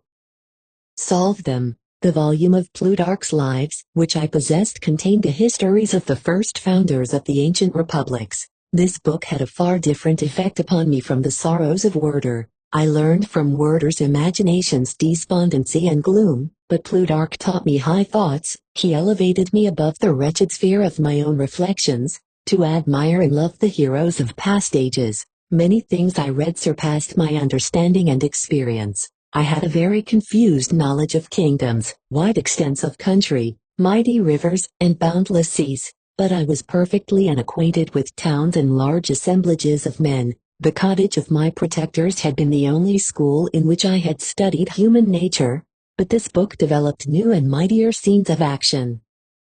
I read of men concerned in public affairs, governing or massacring their species. I felt the greatest ardor for virtue rise within me, and abhorrence for vice, as far as I understood the signification of those terms, relative as they were, as I applied them to pleasure and pain alone. Induced by these feelings, I was of course led to admire peaceable lawgivers, Numa, Solon, and Lycurgus, in preference to Romulus and Theseus. The patriarchal lives of my protectors caused these impressions to take a firm hold on my mind. Perhaps, if my first introduction to humanity had been made by a young soldier, burning for glory and slaughter, I should have been imbued with different sensations. But Paradise Lost excited different and far deeper emotions. I read it, as I had read the other volumes which had fallen into my hands, as a true history. It moved every feeling of wonder and awe that the picture of an omnipotent God warring with his creatures was capable of exciting. I often referred the several situations, as their similarities struck me, to my own. Like Adam, I was apparently united by no link to any other being in existence. But his state was far different from mine in every other respect. He had come forth from the hands of God a perfect creature, happy and prosperous, guarded by the especial care of his Creator. He was allowed to converse with and acquire knowledge from beings of a superior nature, but I was wretched, helpless, and alone. Many times I considered Satan as the fitter emblem of my condition, for often, like him, when I viewed the bliss of my protectors, the bitter gall of envy rose within me. Another circumstance strengthened and confirmed these feelings. Soon after my arrival in the hovel, I discovered some papers in the pocket of the dress which I had taken from your laboratory. At first I had neglected them, but now that I was able to decipher the characters in which they were written, I began to study them with diligence. It was your journal of the 4 months that preceded my creation. You minutely described in these papers every step you took in the progress of your work. This history was mingled with accounts of domestic occurrences. You doubtless recollect these papers. Here they are. Everything is related in them which bears reference to my accursed origin. The whole detail of that series of disgusting circumstances which produced it is set in view. The minutest description of my odious and loathsome person is given, in language which painted your own horrors and rendered mine indelible. I sickened as I read. Hateful day when I received life, I exclaimed in agony. Accursed Creator, why did you form a monster so hideous that even you turned from me in disgust? God, in pity, made man beautiful and alluring, after his own image, but my form is a filthy type of yours, more horrid even from the very resemblance. Satan had his companions, fellow devils, to admire and encourage him, but I am solitary and abhorred. These were the reflections of my hours of despondency and solitude, but when I contemplated the virtues of the cottagers, their amiable and benevolent dispositions, I persuaded myself that when they should become acquainted with my admiration of their virtues, they would compassionate me and overlook my personal deformity. Could they turn from their door one, however monstrous, who solicited their compassion and friendship? I resolved, at least, not to despair, but in every way to fit myself for an interview with them which would decide my fate. I postponed this attempt for some months longer, for the importance attached to its success inspired me with the dread lest I should fail. Besides, I found that my understanding improved so much with every day's experience that I was unwilling to commence this undertaking until a few more months should have added to my sagacity. Several changes, in the meantime, took place in the cottage. The presence of safety diffused happiness among its inhabitants, and I also found that a greater degree of plenty reigned there. Felix and Agatha spent more time in amusement and conversation, and were assisted in their labors by servants. They did not appear rich, but they were contented and happy. Their feelings were serene and peaceful, while mine became every day more tumultuous. Increase of knowledge only discovered to me more clearly what a wretched outcast I was. I cherished hope, it is true, but it vanished when I beheld my person reflected in water or my shadow in the moonshine. Even as that frail image ended in constant shade, I endeavored to crush these fears and to fortify myself for the trial which in a few months I resolved to undergo, and sometimes I allowed my thoughts, unchecked by reason, to ramble in the fields of paradise, and dared to fancy amiable and lovely creatures sympathizing with my feelings and cheering my gloom.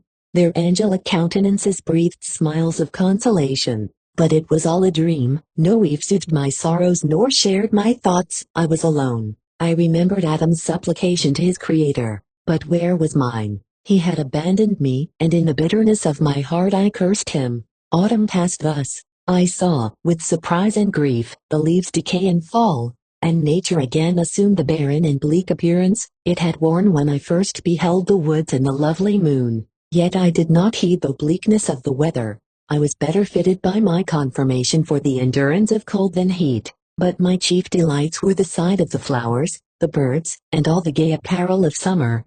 When those deserted me, I turned with more attention towards the cottagers. Their happiness was not decreased by the absence of summer. They loved and sympathized with one another, and their joys, depending on each other, were not interrupted by the casualties that took place around them. The more I saw of them, the greater became my desire to claim their protection and kindness. My heart yearned to be known and loved by these amiable creatures.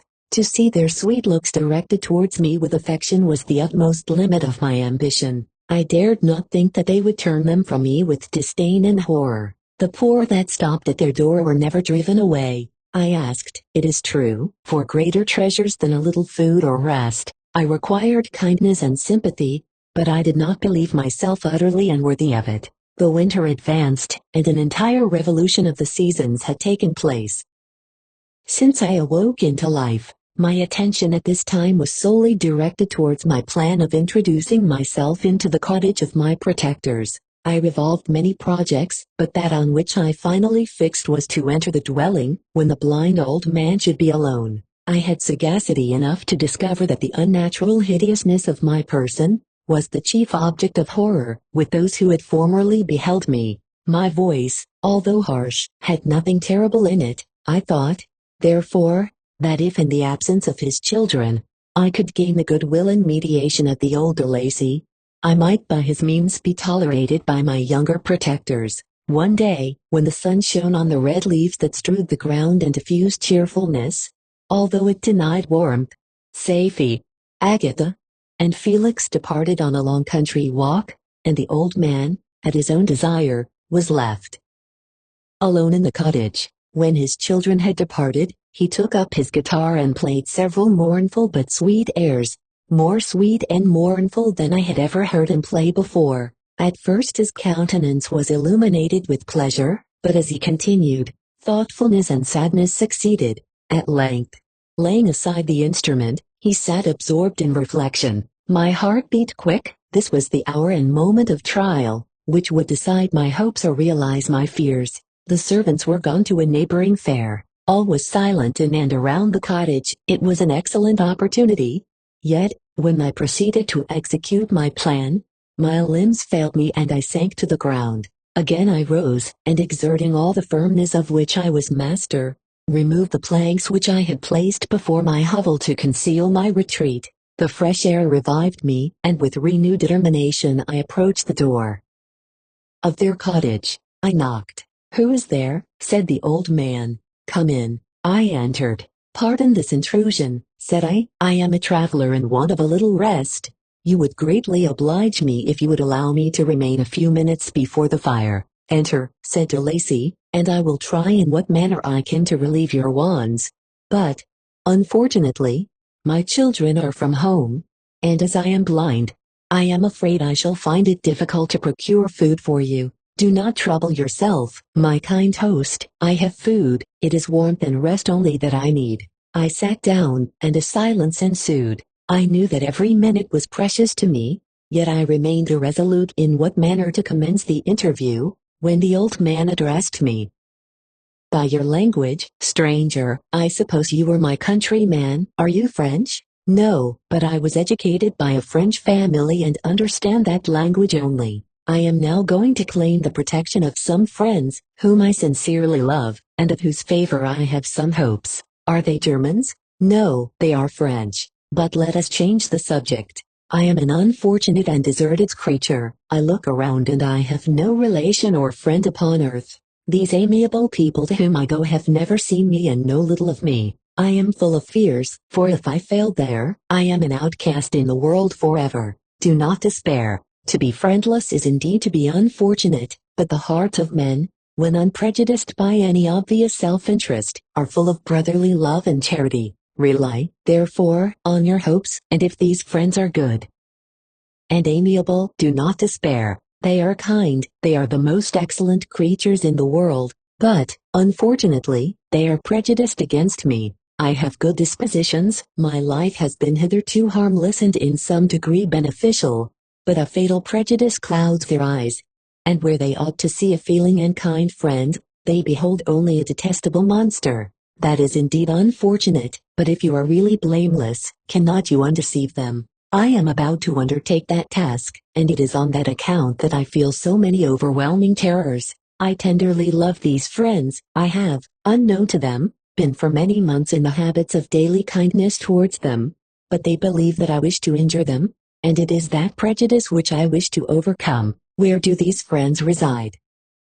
Near this spot. The old man paused and then continued, "If you will unreservedly confide to me the particulars of your tale, I perhaps may be of use in undeceiving them. I am blind and cannot judge of your countenance, but there is something in your words which persuades me that you are sincere. I am poor and an exile, but it will afford me true pleasure to be in any way serviceable to a human creature. Excellent man, I thank you and accept your generous offer. You raise me from the dust by this kindness, and I trust that, by your aid, I shall not be driven from the society and sympathy of your fellow creatures. Heaven forbid, even if you were really criminal, for that can only drive you to desperation, and not instigate you to virtue. I also am unfortunate, and my family have been condemned, although innocent. Judge, therefore, if I do not feel for your misfortunes. How can I thank you, my best and only benefactor? From your lips first have I heard the voice of kindness directed towards me. I shall be forever grateful, and your present humanity assures me of success with those friends whom I am on the point of meeting. May I know the names and residence of those friends?" I paused. This, I thought, was the moment of decision, which was to rob me of or bestow happiness on me forever. I struggled vainly for firmness sufficient to answer him, but the effort destroyed all my remaining strength. I sank on the chair and sobbed aloud. At that moment I heard the steps of my younger protectors. I had not a moment to lose, but seizing the hand of the old man, I cried, "Now is the time. Save and protect me. You and your family are the friends whom I seek. Do not you desert me in the hour of trial." "Great God!" exclaimed the old man. "Who are you?" At that instant the cottage door was opened, and Felix, Safie, and Agatha entered. Who can describe their horror and consternation on beholding me? Agatha fainted, and Safie, unable to attend to her friend, rushed out of the cottage. Felix started forward, and with supernatural force tore me from his father, to whose knees I clung. In a transport of fury, he dashed me to the ground and struck me violently with a stick. I could have torn him limb from limb, as the lion rends the antelope, but my heart sank within me as with bitter sickness, and I refrained. I saw him on the point of repeating his blow, when, overcome by pain and anguish, I quitted the cottage, and in the general tumult escaped unperceived to my hovel. Chapter 16. Cursed, cursed Creator, why did I live? Why, in that instant, did I not extinguish the spark of existence which you had so wantonly bestowed? I know not. Despair had not yet taken possession of me. My feelings were those of rage and revenge. I could with pleasure have destroyed the cottage and its inhabitants, and have glutted myself with their shrieks and misery. When night came I quitted my retreat and wandered in the wood, and now, no longer restrained by the fear of discovery, I gave vent to my anguish in fearful howlings. I was like a wild beast that had broken the toils, destroying the objects that obstructed me and ranging through the wood with a stag-like swiftness. Oh, what a miserable night I passed! The cold stars shone in mockery, and the bare trees waved their branches above me. Now and then the sweet voice of a bird burst forth amidst the universal stillness. All, save I, were at rest or in enjoyment. I, like the archfiend, bore hell within me, and finding myself unsympathized with, wished to tear up the trees, spread havoc and destruction around me, and then to have sat down and enjoyed the ruin. But this was a luxury of sensation that could not endure. I became fatigued with excess of bodily exertion, and sank on the damp grass in the sick impotence of despair. There was none among the myriads of men that existed who would pity or assist me, and should I feel kindness towards my enemies? No, from that moment I declared everlasting war against the species, and more than all, against him who had formed me and sent me forth to this insupportable misery. The sun rose, I heard the voices of men and knew that it was impossible to return to my retreat during that day. Accordingly I hid myself in some thick underwood, determining to devote the ensuing hours to reflection on my situation. The pleasant sunshine and the pure air of day restored me to some degree of tranquility, and when I considered what had passed at the cottage, I could not help believing that I had been too hasty in my conclusions. I had certainly acted imprudently. It was apparent that my conversation had interested the father in my behalf, and I was a fool in having exposed my person to the horror of his children. I ought to have familiarized the old de Lacy to me, and by degrees to have discovered myself to the rest of his family, when they should have been prepared for my approach. But I did not believe my errors to be irretrievable, and after much consideration I resolved to return to the cottage, seek the old man, and by my representations win him to my party. These thoughts calmed me, and in the afternoon I sank into a profound sleep.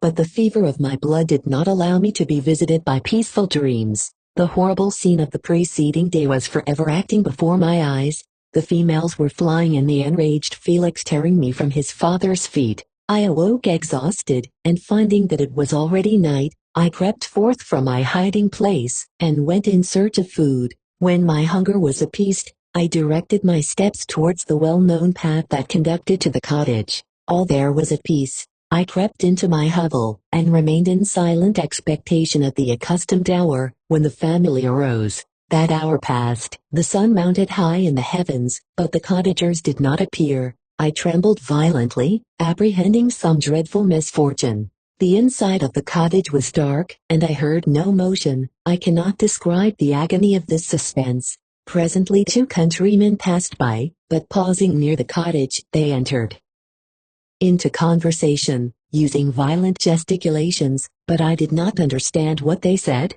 as they spoke the language of the country, which differed from that of my protectors. Soon after, however, Felix approached with another man. I was surprised, as I knew that he had not quitted the cottage that morning, and waited anxiously to discover from his discourse the meaning of these unusual appearances. "Do you consider," said his companion to him, "that you will be obliged to pay 3 months' rent and to lose the produce of your garden? I do not wish to take any unfair advantage, and I beg therefore that you will take some days to consider of your determination." "It is utterly useless," replied Felix. "We can never again inhabit your cottage. The life of my father is in the greatest danger, owing to the dreadful circumstance that I have related. My wife and my sister will never recover from their horror. I entreat you not to reason with me any more. Take possession of your tenement and let me fly from this place."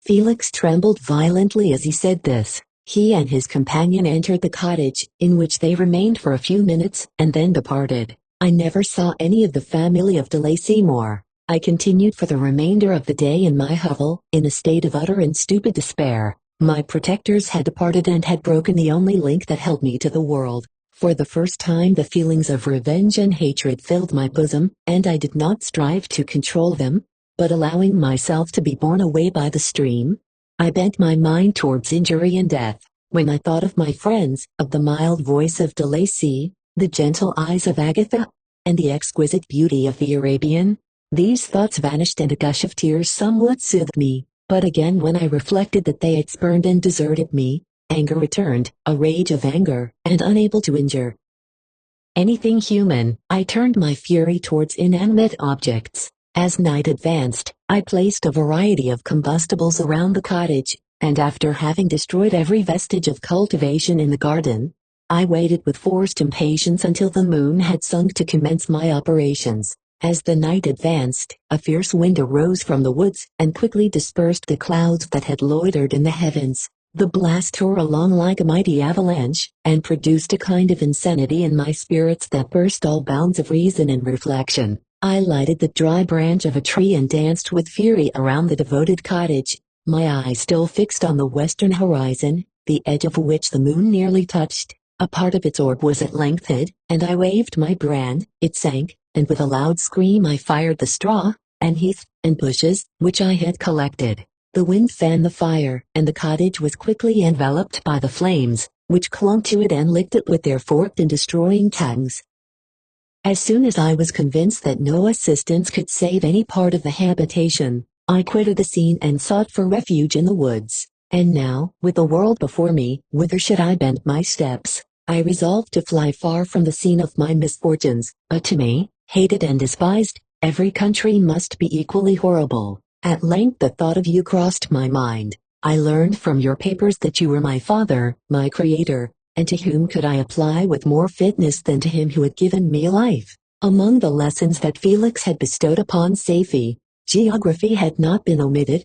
I had learned from these the relative situations of the different countries of the earth. You had mentioned Geneva as the name of your native town, and towards this place I resolved to proceed. But how was I to direct myself? I knew that I must travel in a southwesterly direction to reach my destination, but the sun was my only guide. I did not know the names of the towns that I was to pass through, nor could I ask information from a single human being, but I did not despair. From you only could I hope for succor, although towards you I felt no sentiment but that of hatred. Unfeeling, heartless creator, you had endowed me with perceptions and passions, and then cast me abroad an object for the scorn and horror of mankind. But on you only had I any claim for pity and redress, and from you I determined to seek that justice which I vainly attempted to gain from any other being that wore the human form. My travels were long and the sufferings I endured intense. It was late in autumn when I quitted the district where I had so long resided. I traveled only at night, fearful of encountering the visage of a human being. Nature decayed around me, and the sun became heatless. Rain and snow poured around me. Mighty rivers were frozen. The surface of the earth was hard and chill, and bare, and I found no shelter. Oh, earth, how often did I imprecate curses on the cause of my being! The mildness of my nature had fled, and all within me was turned to gall and bitterness. The nearer I approached to your habitation, the more deeply did I feel the spirit of revenge enkindled in my heart. Snow fell, and the waters were hardened, but I rested not. A few incidents now and then directed me, and I possessed a map of the country, but I often wandered wide from my path. The agony of my feelings allowed me no respite. No incident occurred from which my rage and misery could not extract its food. But a circumstance that happened when I arrived on the confines of Switzerland, when the sun had recovered its warmth and the earth again began to look green, confirmed in an especial manner the bitterness and horror of my feelings. I generally rested during the day and traveled only when I was secured by night from the view of man. One morning, however, finding that my path lay through a deep wood, I ventured to continue my journey after the sun had risen. The day, which was one of the first of spring, cheered even me by the loveliness of its sunshine and the balminess of the air. I felt emotions of gentleness and pleasure, that had long appeared dead, revive within me. Half surprised by the novelty of these sensations, I allowed myself to be borne away by them, and forgetting my solitude and deformity, dared to be happy. Soft hairs again bedewed my cheeks, and I even raised my humid eyes with thankfulness towards the blessed sun, which bestowed such joy upon me. I continued to wind among the paths of the wood, until I came to its boundary, which was skirted by a deep and rapid river, into which many of the trees bent their branches, now budding with a fresh spring. Here I paused, not exactly knowing what path to pursue, when I heard the sound of voices that induced me to conceal myself under the shade of a cypress. I was scarcely hid when a young girl came running towards the spot where I was concealed, laughing, as if she ran from someone in sport. She continued her course along the precipitous sides of the river, when suddenly her foot slipped, and she fell into the rapid stream. I rushed from my hiding place and with extreme labor, from the force of the current, saved her and dragged her to shore. She was senseless, and I endeavored by every means in my power to restore animation, when I was suddenly interrupted by the approach of a rustic, who was probably the person from whom she had playfully fled. On seeing me, he darted towards me, and tearing the girl from my arms, hastened towards the deeper parts of the wood. I followed speedily, I hardly knew why, but when the man saw me draw near, he aimed a gun, which he carried, at my body and fired. I sank to the ground, and my injurer, with increased swiftness, escaped into the wood. This was then the reward of my benevolence. I had saved a human being from destruction, and as a recompense I now writhed under the miserable pain of a wound, which shattered the flesh and bone. The feelings of kindness and gentleness, which I had entertained but a few moments before, gave place to hellish rage, and gnashing of teeth. Inflamed by pain, I vowed eternal hatred and vengeance to all mankind. But the agony of my wound overcame me, my pulses paused, and I fainted. For some weeks I led a miserable life in the woods, endeavoring to cure the wound which I had received. The ball had entered my shoulder, and I knew not whether it had remained there or passed through. At any rate I had no means of extracting it. My sufferings were augmented also by the oppressive sense of the injustice and ingratitude of their infliction. My daily vows rose for revenge, a deep and deadly revenge, such as would alone compensate for the outrages and anguish I had endured. After some weeks my wound healed, and I continued my journey. The labors I endured were no longer to be alleviated by the bright sun or gentle breezes of spring.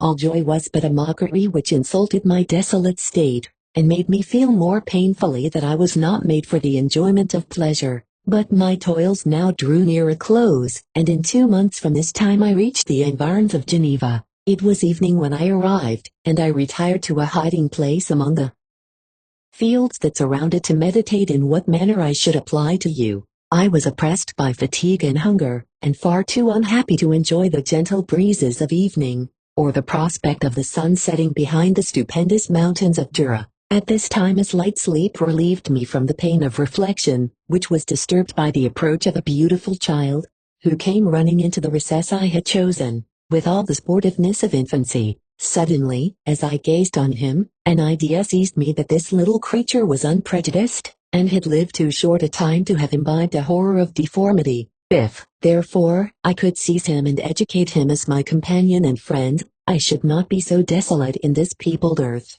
Urged by this impulse, I seized on the boy as he passed and drew him towards me. As soon as he beheld my form, he placed his hands before his eyes and uttered a shrill scream. I drew his hand forcibly from his face and said, "Child, what is the meaning of this?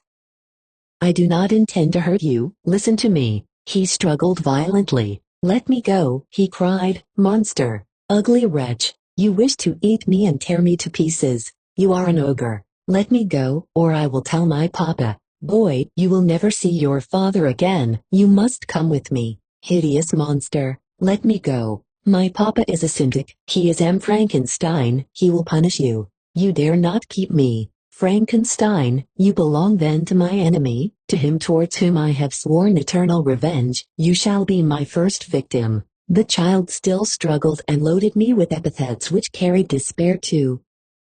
My heart, I grasped his throat to silence him, and in a moment he lay dead at my feet.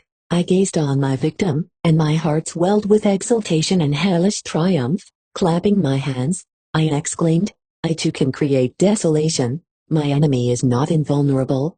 This death will carry despair to him, and 1,000 other miseries shall torment and destroy him. As I fixed my eyes on the child, I saw something glittering on his breast. I took it. It was a portrait of a most lovely woman. In spite of my malignity, it softened and attracted me. For a few moments I gazed with delight on her dark eyes, fringed by deep lashes, and her lovely lips, but presently my rage returned. I remembered that I was forever deprived of the delights that such beautiful creatures could bestow, and that she whose resemblance I contemplated would, in regarding me, have changed that air of divine benignity to one expressive of disgust and affright.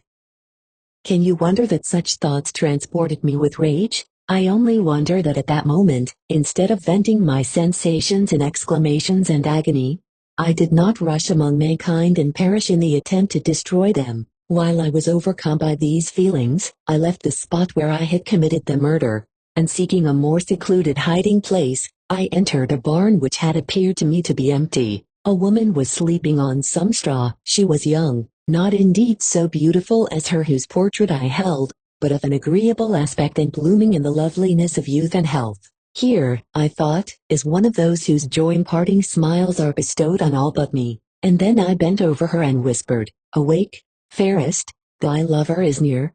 He who would give his life but to obtain one look of affection from thine eyes, my beloved, awake. The sleeper stirred, a thrill of terror ran through me. Should she indeed awake, and see me, and curse me, and denounce the murderer?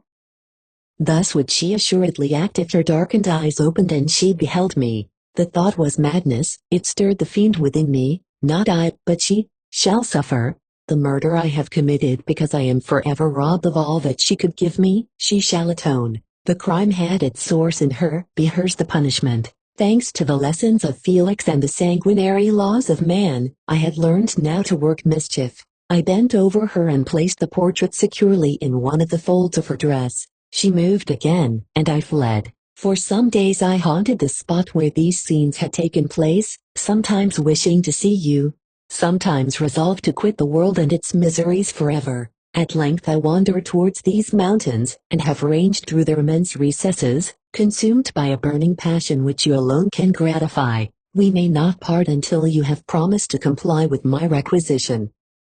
I am alone and miserable. Man will not associate with me, but one as deformed and horrible as myself would not deny herself to me. My companion must be of the same species and have the same defects. This being you must create.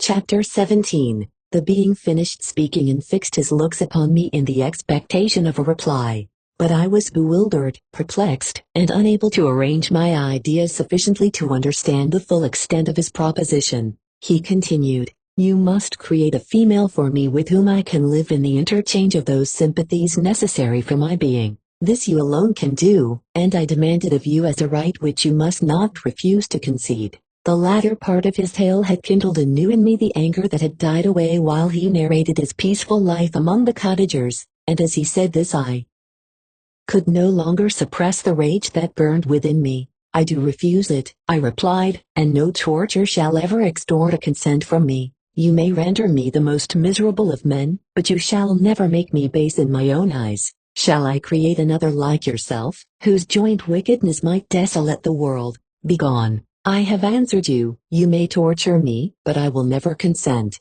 You are in the wrong, replied the fiend, and instead of threatening, I am content to reason with you. I am malicious because I am miserable. Am I not shunned and hated by all mankind? You, my creator, would tear me to pieces in triumph. Remember that, and tell me why I should pity man more than he pities me? You would not call it murder if you could precipitate me into one of those ice rifts and destroy my frame, the work of your own hands. Shall I respect man when he condemns me? Let him live with me in the interchange of kindness, and instead of injury I would bestow every benefit upon him with tears of gratitude at his acceptance. But that cannot be. The human senses are insurmountable barriers to our union. Yet mine shall not be the submission of abject slavery. I will revenge my injuries. If I cannot inspire love, I will cause fear, and chiefly towards you, my arch-enemy.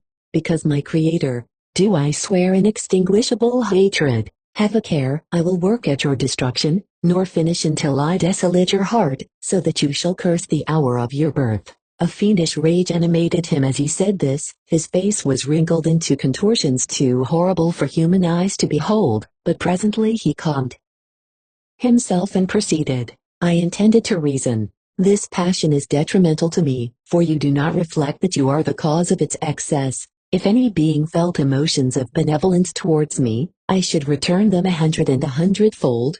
For that one creature's sake I would make peace with the whole kind. But I now indulge in dreams of bliss that cannot be realized. What I ask of you is reasonable and moderate. I demand a creature of another sex, but as hideous as myself. The gratification is small, but it is all that I can receive, and it shall content me. It is true, we shall be monsters, cut off from all the world, but on that account we shall be more attached to one another. Our lives will not be happy, but they will be harmless and free from the misery I now feel. Oh, my Creator, make me happy. Let me feel gratitude towards you for one benefit. Let me see that I excite the sympathy of some existing thing. Do not deny me my request. I was moved. I shuddered when I thought of the possible consequences of my consent, but I felt that there was some justice in his argument. His tale and the feelings he now expressed proved him to be a creature of fine sensations, and did I not as his maker owe him all the portion of happiness that it was in my power to bestow?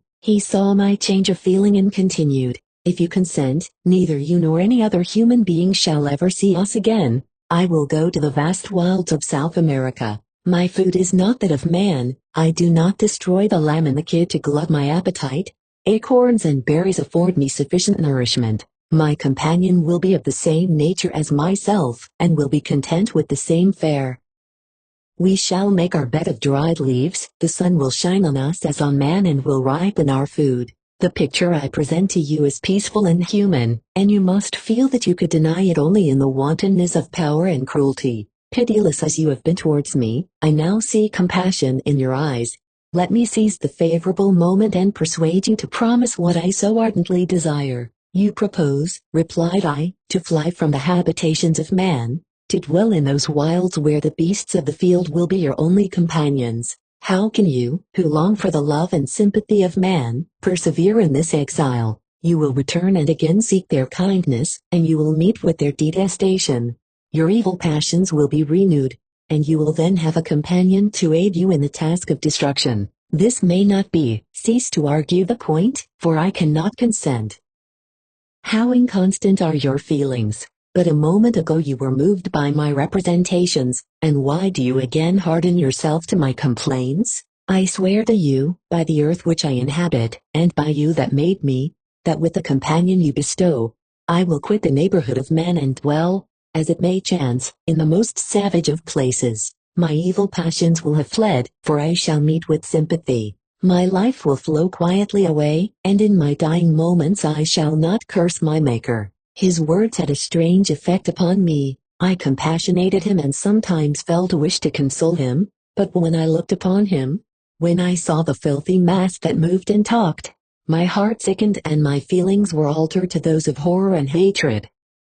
I tried to stifle these sensations. I thought that as I could not sympathize with him, I had no right to withhold from him the small portion of happiness which was yet in my power to bestow. You swear, I said, to be harmless, but have you not already shown a degree of malice that should reasonably make me distrust you? May not even this be a feint that will increase your triumph, by affording a wider scope for your revenge? How is this? I must not be trifled with, and I demand an answer. If I have no ties and no affections, hatred and vice must be my portion. The love of another will destroy the cause of my crimes, and I shall become a thing of whose existence everyone will be ignorant. My vices are the children of a forced solitude that I abhor, and my virtues will necessarily arise when I live in communion with an equal.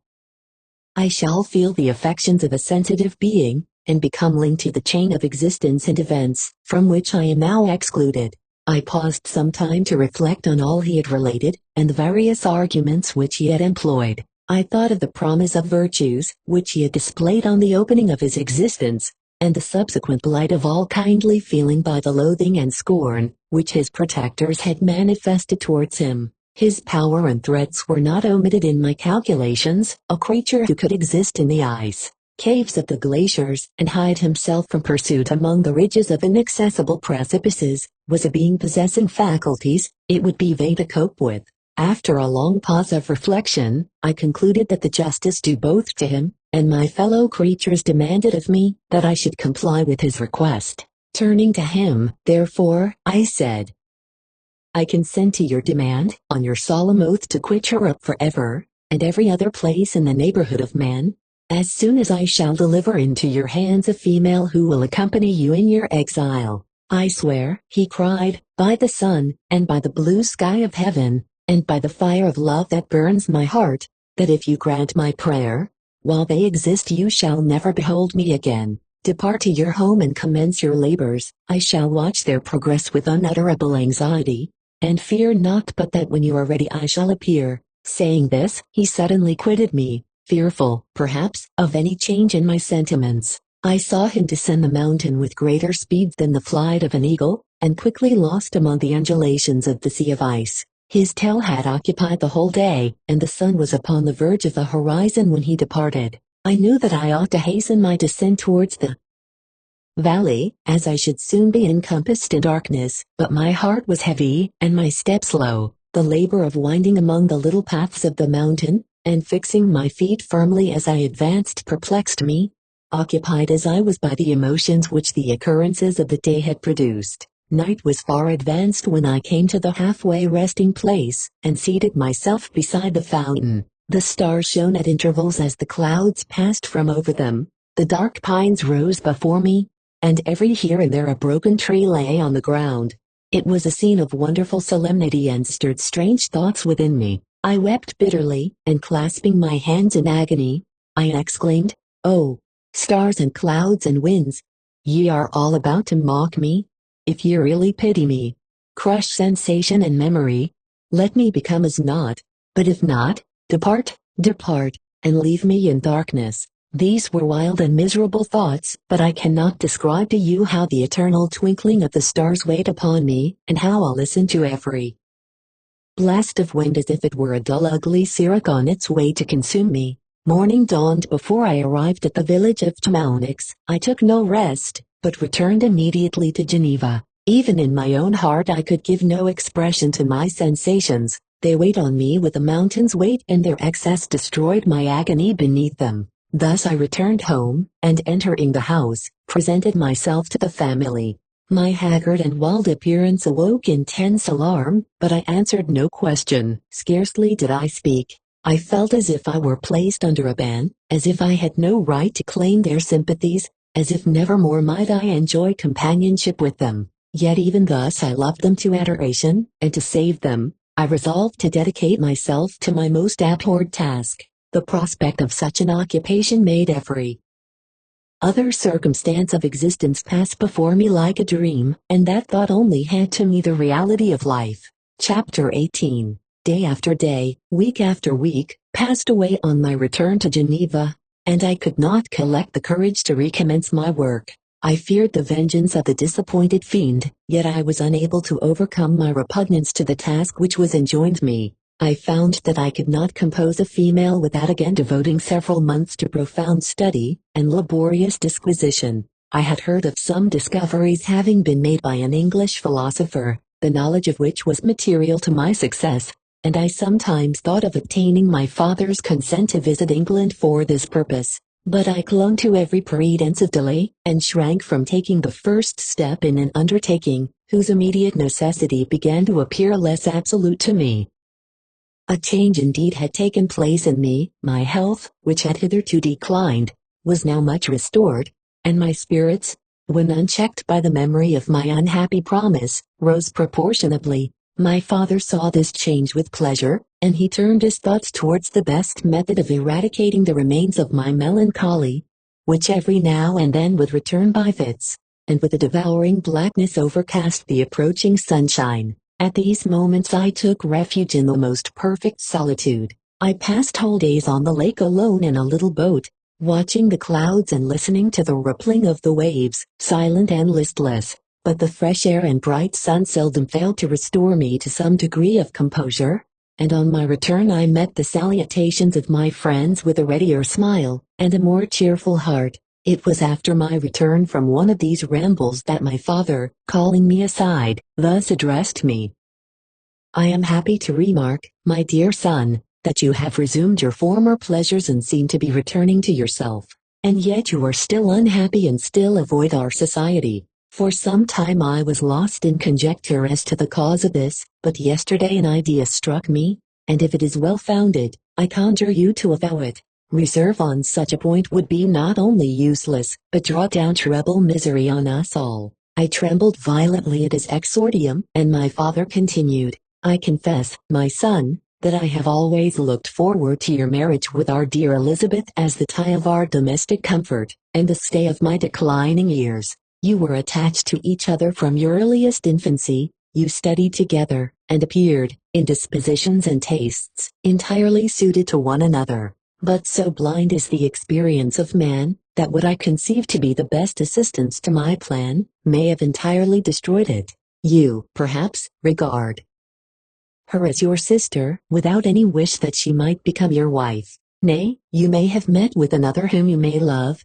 and considering yourself as bound in honor to Elizabeth, this struggle may occasion the poignant misery which you appear to feel. My dear father, reassure yourself. I love my cousin tenderly and sincerely. I never saw any woman who excited, as Elizabeth does, my warmest admiration and affection. My future hopes and prospects are entirely bound up in the expectation of our union. The expression of your sentiments of this subject, my dear Victor, gives me more pleasure than I have for some time experienced. If you feel thus, we shall assuredly be happy, however present events may cast gloom over us. But it is this gloom, which appears to have taken so strong a hold of your mind, that I wish to dissipate. Tell me, therefore, whether you object to an immediate solemnization of the marriage. We have been unfortunate, and recent events have drawn us from that everyday tranquility befitting my years and infirmities. You are younger, yet I do not suppose, possessed as you are of a competent fortune, that an early marriage would at all interfere with any future plans of honor and utility that you may have formed. Do not suppose, however, that I wish to dictate happiness to you, or that a delay on your part would cause me any serious uneasiness. Interpret my words with candor and answer me, I conjure you, with confidence and sincerity. I listened to my father in silence and remained for some time incapable of offering any reply. I revolved rapidly in my mind a multitude of thoughts and endeavored to arrive at some conclusion. Alice, to me the idea of an immediate union with my Elizabeth was one of horror and dismay. I was bound by a solemn promise which I had not yet fulfilled and dared not break, or if I did, what manifold miseries might not impend over me and my devoted family. Could I enter into a festival with this deadly weight yet hanging round my neck and bowing me to the ground? I must perform my engagement and let the monster depart with his mate before I allowed myself to enjoy the delight of a union from which I expected peace. I remembered also the necessity imposed upon me of either journeying to England, or entering into a long correspondence with those philosophers of that country, whose knowledge and discoveries were of indispensable use to me in my present undertaking. The latter method of obtaining the desired intelligence was dilatory and unsatisfactory. Besides, I had an insurmountable aversion to the idea of engaging myself in my loathsome task in my father's house while in habits of familiar intercourse with those I loved. I knew that 1,000 fearful accidents might occur, the slightest of which would disclose a tale to thrill all connected with me with horror. I was aware also that I should often lose all self-command, all capacity of hiding the harrowing sensations that would possess me during the progress of my unearthly occupation. I must absent myself from all I loved while thus employed. Once commenced, it would quickly be achieved, and I might be restored to my family in peace and happiness. My promise fulfilled, the monster would depart forever. Or, so my fond fancy imaged, some accident might meanwhile occur to destroy him and put an end to my slavery forever. These feelings dictated my answer to my father. I expressed a wish to visit England, but concealing the true reasons of this request, I clothed my desires under a guise which excited no suspicion. While I urged my desire with an earnestness that easily induced my father to comply, after so long a period of an absorbing melancholy that resembled madness in its intensity and effects, he was glad to find that I was capable of taking pleasure in the idea of such a journey, and he hoped that change of scene and varied amusement would, before my return, have restored me entirely to myself. The duration of my absence was left to my own choice. A few months, or at most a year, was the period contemplated. One paternal kind precaution he had taken to ensure my having a companion. Without previously communicating with me, he had, in concert with Elizabeth, arranged that Clerval should join me at Strasbourg.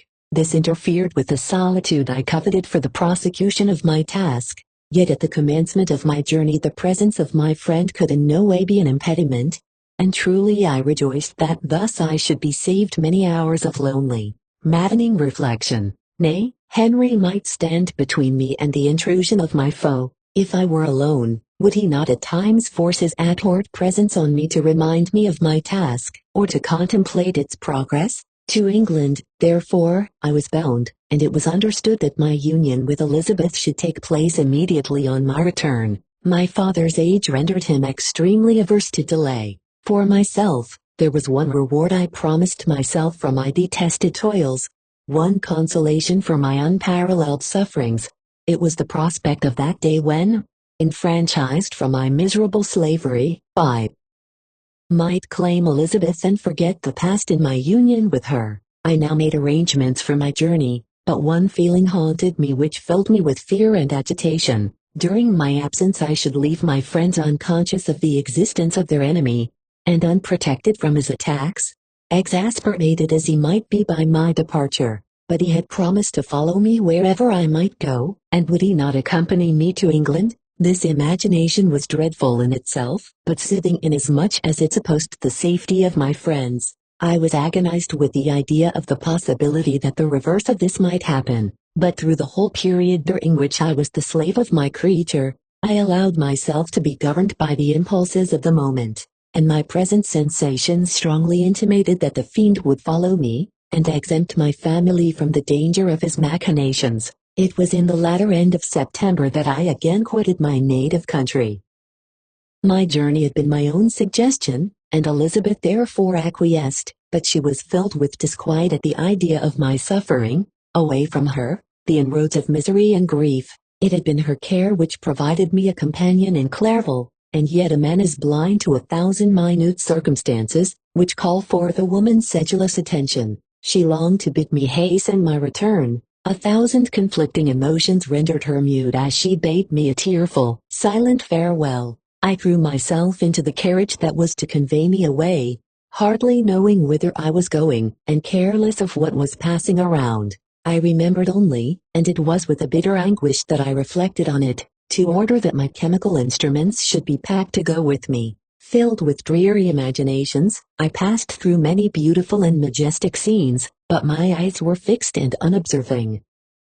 I could only think of the bourne of my travels, and the work which was to occupy me whilst they endured. After some days spent in listless indolence, during which I traversed many leagues, I arrived at Strasbourg, where I waited 2 days for Clerval. He came. Alas, how great was the contrast between us! He was alive to every new scene, joyful when he saw the beauties of the setting sun, and more happy when he beheld it rise and recommence a new day. He pointed out to me the shifting colors of the landscape and the appearances of the sky. "This is what it is to live," he cried. "Now I enjoy existence. But you, my dear Frankenstein, wherefore are you desponding and sorrowful in truth?"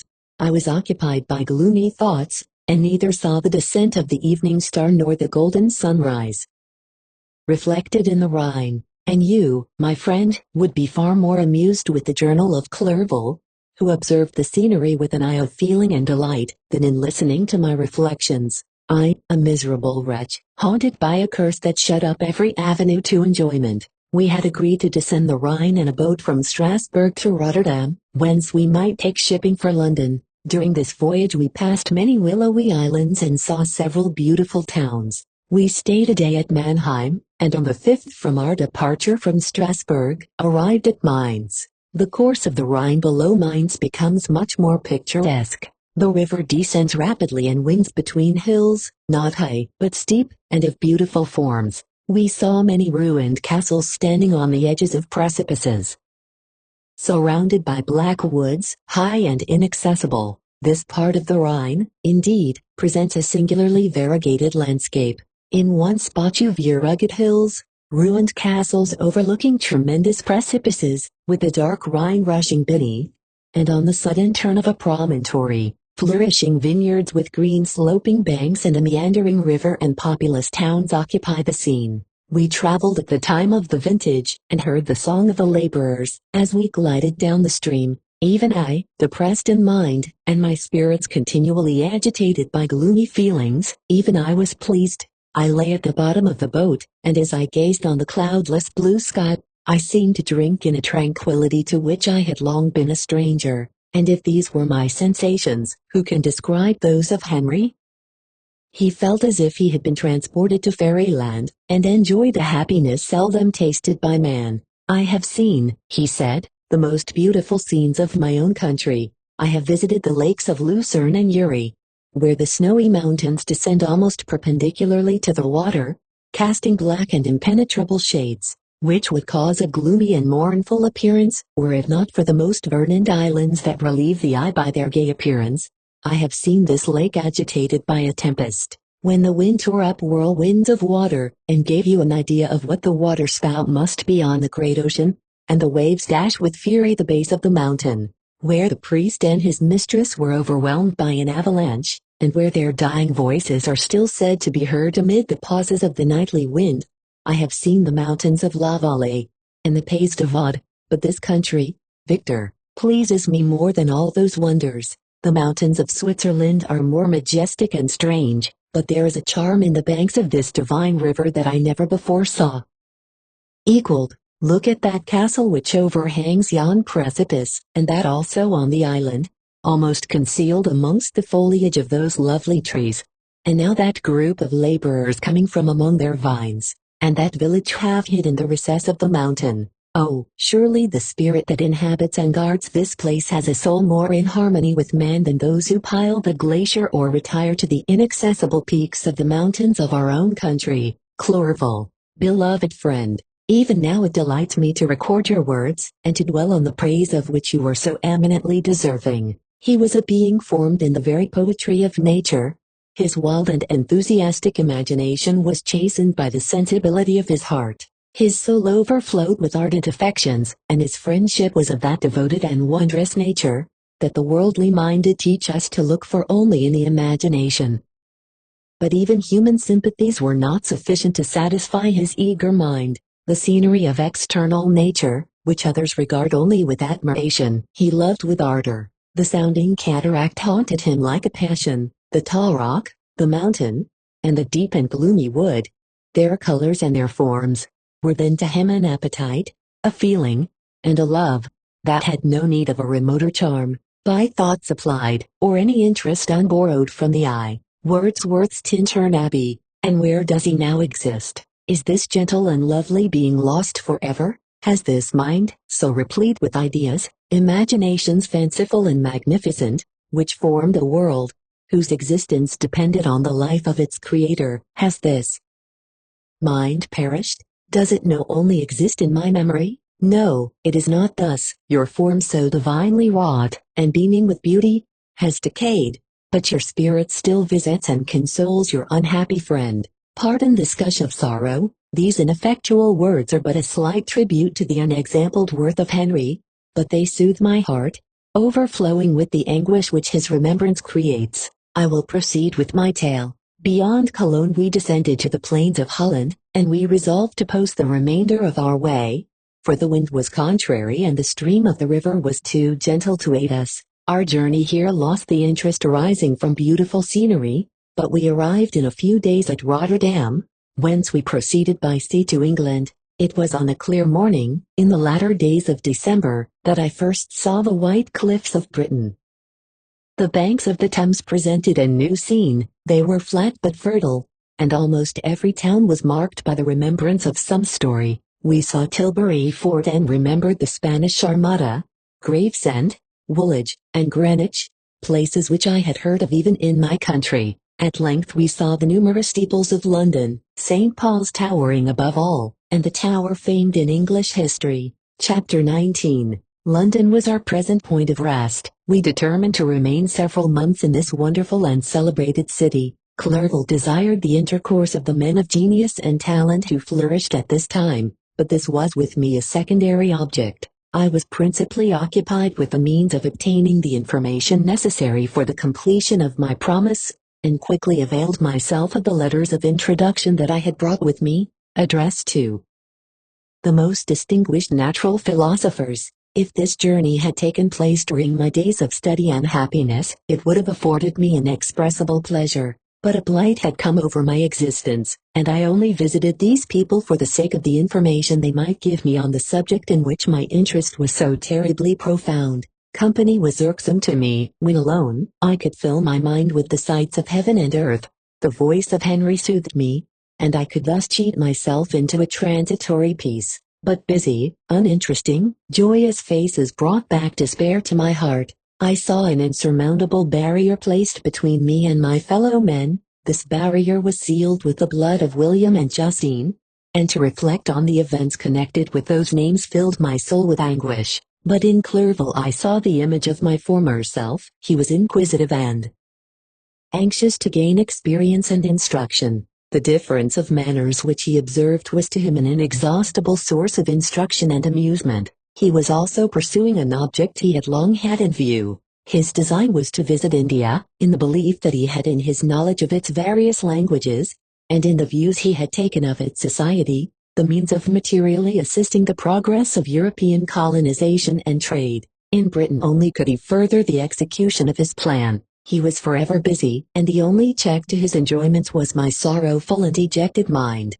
I tried to conceal this as much as possible, that I might not debar him from the pleasures natural to one who was entering on a new scene of life, undisturbed by any care or bitter recollection. I often refused to accompany him, alleging another engagement, that I might remain alone. I now also began to collect the materials necessary for my new creation, and this was to me like the torture of single drops of water continually falling on the head. Every thought that was devoted to it was an extreme anguish, and every word that I spoke in allusion to it caused my lips to quiver, and my heart to palpitate. After passing some months in London, we received a letter from a person in Scotland who had formerly been our visitor at Geneva. He mentioned the beauties of his native country and asked us if those were not sufficient allurements to induce us to prolong our journey as far north as Perth, where he resided. Clerval eagerly desired to accept this invitation, and I, although I abhorred society, wished to view again mountains and streams and all the wondrous works with which nature adorns her chosen dwelling places. We had arrived in England at the beginning of October, and it was now February. We accordingly determined to commence our journey towards the north at the expiration of another month. In this expedition we did not intend to follow the great road to Edinburgh, but to visit Windsor, Oxford, Matlock, and the Cumberland Lakes. Resolving to arrive at the completion of this tour about the end of July, I packed up my chemical instruments and the materials I had collected, resolving to finish my labors in some obscure nook in the northern highlands of Scotland. We quitted London on the 27th of March and remained a few days at Windsor, rambling in its beautiful forest. This was a new scene to us mountaineers. The majestic oaks, the quantity of game, and the herds of stately deer were all novelties to us.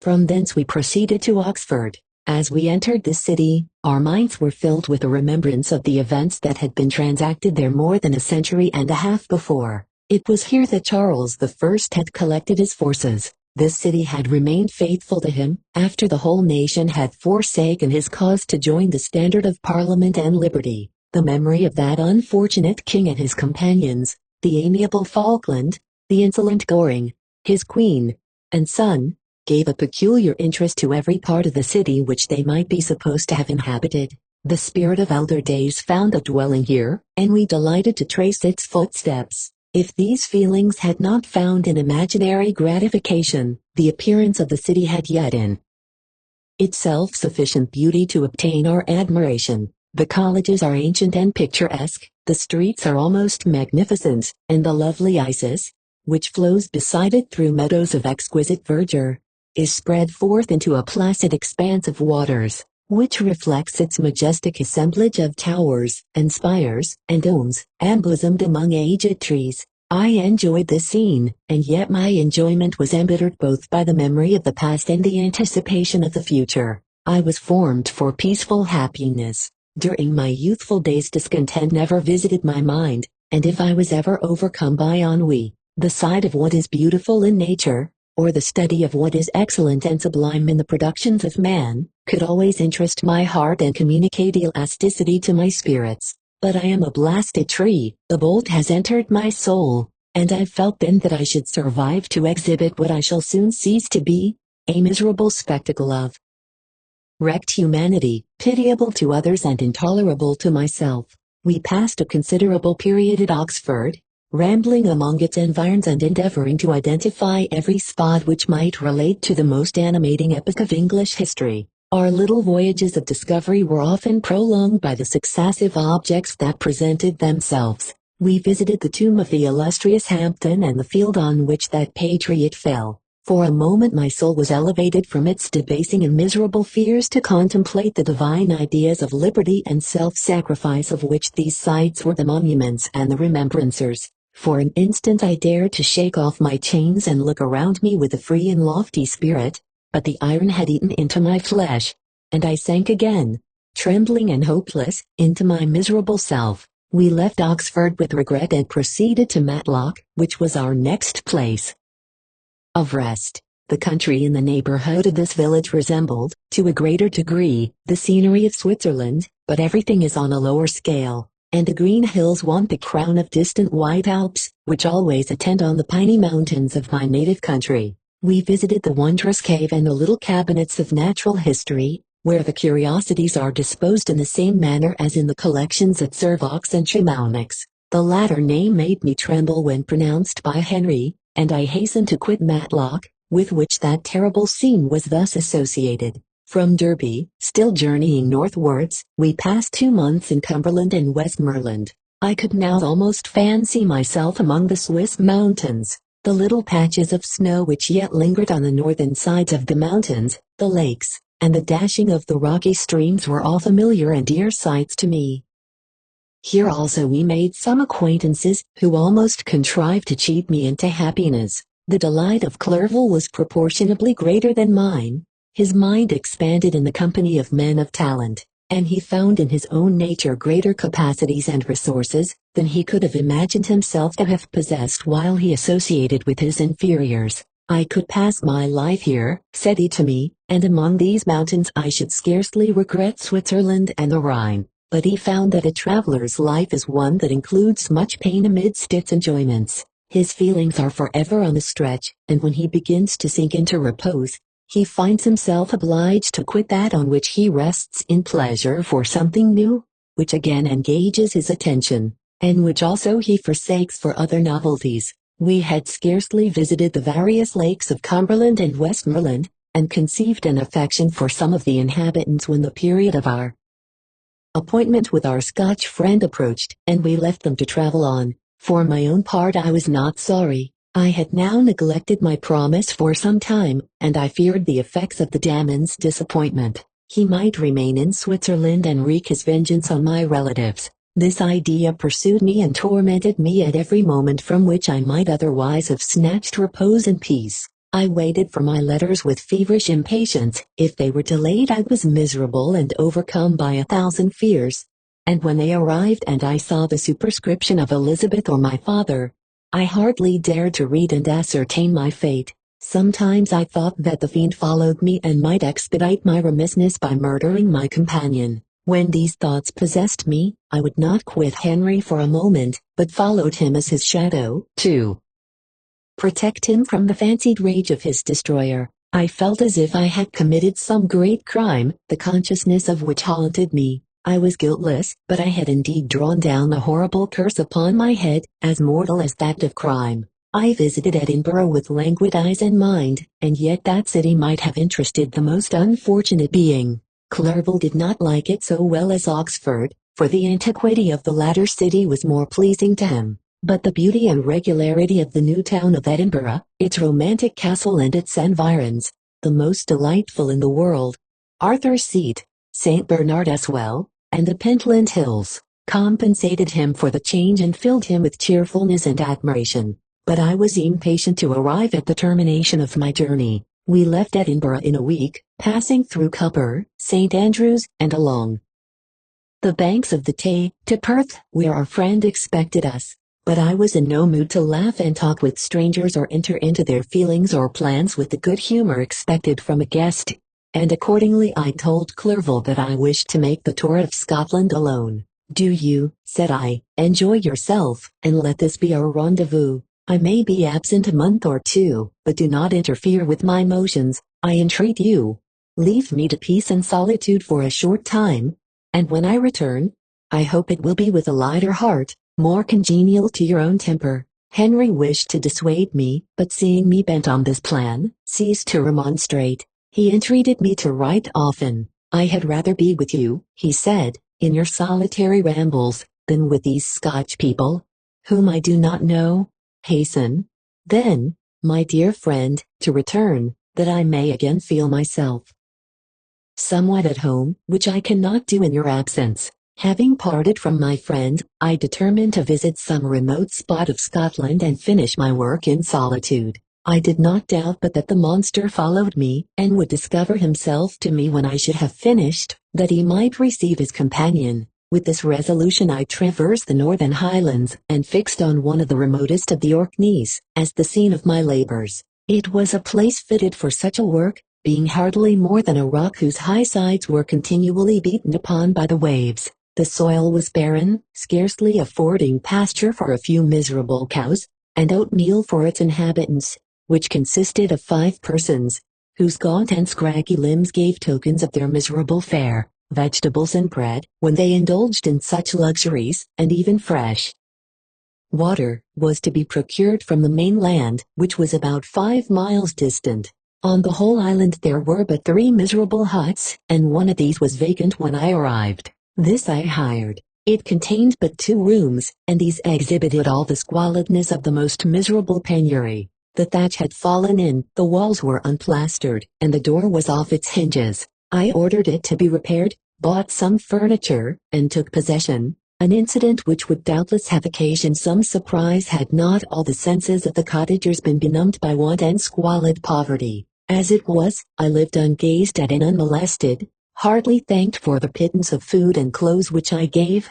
So much does suffering blunt even the coarsest sensations of men. In this retreat I devoted the morning to labor, but in the evening, when the weather permitted, I walked on the stony beach of the sea to listen to the waves as they roared and dashed at my feet. It was a monotonous yet ever-changing scene. I thought of Switzerland. It was far different from this desolate and appalling landscape. Its hills are covered with vines, and its cottages are scattered thickly in the plains. Its fair lakes reflect a blue and gentle sky, and when troubled by the winds, their tumult is but as the play of a lively infant, when compared to the roarings of the giant ocean. In this manner I distributed my occupations when I first arrived, but as I proceeded in my labor, it became every day more horrible and irksome to me. Sometimes I could not prevail on myself to enter my laboratory for several days, and at other times I toiled day and night in order to complete my work. It was, indeed, a filthy process in which I was engaged.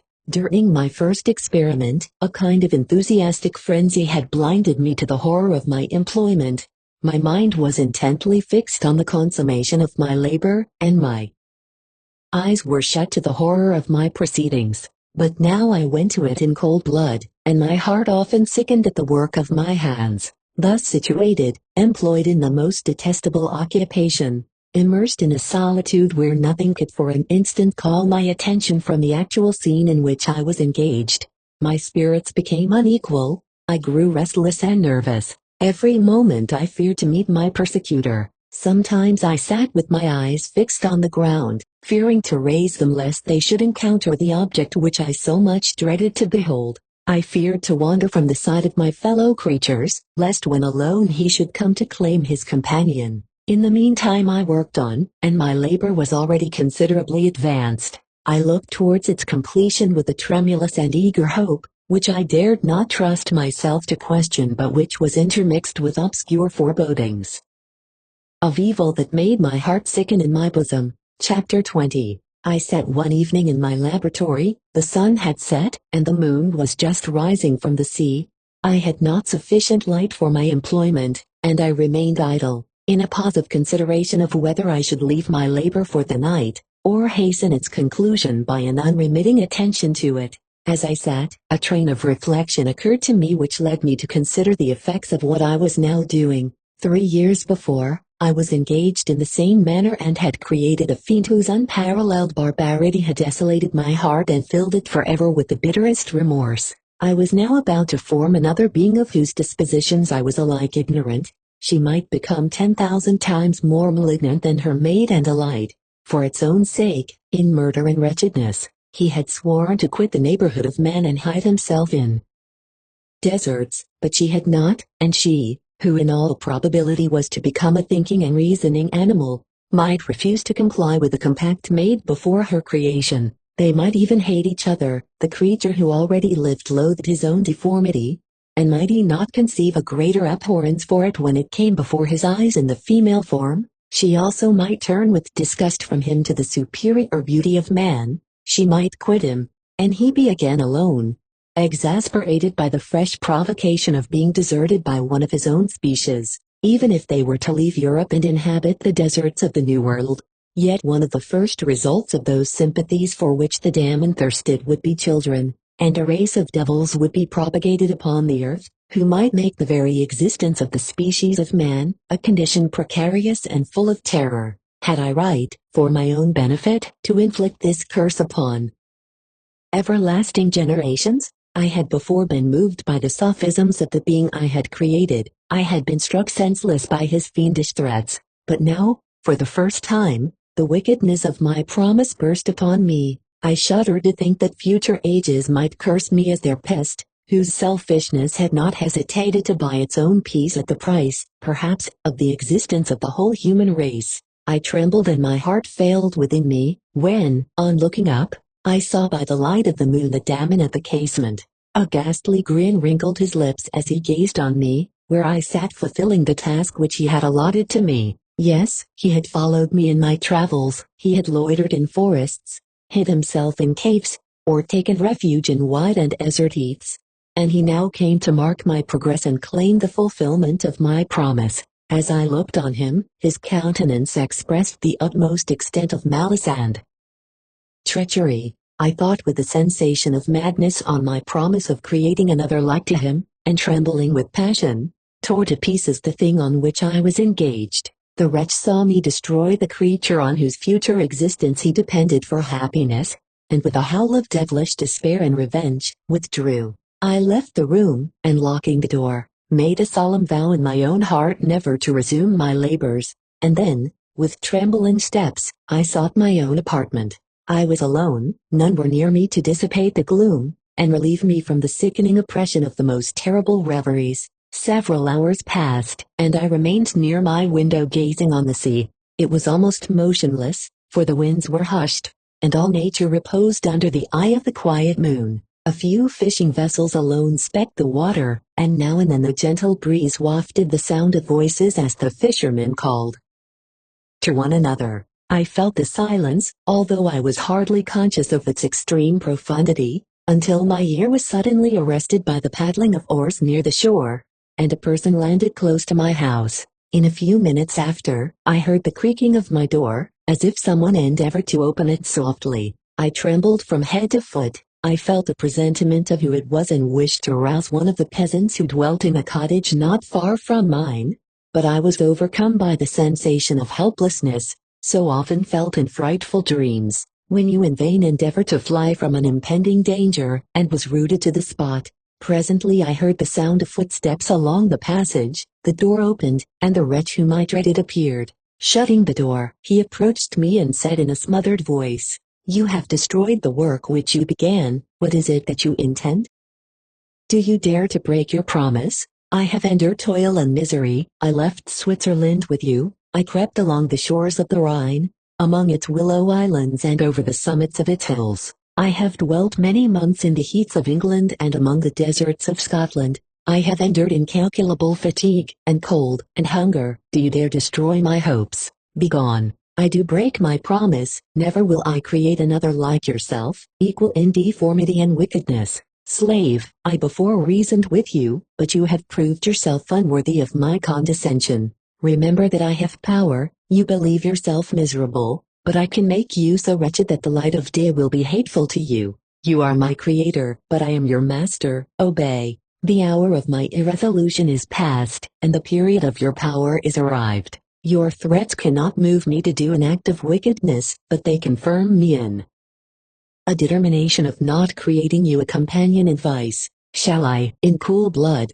set loose upon the earth a demon whose delight is in death and wretchedness? Begone. I am firm, and your words will only exasperate my rage. The monster saw my determination in my face and gnashed his teeth in the impotence of anger. Shall each man, cried he, find a wife for his bosom, and each beast have his mate, and I be alone? I had feelings of affection, and they were requited by detestation and scorn. Man, you may hate, but beware. Your hours will pass in dread and misery, and soon the bolt will fall which must ravish from you your happiness forever. Are you to be happy while I grovel in the intensity of my wretchedness? You can blast my other passions, but revenge remains, revenge, henceforth dearer than light or food. I may die, but first you, my tyrant and tormentor, shall curse the sun that gazes on your misery. Beware, for I am fearless and therefore powerful. I will watch with the wiliness of a snake, that I may sting with its venom. Man, you shall repent of the injuries you inflict. Devil, cease, and do not poison the air with these sounds of malice. I have declared my resolution to you, and I am no coward to bend beneath words. Leave me, I am inexorable. It is well, I go, but remember, I shall be with you on your wedding night. I started forward and exclaimed, Villain, before you sign my death warrant, be sure that you are yourself safe. I would have seized him, but he eluded me and quitted the house with precipitation. In a few moments I saw him in his boat, which shot across the waters with an arrowy swiftness and was soon lost amidst the waves. All was again silent, but his words rang in my ears. I burned with rage to pursue the murderer of my peace and precipitate him into the ocean. I walked up and down my room hastily and perturbed, while my imagination conjured up 1,000 images to torment and sting me. Why had I not followed him and closed with him in mortal strife? But I had suffered him to depart, and he had directed his course towards the mainland. I shuddered to think who might be the next victim sacrificed to his insatiate revenge. And then I thought again of his words, I will be with you on your wedding night. That, then, was the period fixed for the fulfillment of my destiny. In that hour I should die and at once satisfy and extinguish his malice. The prospect did not move me to fear, yet when I thought of my beloved Elizabeth, of her tears and endless sorrow, when she should find her lover so barbarously snatched from her, tears, the first I had shed for many months, streamed from my eyes, and I resolved not to fall before my enemy without a bitter struggle. The night passed away, and the sun rose from the ocean. My feelings became calmer, if it may be called calmness when the violence of rage sinks into the depths of despair. I left the house, the horrid scene of the last night's contention, and walked on the beach of the sea, which I almost regarded as an insuperable barrier between me and my fellow creatures. Nay, a wish that such should prove the fact stole across me. I desired that I might pass my life on that barren rock, wearily, it is true, but uninterrupted by any sudden shock of misery. If I returned, it was to be sacrificed or to see those whom I most loved die under the grasp of a demon whom I had myself created. I walked about the isle like a restless spectre, separated from all it loved and miserable in the separation. When it became noon, and the sun rose higher, I lay down on the grass and was overpowered by a deep sleep. I had been awake the whole of the preceding night, my nerves were agitated, and my eyes inflamed by watching and misery. The sleep into which I now sank refreshed me, and when I awoke, I again felt as if I belonged to a race of human beings like myself. and I began to reflect upon what had passed with greater composure. Yet still the words of the fiend rang in my ears like a death knell. They appeared like a dream, yet distinct and oppressive as a reality. The sun had far descended, and I still sat on the shore, satisfying my appetite, which had become ravenous, with an oaten cake, when I saw a fishing boat land close to me, and one of the men brought me a packet. It contained letters from Geneva, and one from Clerval entreating me to join him. He said that he was wearing away his time fruitlessly where he was, that letters from the friends he had formed in London desired his return to complete the negotiation they had entered into for his Indian enterprise. He could not any longer delay his departure, but as his journey to London might be followed, even sooner than he now conjectured, by his longer voyage, he entreated me to bestow as much of my society on him as I could spare. He besought me, therefore, to leave my solitary isle and to meet him at Perth, that we might proceed southwards together. This letter in a degree recalled me to life, and I determined to quit my island at the expiration of 2 days. Yet, before I departed, there was a task to perform, on which I shuddered to reflect. I must pack up my chemical instruments, and for that purpose I must enter the room which had been the scene of my odious work, and I must handle those utensils the sight of which was sickening to me. The next morning, at daybreak, I summoned sufficient courage and unlocked the door of my laboratory. The remains of the half-finished creature, whom I had destroyed, lay scattered on the floor, and I almost felt as if I had mangled the living flesh of a human being. I paused to collect myself and then entered the chamber. With trembling hand I conveyed the instruments out of the room, but I reflected that I ought not to leave the relics of my work to excite the horror and suspicion of the peasants, and I accordingly put them into a basket, with a great quantity of stones, and laying them up, determined to throw them into the sea that very night, and in the meantime I sat upon the beach, employed in cleaning and arranging my chemical apparatus. Nothing could be more complete than the alteration that had taken place in my feelings since the night of the appearance of the demon. I had before regarded my promise with a gloomy despair as a thing that, with whatever consequences, must be fulfilled, but I now felt as if a film had been taken from before my eyes, and that I for the first time saw clearly. The idea of renewing my labors did not for one instant occur to me. The threat I had heard weighed on my thoughts, but I did not reflect that a voluntary act of mine could avert it. I had resolved in my own mind that to create another like the fiend I had first made would be an act of the basest and most atrocious selfishness, and I banished from my mind every thought that could lead to a different conclusion. Between 2 and 3 in the morning the moon rose, and I then, putting my basket aboard a little skiff, sailed out about 4 miles from the shore. The scene was perfectly solitary. A few boats were returning towards land, but I sailed away from them.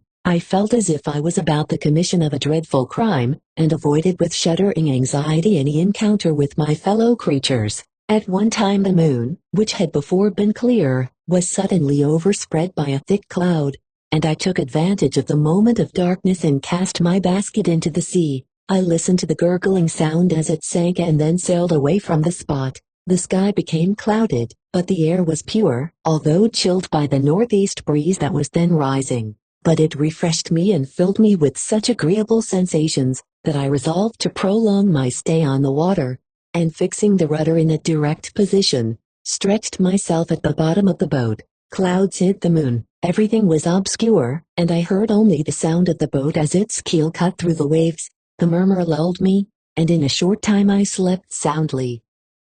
I do not know how long I remained in this situation, but when I awoke I found that the sun had already mounted considerably, the wind was high, and the waves continually threatened the safety of my little skiff. I found that the wind was northeast and must have driven me far from the coast from which I had embarked. I endeavored to change my course but quickly found that if I again made the attempt, the boat would be instantly filled with water. Thus situated, my only resource was to drive before the wind. I confess that I felt a few sensations of terror. I had no compass with me, and was so slenderly acquainted with the geography of this part of the world, that the sun was of little benefit to me. I might be driven into the wide Atlantic, and feel all the tortures of starvation, or be swallowed up in the immeasurable waters that roared and buffeted around me. I had already been out many hours and felt the torment of a burning thirst, a prelude to my other sufferings. I looked on the heavens, which were covered by clouds that flew before the wind, only to be replaced by others. I looked upon the sea, it was to be my grave. And, I exclaimed, your task is already fulfilled. I thought of Elizabeth, of my father, and of Clairville, all left behind, on whom the monster might satisfy his sanguinary and merciless passions. This idea plunged me into a reverie so despairing and frightful that even now, when the scene is on the point of closing before me forever, I shudder to reflect on it. Some hours passed thus, but by degrees, as the sun declined towards the horizon, the wind died away into a gentle breeze and the sea became free from breakers. But these gave place to a heavy swell. I felt sick and hardly able to hold the rudder, when suddenly I saw a line of high land towards the south. Almost spent, as I was, by fatigue and the dreadful suspense I endured for several hours, this sudden certainty of life rushed like a flood of warm joy to my heart, and tears gushed from my eyes. How mutable are our feelings, and how strange is that clinging love we have of life even in the excess of misery. I constructed another sail with a part of my dress, and eagerly steered my course towards the land. It had a wild and rocky appearance, but as I approached nearer I easily perceived the traces of cultivation. I saw vessels near the shore, and found myself suddenly transported back to the neighborhood of civilized man. I carefully traced the windings of the land, and hailed a steeple, which I at length saw issuing from behind a small promontory. As I was in a state of extreme debility, I resolved to sail directly towards the town, as a place where I could most easily procure nourishment. Fortunately I had money with me. As I turned the promontory I perceived a small neat town and a good harbor, which I entered, my heart bounding with joy at my unexpected escape. As I was occupied in fixing the boat and arranging the sails, several people crowded towards the spot. They seemed much surprised at my appearance, but instead of offering me any assistance, whispered together with gestures that at any other time might have produced in me a slight sensation of alarm. As it was, I merely remarked that they spoke English, and I therefore addressed them in that language. "My good friends," said I, "will you be so kind as to tell me the name of this town, and inform me where I am?" "You will know that soon enough," replied a man with a hoarse voice. "Maybe you're come to a place that will not prove much to your taste, but you will not be consulted as to your quarters, I promise you." I was exceedingly surprised on receiving so rude an answer from a stranger, and I was also disconcerted on perceiving the frowning and angry countenances of his companions. "Why do you answer me so roughly?" I replied. "Surely it is not the custom of Englishmen to receive strangers so inhospitably." "I do not know," said the man, "what the custom of the English may be, but it is the custom of the Irish to hate villains." While this strange dialogue continued, I perceived the crowd rapidly increase. Their faces expressed a mixture of curiosity and anger, which annoyed and in some degree alarmed me. I inquired the way to the inn, but no one replied. I then moved forward, and a murmuring sound arose from the crowd as they followed and surrounded me, when an ill-looking man approaching tapped me on the shoulder and said, "Come, sir, you must follow me to Mr. Kerwin's to give an account of yourself." "Who is Mr. Kerwin?" "Why am I to give an account of myself? Is not this a free country?" "Aye, sir, free enough for honest folks. Mr. Kerwin is a magistrate, and you are to give an account of the death of a gentleman who was found murdered here last night." This answer startled me, but I presently recovered myself. I was innocent, that could easily be proved. Accordingly I followed my conductor in silence, and was led to one of the best houses in the town. I was ready to sink from fatigue and hunger, but being surrounded by a crowd, I thought it politic to rouse all my strength, that no physical debility might be construed into apprehension or conscious guilt. Little did I then expect the calamity that was in a few moments to overwhelm me and extinguish in horror and despair all fear of ignominy or death. I must pause here, for it requires all my fortitude to recall the memory of the frightful events, which I am about to relate, in proper detail, to my recollection. Chapter 21. I was soon introduced into the presence of the magistrate, an old benevolent man with calm and mild manners. He looked upon me, however, with some degree of severity, and then, turning towards my conductors, he asked who appeared as witnesses on this occasion. About half a dozen men came forward, and, one being selected by the magistrate, he deposed that he had been out fishing the night before with his son and brother-in-law, Daniel Nugent, when, about 10 o'clock, they observed a strong northerly blast rising, and they accordingly put in for port. It was a very dark night, as the moon had not yet risen. They did not land at the harbor, but, as they had been accustomed, at a creek about 2 miles below. He walked on first, carrying a part of the fishing tackle, and his companions followed him at some distance. As he was proceeding along the sands, he struck his foot against something and fell at his length on the ground. His companions came up to assist him, and by the light of their lantern they found that he had fallen on the body of a man, who was to all appearance dead. Their first supposition was that it was the corpse of some person who had been drowned and was thrown on shore by the waves, but on examination they found that the clothes were not wet and even that the body was not then cold. They instantly carried it to the cottage of an old woman near the spot and endeavored, but in vain, to restore it to life. It appeared to be a handsome young man, about 25 years of age. He had apparently been strangled, for there was no sign of any violence except the black mark of fingers on his neck. The first part of this deposition did not in the least interest me, but when the mark of the fingers was mentioned I remembered the murder of my brother and felt myself extremely agitated.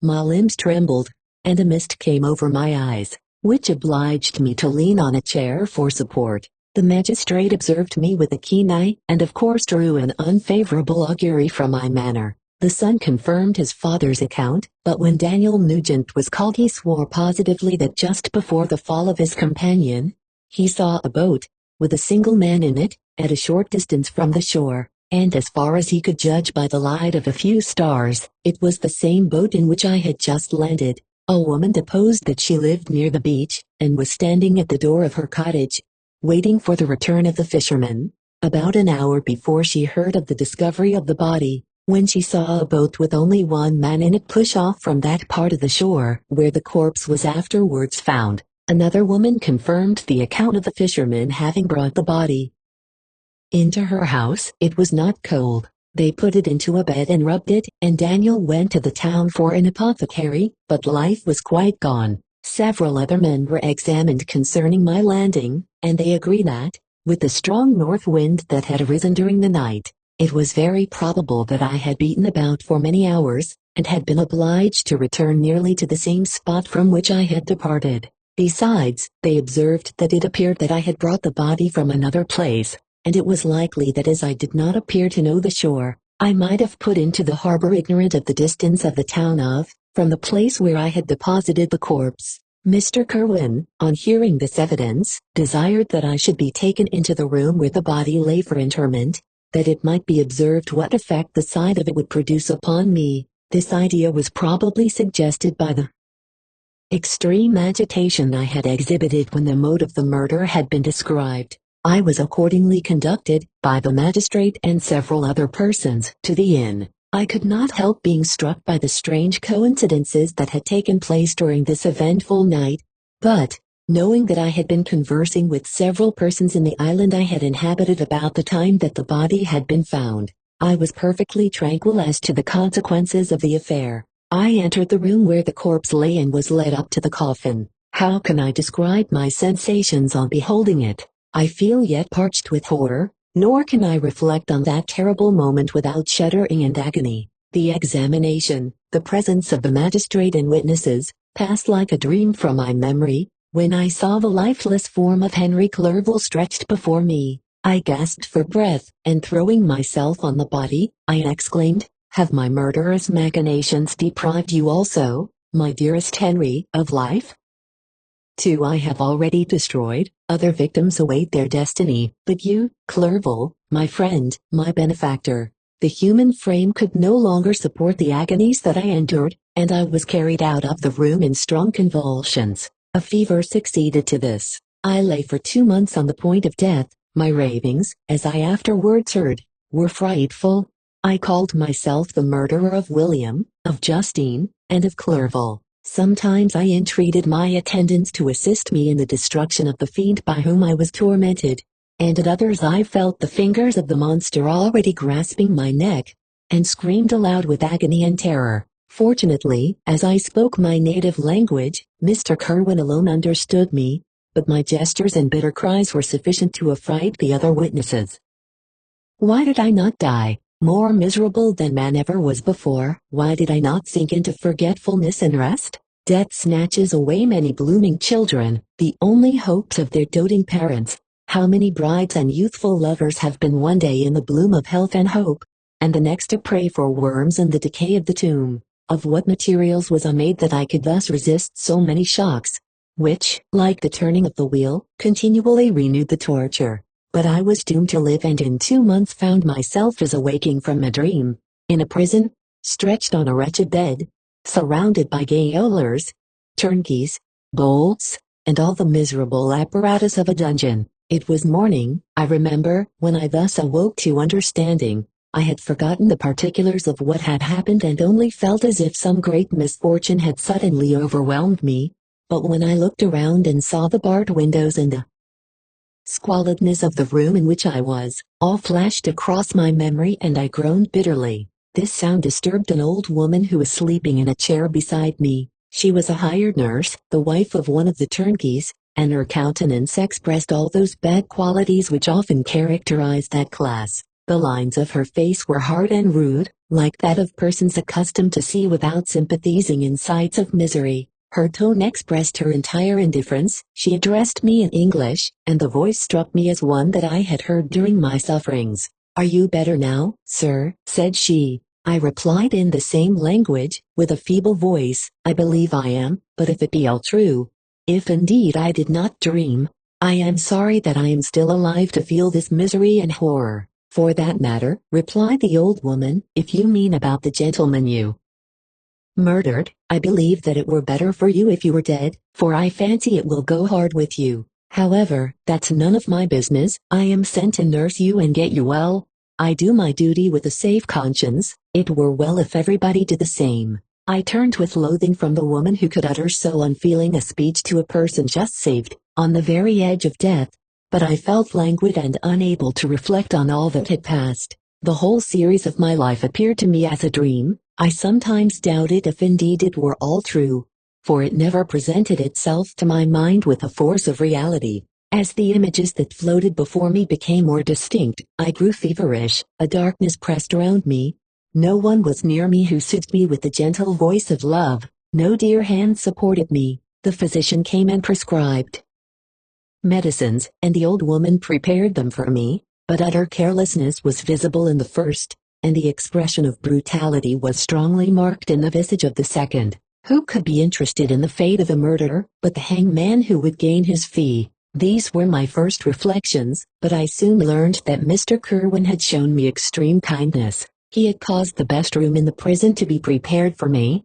Wretched indeed was the best, and it was he who had provided a physician and a nurse. It is true, he seldom came to see me, for although he ardently desired to relieve the sufferings of every human creature, he did not wish to be present at the agonies and miserable ravings of a murderer. He came, therefore, sometimes to see that I was not neglected, but his visits were short and with long intervals. One day, while I was gradually recovering, I was seated in a chair, my eyes half open and my cheeks livid like those in death.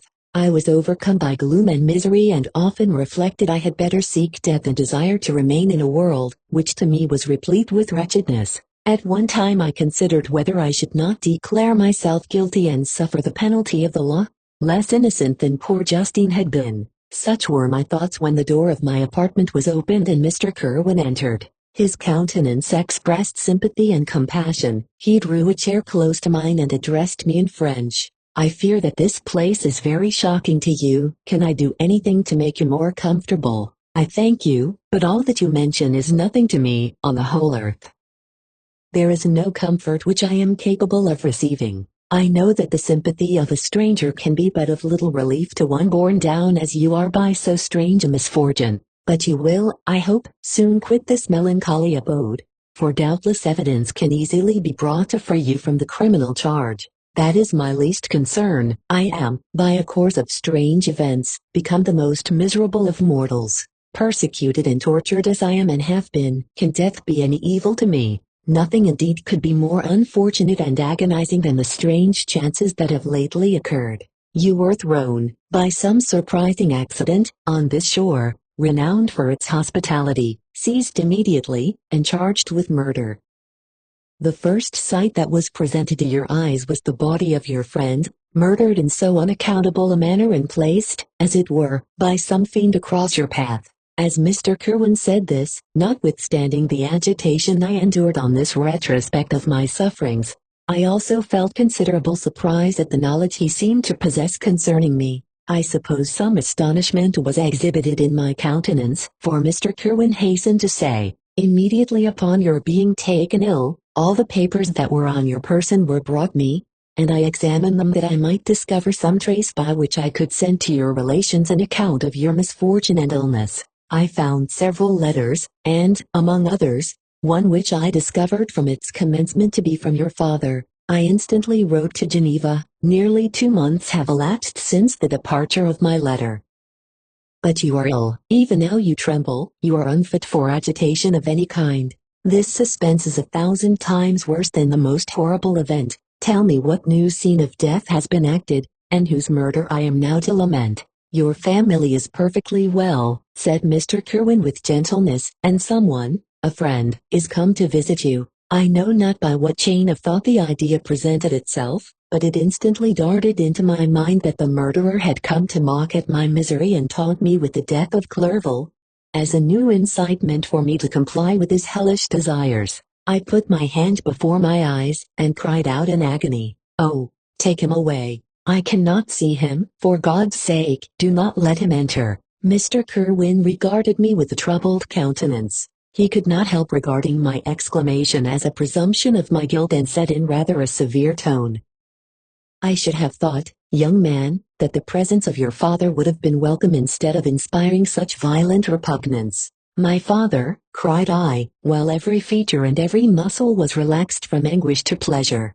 "is my father indeed come? How kind, how very kind! But where is he? Why does he not hasten to me?" My change of manner surprised and pleased the magistrate. Perhaps he thought that my former exclamation was a momentary return of delirium, and now he instantly resumed his former benevolence. He rose and quitted the room with my nurse, and in a moment my father entered it. Nothing, at this moment, could have given me greater pleasure than the arrival of my father. I stretched out my hand to him and cried, "Are you then safe, and Elizabeth, and Ernest?"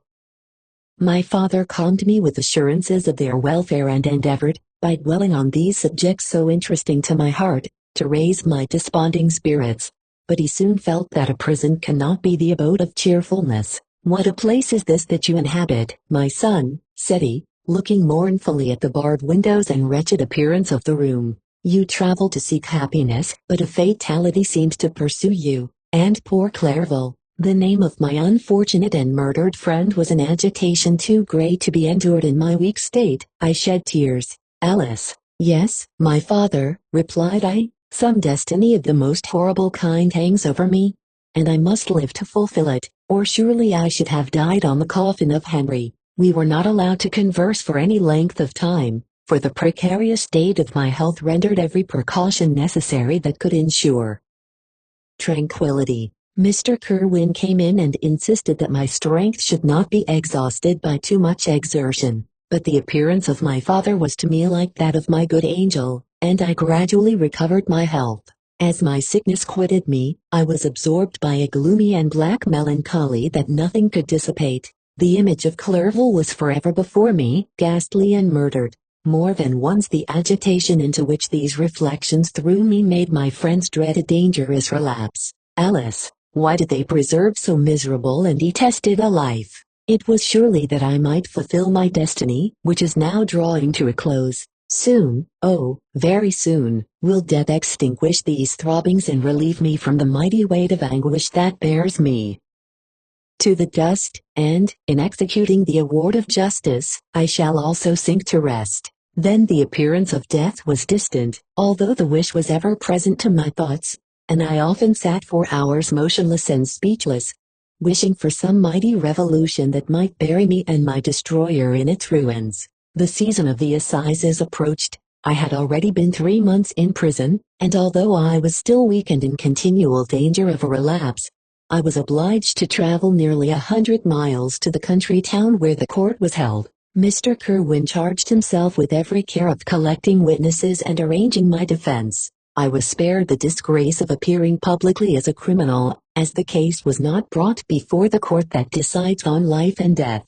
The grand jury rejected the bill, on its being proved that I was on the Orkney Islands at the hour the body of my friend was found, and a fortnight after my removal I was liberated from prison. My father was enraptured on finding me freed from the vexations of a criminal charge, that I was again allowed to breathe the fresh atmosphere, and permitted to return to my native country. I did not participate in these feelings, for to me the walls of a dungeon or a palace were alike hateful. The cup of life was poisoned forever, and although the sun shone upon me, as upon the happy and gay of heart, I saw around me nothing but a dense and frightful darkness, penetrated by no light but the glimmer of two eyes that glared upon me. Sometimes they were the expressive eyes of Henry, languishing in death, the dark orbs nearly covered by the lids and the long black lashes that fringed them. Sometimes it was the watery, clouded eyes of the monster. As I first saw them in my chamber at Ingolstadt, my father tried to awaken in me the feelings of affection. He talked of Geneva, which I should soon visit, of Elizabeth and Ernest, but these words only drew deep groans from me. Sometimes, indeed, I felt a wish for happiness and thought with melancholy delight of my beloved cousin or longed, with a devouring malady du pays, to see once more the blue lake and rapid Rhone, that had been so dear to me in early childhood. But my general state of feeling was a torpor in which a prison was as welcome a residence as the divinest scene in nature, and these fits were seldom interrupted but by paroxysms of anguish and despair. At these moments I often endeavored to put an end to the existence I loathed, and it required unceasing attendance and vigilance to restrain me from committing some dreadful act of violence. Yet one duty remained to me, the recollection of which finally triumphed over my selfish despair. It was necessary that I should return without delay to Geneva, there to watch over the lives of those I so fondly loved and to lie in wait for the murderer, that if any chance led me to the place of his concealment, or if he dared again to blast me by his presence, I might, with unfailing aim, put an end to the existence of the monstrous image, which I had endued with the mockery of a soul still more monstrous. My father still desired to delay our departure, fearful that I could not sustain the fatigues of a journey, for I was a shattered wreck, the shadow of a human being. My strength was gone, I was a mere skeleton, and fever night and day preyed upon my wasted frame. Still, as I urged our leaving Ireland with such inquietude and impatience, my father thought it best to yield. We took our passage on board a vessel bound for Havre de Grace, and sailed with a fair wind from the Irish shores. It was midnight. I lay on the deck looking at the stars and listening to the dashing of the waves. I held the darkness that shut Ireland from my sight, and my pulse beat with a feverish joy when I reflected that I should soon see Geneva. The past appeared to me in the light of a frightful dream, yet the vessel in which I was, the wind that blew me from the detested shore of Ireland, and the sea which surrounded me, told me too forcibly that I was deceived by no vision and that Clerval, my friend and dearest companion, had fallen a victim to me and the monster of my creation. I repassed, in my memory, my whole life, my quiet happiness while residing with my family in Geneva, the death of my mother, and my departure for Ingolstadt. I remembered, shuddering, the mad enthusiasm that hurried me on to the creation of my hideous enemy, and I called to mind the night in which he first lived. I was unable to pursue the train of thought, 1,000 feelings pressed upon me, and I wept bitterly.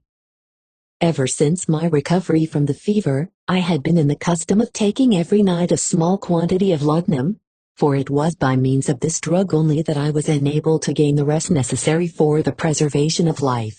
Oppressed by the recollection of my various misfortunes, I now swallowed double my usual quantity and soon slept profoundly. But sleep did not afford me respite from thought and misery. My dreams presented 1,000 objects that scared me. Towards morning I was possessed by a kind of nightmare. I felt the fiend's grasp in my neck and could not free myself from it. Groans and cries rang in my ears. My father, who was watching over me, perceiving my restlessness, awoke me. The dashing waves were around, the cloudy sky above. The fiend was not here, a sense of security, a feeling that a truce was established between the present hour and the irresistible, disastrous future imparted to me a kind of calm forgetfulness, of which the human mind is by its structure peculiarly susceptible.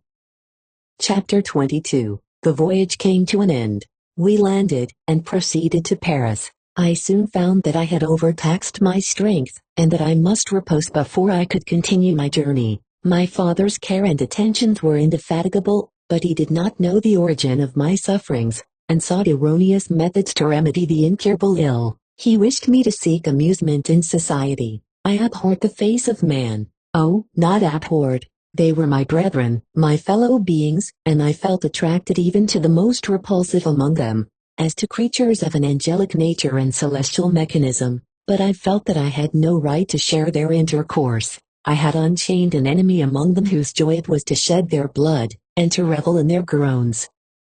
How they would, each and all, abhor me and hunt me from the world, did they know my unhallowed acts and the crimes which had their source in me. My father yielded at length to my desire to avoid society, and strove by various arguments to banish my despair. Sometimes he thought that I felt deeply the degradation of being obliged to answer a charge of murder, and he endeavored to prove to me the futility of pride. Alice, my father, said I, how little do you know me? Human beings, their feelings and passions, would indeed be degraded if such a wretch as I felt pride. Justine, poor unhappy Justine, was as innocent as I, and she suffered the same charge. She died for it, and I am the cause of this. I murdered her. William, Justine, and Henry, they all died by my hands. My father had often, during my imprisonment, heard me make the same assertion. When I thus accused myself, he sometimes seemed to desire an explanation, and at others he appeared to consider it as the offspring of delirium, and that, during my illness, some idea of this kind had presented itself to my imagination, the remembrance of which I preserved in my convalescence. I avoided explanation and maintained a continual silence concerning the wretch I had created. I had a persuasion that I should be supposed mad, and this in itself would forever have chained my tongue. But, besides, I could not bring myself to disclose a secret which would fill my hearer with consternation, and make fear and unnatural horror the inmates of his breast. I checked, therefore, my impatient thirst for sympathy, and was silent when I would have given the world to have confided the fatal secret. Yet, still, words like those I have recorded would burst uncontrollably from me. I could offer no explanation of them, but their truth in part relieved the burden of my mysterious woe. Upon this occasion my father said, with an expression of unbounded wonder, "My dearest Victor, what infatuation is this? My dear son, I entreat you never to make such an assertion again. I am not mad," I cried energetically. "The sun and the heavens, who have viewed my operations, can bear witness of my truth. I am the assassin of those most innocent victims. They died by my machinations. 1,000 times would I have shed my own blood, drop by drop, to have saved their lives, but I could not, my father, indeed I could not sacrifice the whole human race." The conclusion of this speech convinced my father that my ideas were deranged, and he instantly changed the subject of our conversation and endeavored to alter the course of my thoughts. He wished as much as possible to obliterate the memory of the scenes that had taken place in Ireland, and never alluded to them, or suffered me to speak of my misfortunes. As time passed away I became more calm. Misery had her dwelling in my heart, but I no longer talked in the same incoherent manner of my own crimes.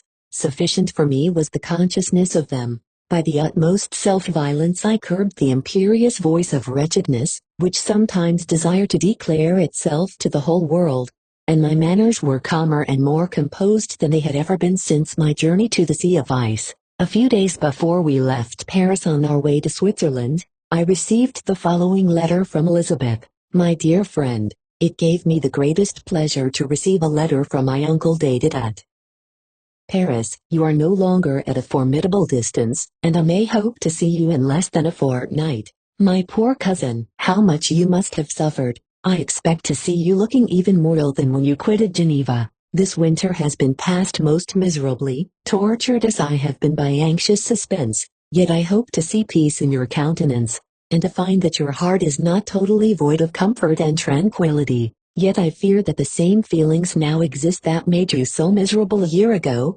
even perhaps augmented by time. I would not disturb you at this period, when so many misfortunes weigh upon you, but a conversation that I had with my uncle previous to his departure, renders some explanation necessary before we meet. Explanation. You may possibly say, what can Elizabeth have to explain? If you really say this, my questions are answered and all my doubts satisfied.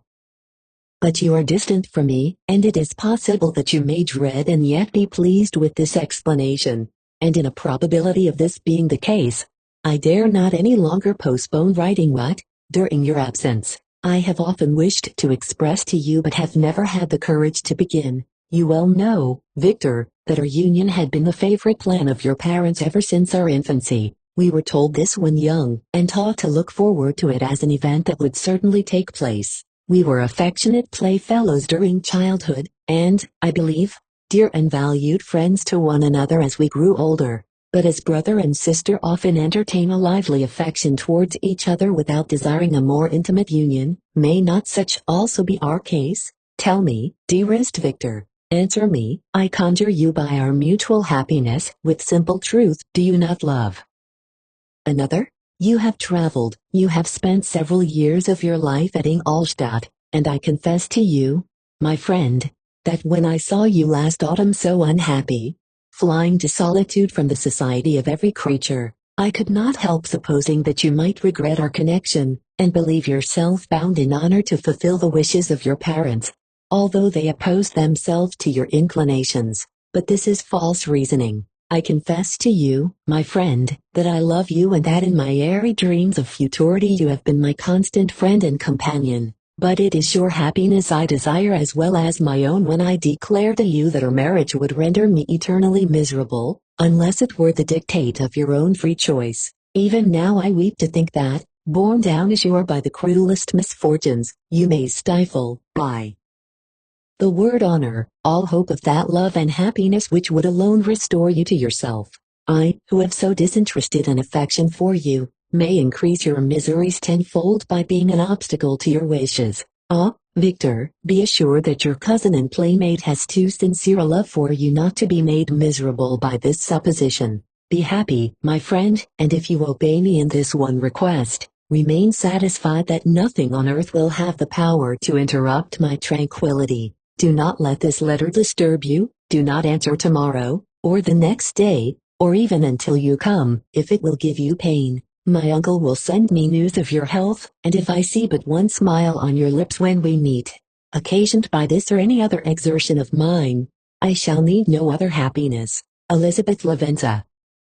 Geneva, May 18, 17. This letter revived in my memory what I had before forgotten, the threat of the fiend.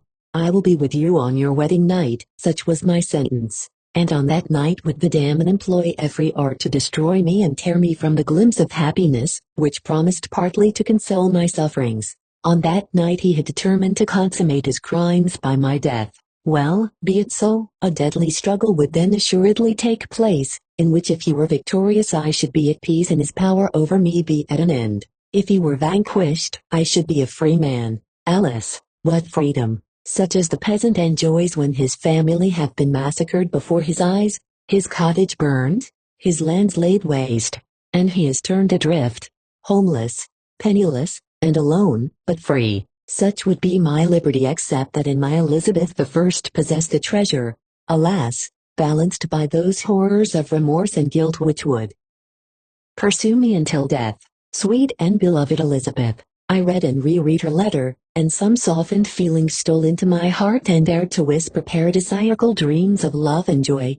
But the apple was already eaten, and the angel's arm bare to drive me from all hope. Yet I would die to make her happy. If the monster executed his threat, death was inevitable. Yet, again, I considered whether my marriage would hasten my fate. My destruction might indeed arrive a few months sooner, but if my torturer should suspect that I postponed it, influenced by his menaces, he would surely find other and perhaps more dreadful means of revenge. He had vowed to be with me on my wedding night, yet he did not consider that threat as binding him to peace in the meantime, for as if to show me that he was not yet satiated with blood, he had murdered Clerval immediately after the enunciation of his threats. I resolved, therefore, that if my immediate union with my cousin would conduce either to hers or my father's happiness, my adversary's designs against my life should not retard it a single hour. In this state of mind I wrote to Elizabeth. My letter was calm and affectionate. I fear, my beloved girl, I said, little happiness remains for us on earth, yet all that I may one day enjoy centered in you. Chase away your idle fears, to you alone do I consecrate my life and my endeavors for contentment. I have one secret, Elizabeth, a dreadful one. When revealed to you, it will chill your frame with horror. And then, far from being surprised at my misery, you will only wonder that I survive what I have endured. I will confide this tale of misery and terror to you the day after our marriage shall take place. For, my sweet cousin, there must be perfect confidence between us, but until then, I conjure you, do not mention or allude to it. This I most earnestly entreat, and I know you will comply. In about a week after the arrival of Elizabeth's letter we returned to Geneva. The sweet girl welcomed me with warm affection, yet tears were in her eyes as she beheld my emaciated frame and feverish cheeks. I saw a change in her also. She was thinner and had lost much of that heavenly vivacity that had before charmed me, but her gentleness and soft looks of compassion made her a more fit companion for one blasted and miserable as I was. The tranquility which I now enjoyed did not endure. Memory brought madness with it, and when I thought of what had passed, a real insanity possessed me. Sometimes I was furious and burned with rage, sometimes low and despondent. I neither spoke nor looked at anyone, but sat motionless, bewildered by the multitude of miseries that overcame me. Elizabeth alone had the power to draw me from these fits. Her gentle voice would soothe me when transported by passion and inspire me with human feelings when sunk in torpor. She wept with me and for me. When reason returned, she would remonstrate and endeavor to inspire me with resignation. Ah, it is well for the unfortunate to be resigned, but for the guilty there is no peace. The agonies of remorse poison the luxury there is otherwise sometimes found in indulging the excess of grief. Soon after my arrival my father spoke of my immediate marriage with Elizabeth. I remained silent. Have you, then, some other attachment? None on earth. I love Elizabeth and look forward to our union with delight. Let the day therefore be fixed, and on it I will consecrate myself, in life or death, to the happiness of my cousin. My dear Victor, do not speak thus. Heavy misfortunes have befallen us, but let us only cling closer to what remains and transfer our love for those whom we have lost to those who yet live. Our circle will be small but bound close by the ties of affection and mutual misfortune. And when time shall have softened your despair, new and dear objects of care will be born to replace those of whom we have been so cruelly deprived. Such were the lessons of my father. But to me the remembrance of the threat returned, nor can you wonder that, omnipotent as the fiend had yet been in his deeds of blood, I should almost regard him as invincible, and that when he had pronounced the words "I shall be with you on your wedding night," I should regard the threatened fate as unavoidable. But death was no evil to me if the loss of Elizabeth were balanced with it, and I therefore, with a contented and even cheerful countenance, agreed with my father that if my cousin would consent, the ceremony should take place in 10 days, and thus put, as I imagined, the seal to my fate. Great God! If for one instant I had thought what might be the hellish intention of my fiendish adversary, I would rather have banished myself forever from my native country and wandered a friendless outcast over the earth, than have consented to this miserable marriage. But, as if possessed of magic powers, the monster had blinded me to his real intentions, and when I thought that I had prepared only my own death, I hastened that of a far dearer victim. As the period fixed for our marriage drew nearer, whether from cowardice or a prophetic feeling, I felt my heart sink within me. But I concealed my feelings by an appearance of hilarity that brought smiles and joy to the countenance of my father, but hardly deceived the ever-watchful and nicer eye of Elizabeth. She looked forward to our union with placid contentment, not unmingled with a little fear, which past misfortunes had impressed. that what now appeared certain and tangible happiness might soon dissipate into an airy dream, and leave no trace but deep and everlasting regret. Preparations were made for the event, congratulatory visits were received, and all wore a smiling appearance. I shut up, as well as I could, in my own heart the anxiety that preyed there and entered with seeming earnestness into the plans of my father. Although they might only serve as the decorations of my tragedy, through my father's exertions a part of the inheritance of Elizabeth had been restored to her by the Austrian government. A small possession on the shores of Como belonged to her. It was agreed that, immediately after our union, we should proceed to Villa Lavenza, and spend our first days of happiness beside the beautiful lake near which it stood. In the meantime, I took every precaution to defend my person in case the fiend should openly attack me. I carried pistols and a dagger constantly about me, and was ever on the watch to prevent artifice, and by these means gained a greater degree of tranquility. Indeed, as the period approached, the threat appeared more as a delusion, not to be regarded as worthy to disturb my peace, while the happiness I hoped for in my marriage wore a greater appearance of certainty as the day fixed for its solemnization drew nearer, and I heard it continually spoken of as an occurrence which no accident could possibly prevent. Elizabeth seemed happy. My tranquil demeanor contributed greatly to calm her mind, but on the day that was to fulfill my wishes and my destiny, she was melancholy, and a presentiment of evil pervaded her, and perhaps also she thought of the dreadful secret which I had promised to reveal to her on the following day. My father was in the meantime overjoyed, and, in the bustle of preparation, only recognized in the melancholy of his niece the diffidence of a bride. After the ceremony was performed a large party assembled at my father's, but it was agreed that Elizabeth and I should commence our journey by water, sleeping that night at Evian and continuing our voyage on the following day. The day was fair, the wind favorable, all smiled on our nuptial embarkation. Those were the last moments of my life during which I enjoyed the feeling of happiness. We passed rapidly along, the sun was hot, but we were sheltered from its rays by a kind of canopy while we enjoyed the beauty of the scene. Sometimes on one side of the lake, where we saw Mont Salve, the pleasant banks of Montélimar, and at a distance, surmounting all, the beautiful Mont Blanc, and the assemblage of snowy mountains that in vain endeavor to emulate her.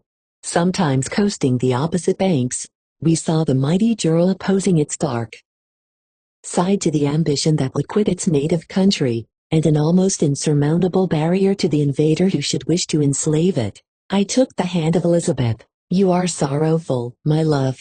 Ah, if you knew what I have suffered and what I may yet endure, you would endeavor to let me taste the quiet and freedom from despair that this one day at least permits me to enjoy." "Be happy, my dear Victor," replied Elizabeth. "There is, I hope, nothing to distress you.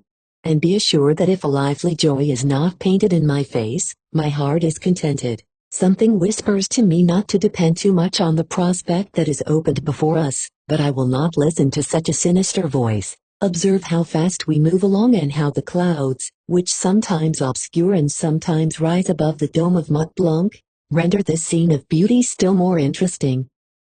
Look also at the innumerable fish that are swimming in the clear waters, where we can distinguish every pebble that lies at the bottom. What a divine day! How happy and serene all nature appears!" Thus Elizabeth endeavored to divert her thoughts and mind from all reflection upon melancholy subjects, but her temper was fluctuating. Joy for a few instants shone in her eyes, but it continually gave place to distraction and reverie. The sun sank lower in the heavens. We passed the river Drance and observed its path through the chasms of the higher and the glens of the lower hills. The Alps here come closer to the lake, and we approached the amphitheater of mountains which forms its eastern boundary. The spire of Evian shone under the woods that surrounded it and the range of mountain above mountain, by which it was overhung. The wind, which had hitherto carried us along with amazing rapidity, sank at sunset to a light breeze. The soft air just ruffled the water and caused a pleasant motion among the trees as we approached the shore,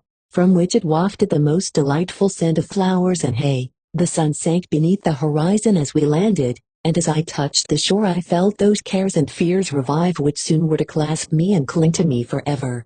Chapter 23. It was 8 o'clock when we landed. We walked for a short time on the shore, enjoying the transitory light, and then retired to the inn and contemplated the lovely scene of waters, woods, and mountains, obscured in darkness, yet still displaying their black outlines. The wind, which had fallen in the south, now rose with great violence in the west. The moon had reached her summit in the heavens and was beginning to descend. The clouds swept across it swifter than the flight of the vulture and dimmed her rays, while the lake reflected the scene of the busy heavens, rendered still busier by the restless waves that were beginning to rise. Suddenly a heavy storm of rain descended. I had been calm during the day, but so soon as night obscured the shapes of objects, 1,000 fears arose in my mind. I was anxious and watchful, while my right hand grasped a pistol which was hidden in my bosom. Every sound terrified me, but I resolved that I would sell my life dearly and not shrink from the conflict, until my own life, or that of my adversary, was extinguished. Elizabeth observed my agitation for some time in timid and fearful silence, but there was something in my glance which communicated terror to her. And trembling, she asked, "What is it that agitates you, my dear Victor? What is it you fear?" "Oh, peace, peace, my love," replied I. "This night, and all will be safe, but this night is dreadful, very dreadful." I passed an hour in this state of mind, when suddenly I reflected how fearful the combat which I momentarily expected would be to my wife, and I earnestly entreated her to retire, resolving not to join her until I had obtained some knowledge as to the situation of my enemy. She left me, and I continued some time walking up and down the passages of the house and inspecting every corner that might afford a retreat to my adversary. But I discovered no trace of him, and was beginning to conjecture that some fortunate chance had intervened to prevent the execution of his menaces, when suddenly I heard a shrill and dreadful scream. It came from the room into which Elizabeth had retired. As I heard it, the whole truth rushed into my mind. My arms dropped, the motion of every muscle and fiber was suspended. I could feel the blood trickling in my veins and tingling in the extremities of my limbs. This state lasted but for an instant. The scream was repeated, and I rushed into the room. Great God! Why did I not then expire? Why am I here to relate the destruction of the best hope, and the purest creature on earth? She was there, lifeless and inanimate, thrown across the bed, her head hanging down and her pale and distorted features half covered by her hair. Everywhere I turn I see the same figure, her bloodless arms and relaxed form flung by the murderer on its bridal bier. Could I behold this and live? Alice, life is obstinate and clings closest where it is most hated. For a moment only did I lose recollection. I fell senseless on the ground. When I recovered I found myself surrounded by the people of the inn. Their countenances expressed a breathless terror, but the horror of others appeared only as a mockery, a shadow of the feelings that oppressed me. I escaped from them to the room where lay the body of Elizabeth, my love, my wife, so lately living, so dear, so worthy. She had been moved from the posture in which I had first beheld her, and now, as she lay, her head upon her arm and a handkerchief thrown across her face and neck, I might have supposed her asleep. I rushed towards her and embraced her with ardor, but the deadly languor and coldness of the limbs told me that what I now held in my arms had ceased to be the Elizabeth whom I had loved and cherished. The murderous mark of the fiend's grasp was on her neck, and the breath had ceased to issue from her lips. While I still hung over her in the agony of despair, I happened to look up.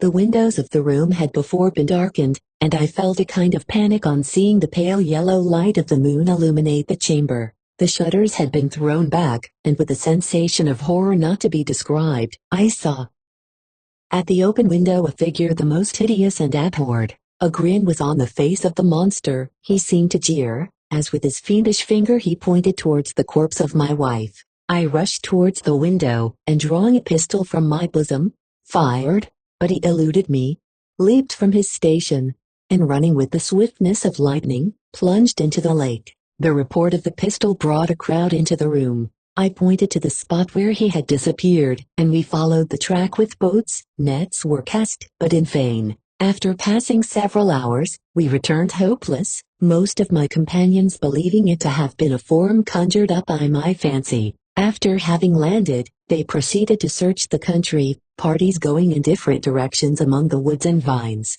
I attempted to accompany them and proceeded a short distance from the house, but my head whirled round.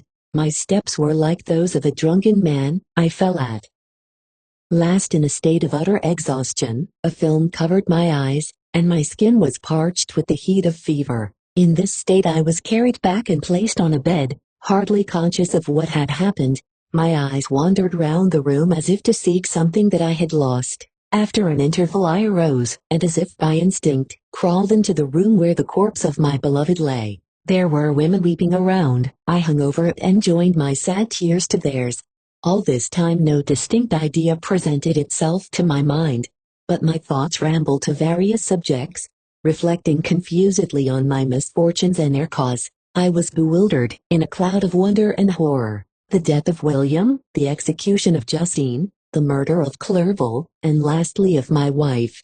Even at that moment, I knew not that my only remaining friends were safe from the malignity of the fiend. My father even now might be writhing under his grasp, and Ernest might be dead at his feet. This idea made me shudder and recalled me to action. I started up and resolved to return to Geneva with all possible speed. There were no horses to be procured, and I must return by the lake, but the wind was unfavorable, and the rain fell in torrents. However, it was hardly morning, and I might reasonably hope to arrive by night. I hired men to row and took an oar myself, for I had always experienced relief from mental torment in bodily exercise. But the overflowing misery I now felt, and the excess of agitation that I endured rendered me incapable of any exertion. I threw down the oar, and leaning my head upon my hands, gave way to every gloomy idea that arose. If I looked up, I saw scenes which were familiar to me in my happier time, and which I had contemplated but the day before in the company of her who was now but a shadow and a recollection. Tears streamed from my eyes. The rain had ceased for a moment, and I saw the fish play in the waters as they had done a few hours before. They had then been observed by Elizabeth. Nothing is so painful to the human mind as a great and sudden change. The sun might shine or the clouds might lower, but nothing could appear to me as it had done the day before. A fiend had snatched from me every hope of future happiness. No creature had ever been so miserable as I was. So frightful an event is single in the history of man. But why should I dwell upon the incidents that followed this last overwhelming event? Mine has been a tale of horrors. I have reached their acme, and what I must now relate can but be tedious to you. Know that, one by one, my friends were snatched away. I was left desolate. My own strength is exhausted, and I must tell, in a few words, what remains of my hideous narration. I arrived at Geneva. My father and Ernest yet lived, but the former sunk under the tidings that I bore. I see him now, excellent and venerable old man. His eyes wandered in vacancy, for they had lost their charm and their delight. His Elizabeth, his more than daughter, whom he doted on with all that affection which a man feels, who in the decline of life, having few affections, clings more earnestly to those that remain. Cursed be the fiend that brought misery on his gray hairs, and doomed him to waste in wretchedness. He could not live under the horrors that were accumulated around him. The springs of existence suddenly gave way. He was unable to rise from his bed, and in a few days he died in my arms. What then became of me? I know not. I lost sensation, and chains and darkness were the only objects that pressed upon me. Sometimes, indeed, I dreamt that I wandered in flowery meadows and pleasant vales with the friends of my youth, but I awoke and found myself in a dungeon. Melancholy followed, but by degrees I gained a clear conception of my miseries and situation, and was then released from my prison, for they had called me mad, and during many months, as I understood, a solitary cell had been my habitation. Liberty, however, had been a useless gift to me, had I not, as I awakened to reason, at the same time awakened to revenge. As the memory of past misfortunes pressed upon me, I began to reflect on their cause, the monster whom I had created, the miserable damon whom I had sent abroad into the world for my destruction. I was possessed by a maddening rage when I thought of him, and desired, and ardently prayed that I might have him within my grasp to wreak a great and signal revenge on his cursed head. Nor did my hate long confine itself to useless wishes. I began to reflect on the best means of securing him, and for this purpose, about a month after my release, I repaired to a criminal judge in the town, and told him that I had an accusation to make, that I knew the destroyer of my family, and that I required him to exert his whole authority for the apprehension of the murderer. The magistrate listened to me with attention and kindness. "Be assured, sir," said he, "no pains or exertions on my part shall be spared to discover the villain." "I thank you," replied I. "Listen, therefore, to the deposition that I have to make. It is indeed a tale so strange that I should fear you would not credit it were there not something in truth which, however wonderful, forces conviction. The story is too connected to be mistaken for a dream, and I have no motive for falsehood." My manner as I thus addressed him was impressive but calm. I had formed in my own heart a resolution to pursue my destroyer to death, and this purpose quieted my agony and for an interval reconciled me to life. I now related my history briefly but with firmness and precision, marking the dates with accuracy and never deviating into invective or exclamation. The magistrate appeared at first perfectly incredulous, but as I continued he became more attentive and interested. I saw him sometimes shudder with horror, at others a lively surprise, unmingled with disbelief, was painted on his countenance. When I had concluded my narration, I said, "This is the being whom I accuse, and for whose seizure and punishment I call upon you to exert your whole power. It is your duty as a magistrate, and I believe and hope that your feelings as a man will not revolt from the execution of those functions on this occasion." This address caused a considerable change in the physiognomy of my own auditor. He had heard my story with that half kind of belief that is given to a tale of spirits and supernatural events. But when he was called upon to act officially in consequence, the whole tide of his incredulity returned. He, however, answered mildly, "I would willingly afford you every aid in your pursuit, but the creature of whom you speak appears to have powers which would put all my exertions to defiance. Who can follow an animal which can traverse the sea of ice, and inhabit caves and dens, where no man would venture to intrude? Besides, some months have elapsed since the commission of his crimes, and no one can conjecture to what place he has wandered or what region he may now inhabit. I do not doubt that he hovers near the spot which I inhabit, and if he has indeed taken refuge in the Alps, he may be hunted like the chamois and destroyed as a beast of prey. But I perceive your thoughts. You do not credit my narrative and do not intend to pursue my enemy with the punishment which is his desert." As I spoke, rage sparkled in my eyes. The magistrate was intimidated. "You are mistaken," said he. "I will exert myself, and if it is in my power to seize the monster, be assured that he shall suffer punishment proportionate to his crimes. But I fear, from what you have yourself described to be his properties, that this will prove impracticable.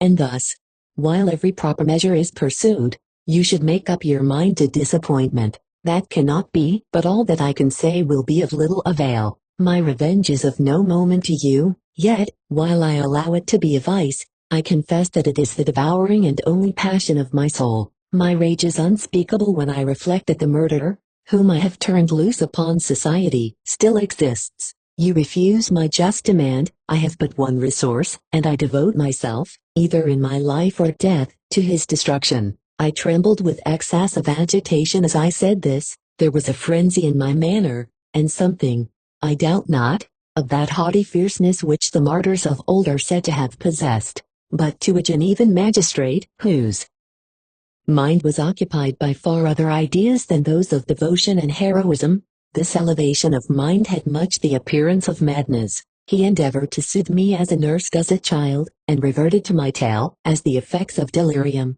"Man," I cried, "how ignorant art thou in thy pride of wisdom! Cease, you know not what it is you say." I broke from the house angry and disturbed and retired to meditate on some other mode of action. Chapter 24. My present situation was one in which all voluntary thought was swallowed up and lost. I was hurried away by fury. Revenge alone endowed me with strength and composure. It molded my feelings and allowed me to be calculating and calm at periods when otherwise delirium or death would have been my portion. My first resolution was to quit Geneva forever, my country, which, when I was happy and beloved, was dear to me, now, in my adversity, became hateful. I provided myself with a sum of money, together with a few jewels which had belonged to my mother, and departed. And now my wanderings began which are to cease but with life. I have traversed a vast portion of the earth, and have endured all the hardships which travelers in deserts and barbarous countries are wont to meet. How I have lived I hardly know. Many times have I stretched my failing limbs upon the sandy plain and prayed for death. But revenge kept me alive. I dared not die and leave my adversary in being. When I quitted Geneva, my first labor was to gain some clue by which I might trace the steps of my fiendish enemy. But my plan was unsettled, and I wandered many hours round the confines of the town, uncertain what path I should pursue. As night approached, I found myself at the entrance of the cemetery where William, Elizabeth, and my father reposed.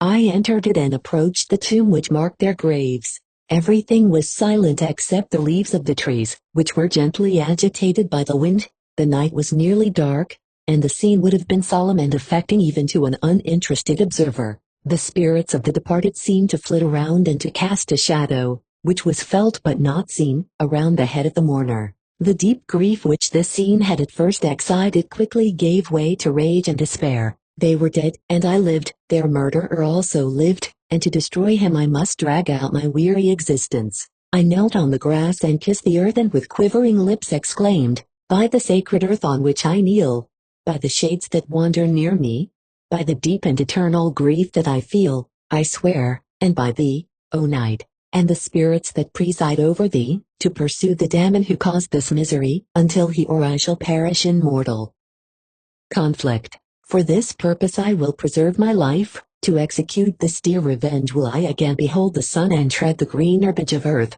which otherwise should vanish from my eyes forever. And I call on you, spirits of the dead, and on you, wandering ministers of vengeance, to aid and conduct me in my work. Let the cursed and hellish monster drink deep of agony, let him feel the despair that now torments me." I had begun my adjuration with solemnity, and an awe which almost assured me that the shades of my murdered friends heard and approved my devotion.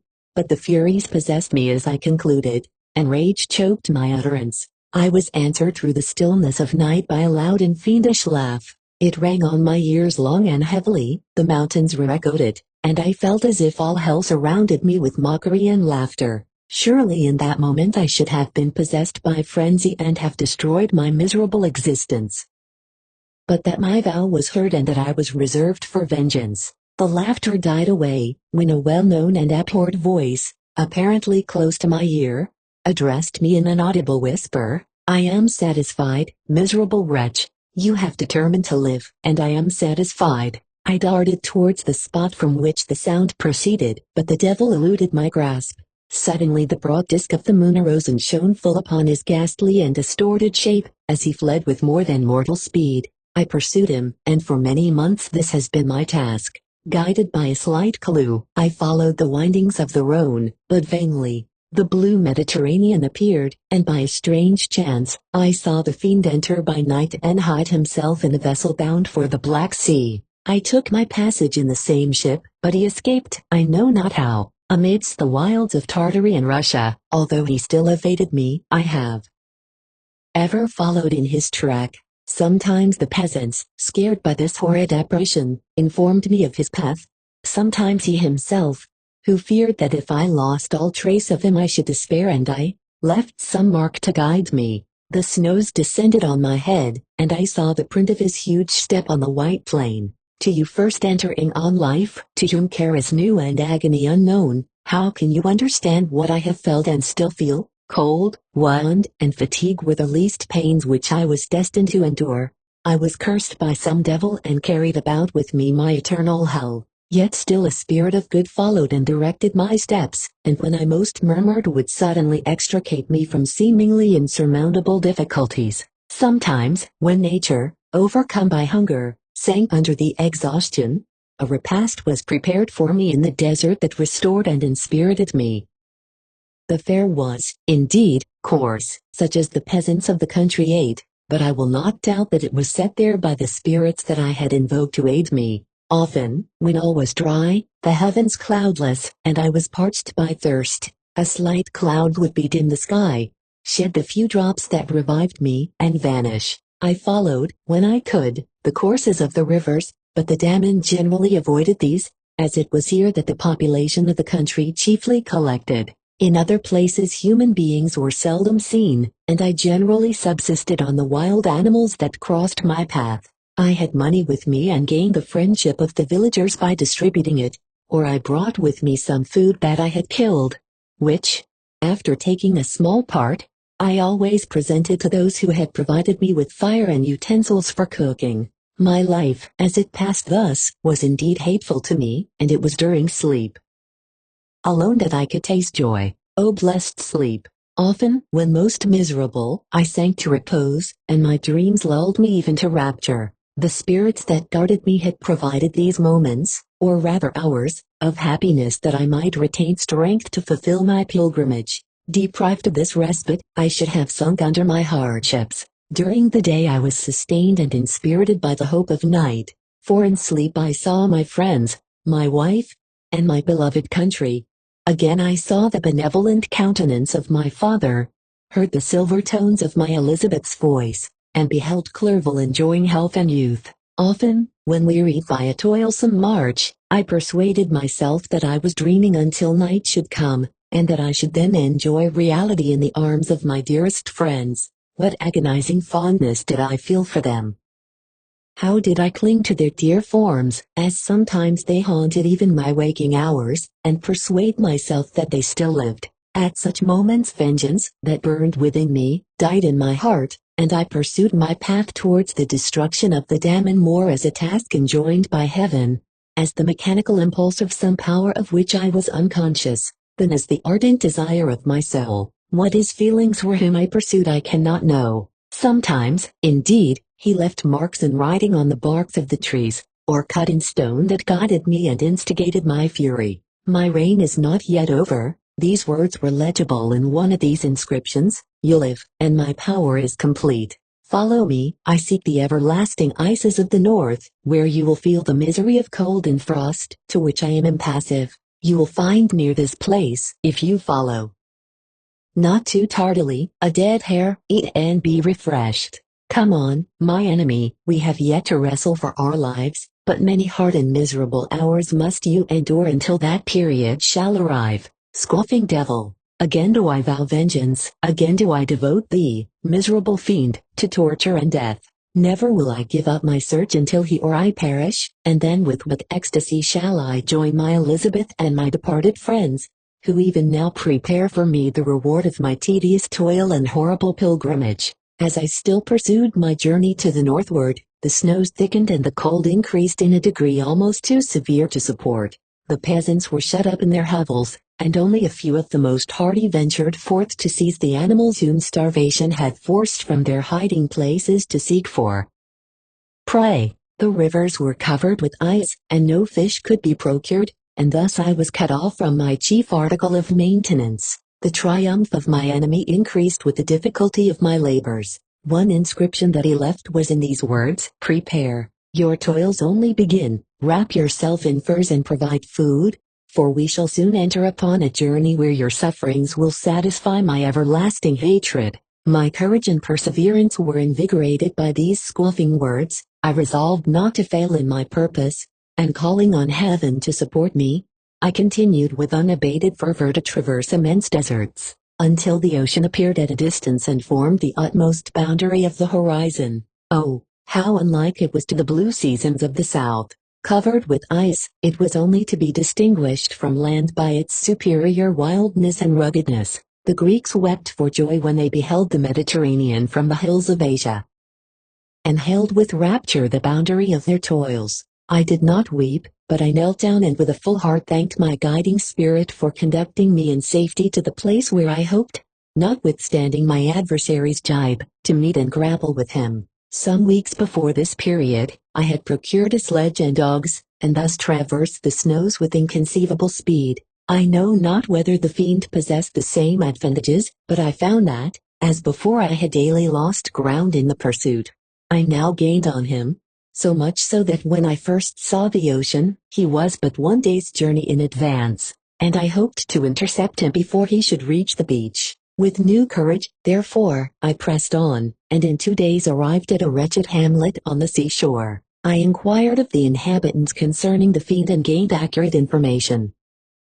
A gigantic monster, they said, had arrived the night before, armed with a gun and many pistols, putting to flight the inhabitants of a solitary cottage through fear of his terrific appearance. He had carried off their store of winter food, and placing it in a sledge, to draw which he had seized on a numerous drove of trained dogs, he had harnessed them, and the same night, to the joy of the horror-struck villagers, had pursued his journey across the sea in a direction that led to no land, and they conjectured that he must speedily be destroyed by the breaking of the ice or frozen by the eternal frosts. On hearing this information I suffered a temporary access of despair. He had escaped me, and I must commence a destructive and almost endless journey across the mountainous ices of the ocean, amidst cold that few of the inhabitants could long endure, in which I, the native of a genial and sunny climate, could not hope to survive. Yet at the idea that the fiend should live and be triumphant, my rage and vengeance returned, and like a mighty tide, overwhelmed every other feeling.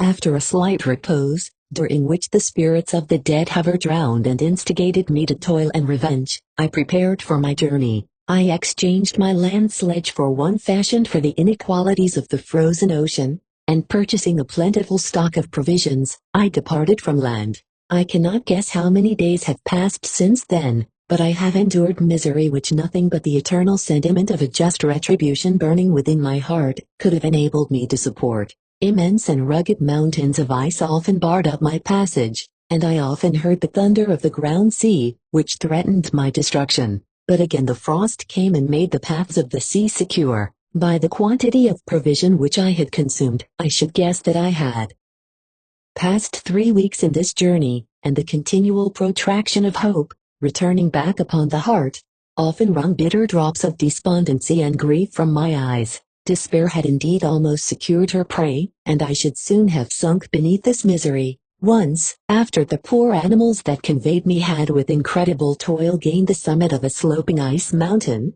and one, sinking under his fatigue, died. I viewed the expanse before me with anguish, when suddenly my eye caught a dark speck upon the dusky plain. I strained my sight to discover what it could be and uttered a wild cry of ecstasy, when I distinguished a sledge, and the distorted proportions of a well-known form within. Oh, with what a burning gush did hope revisit my heart! Warm tears filled my eyes, which I hastily wiped away, that they might not intercept the view I had of the demon, but still my sight was dimmed by the burning drops, until, giving way to the emotions that oppressed me, I wept aloud. But this was not the time for delay. I disencumbered the dogs of their dead companion, gave them a plentiful portion of food, and after an hour's rest, which was absolutely necessary, and yet which was bitterly irksome to me, I continued my route. The sledge was still visible, nor did I again lose sight of it, except at the moments when for a short time some ice rock concealed it with its intervening crags. I indeed perceptibly gained on it, and when, after nearly 2 days' journey, I beheld my enemy at no more than a mile distant, my heart bounded within me. But now, when I appeared almost within grasp of my foe, my hopes were suddenly extinguished, and I lost all trace of him more utterly than I had ever done before. A ground sea was heard. The thunder of its progress, as the waters rolled and swelled beneath me, became every moment more ominous and terrific.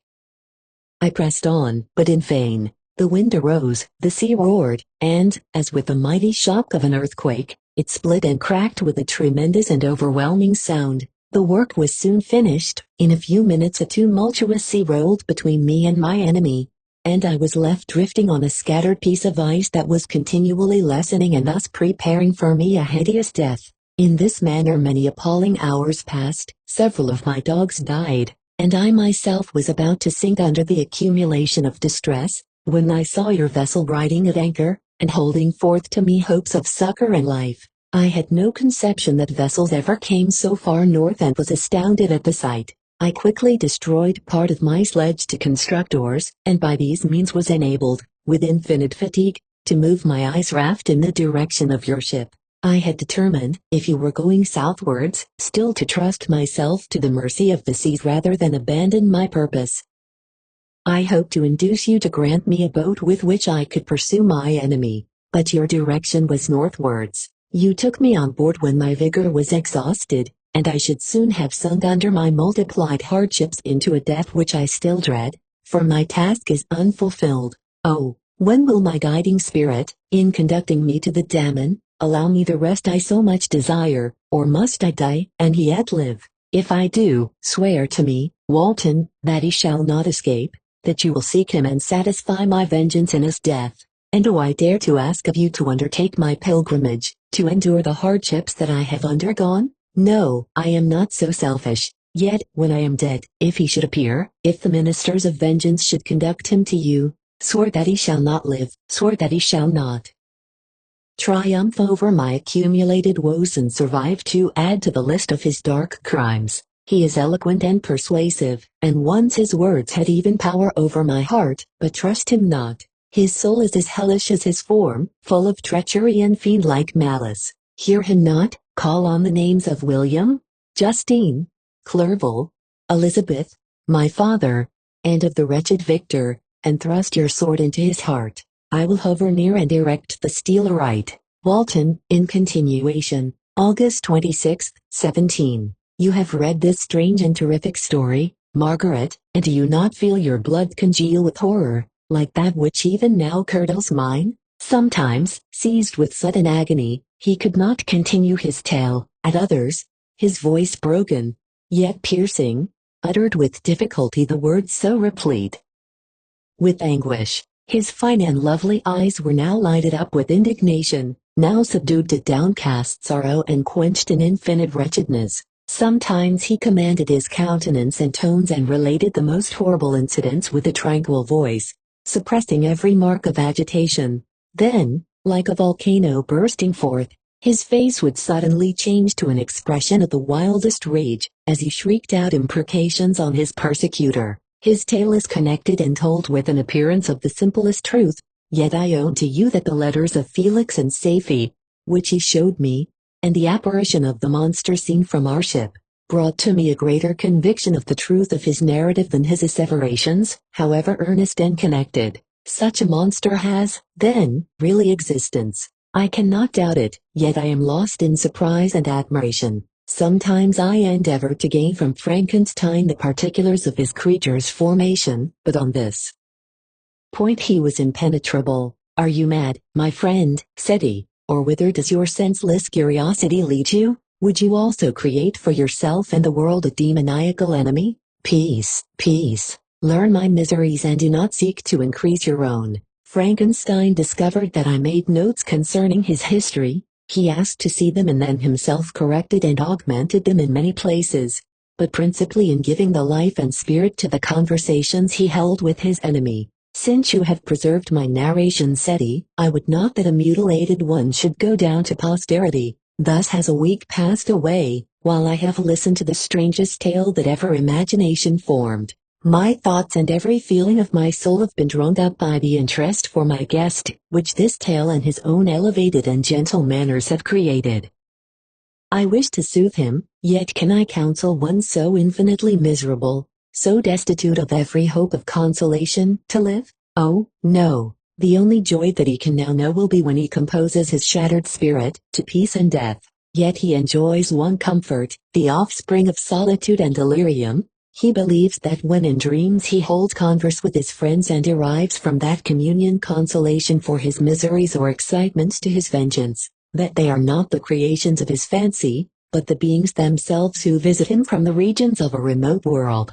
This faith gives a solemnity to his reveries that render them to me almost as imposing and interesting as truth. Our conversations are not always confined to his own history and misfortunes. On every point of general literature he displays unbounded knowledge and a quick and piercing apprehension. His eloquence is forcible and touching, nor can I hear him, when he relates a pathetic incident or endeavors to move the passions of pity or love, without tears. What a glorious creature must he have been in the days of his prosperity, when he is thus noble and godlike in ruin. He seems to feel his own worth and the greatness of his fall. When younger, said he, I believed myself destined for some great enterprise. My feelings are profound, but I possessed a coolness of judgment that fitted me for illustrious achievements. This sentiment of the worth of my nature supported me when others would have been oppressed. for I deemed it criminal to throw away in useless grief those talents that might be useful to my fellow creatures. When I reflected on the work I had completed, no less a one than the creation of a sensitive and rational animal, I could not rank myself with the herd of common projectors, but this thought, which supported me in the commencement of my career, now serves only to plunge me lower in the dust. All my speculations and hopes are as nothing, and like the archangel who aspired to omnipotence, I am chained in an eternal hell. My imagination was vivid, yet my powers of analysis and application were intense. By the union of these qualities I conceived the idea and executed the creation of a man. Even now I cannot recollect without passion my reveries while the work was incomplete. I trod heaven in my thoughts, now exulting in my powers, now burning with the idea of their effects. From my infancy I was imbued with high hopes and a lofty ambition, but how am I sunk? Oh, my friend, if you had known me as I once was, you would not recognize me in this state of degradation. Despondency rarely visited my heart, a high destiny seemed to bear me on, until I fell, never, never again to rise. Must I then lose this admirable being? I have longed for a friend, I have sought one who would sympathize with and love me. Behold, on these desert seas I have found such a one, but I fear I have gained him only to know his value and lose him. I would reconcile him to life, but he repulses the idea. I thank you, Walton, he said, for your kind intentions toward so miserable a wretch. But when you speak of new ties and fresh affections, think you that any can replace those who are gone? Can any man be to me as Clerval was, or any woman another Elizabeth? Even where the affections are not strongly moved by any superior excellence, the companions of our childhood always possess a certain power over our minds which hardly any later friend can obtain. They know our infantine dispositions, which, however they may be afterwards modified, are never eradicated, and they can judge of our actions with more certain conclusions, as to the integrity of our motives. A sister or a brother can never, unless indeed such symptoms have been shown early, suspect the other of fraud or false dealing, when another friend, however strongly he may be attached, may, in spite of himself, be contemplated with suspicion. But I enjoyed friends, dear not only through habit and association, but from their own merits, and wherever I am, the soothing voice of my Elizabeth, and the conversation of Clerval will be ever whispered in my ear. They are dead, and but one feeling in such a solitude can persuade me to preserve my life. If I were engaged in any high undertaking or design, fraught with extensive utility to my fellow creatures, then could I live to fulfill it. But such is not my destiny. I must pursue and destroy the being to whom I gave existence. Then my lot on earth will be fulfilled and I may die, my beloved sister.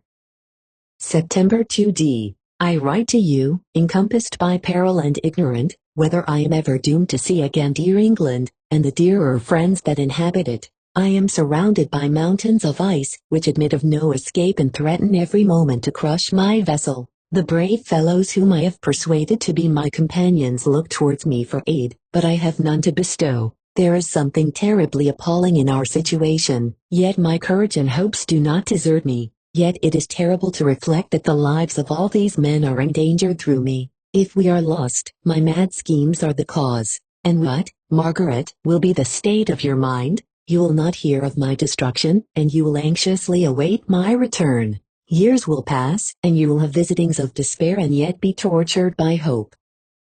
Oh, my beloved sister, the sickening failing of your heartfelt expectations is, in prospect, more terrible to me than my own death. But you have a husband and lovely children, you may be happy. Heaven bless you and make you so. My unfortunate guest regards me with the tenderest compassion. He endeavors to fill me with hope and talks, as if life were a possession which he valued. He reminds me how often the same accidents have happened to other navigators who have attempted this sea. And in spite of myself, he fills me with cheerful auguries. Even the sailors feel the power of his eloquence. When he speaks, they no longer despair. He rouses their energies. And while they hear his voice they believe these vast mountains of ice are molehills which will vanish before the resolutions of man. These feelings are transitory. Each day of expectation delayed fills them with fear, and I almost dread a mutiny caused by this despair. September 5th.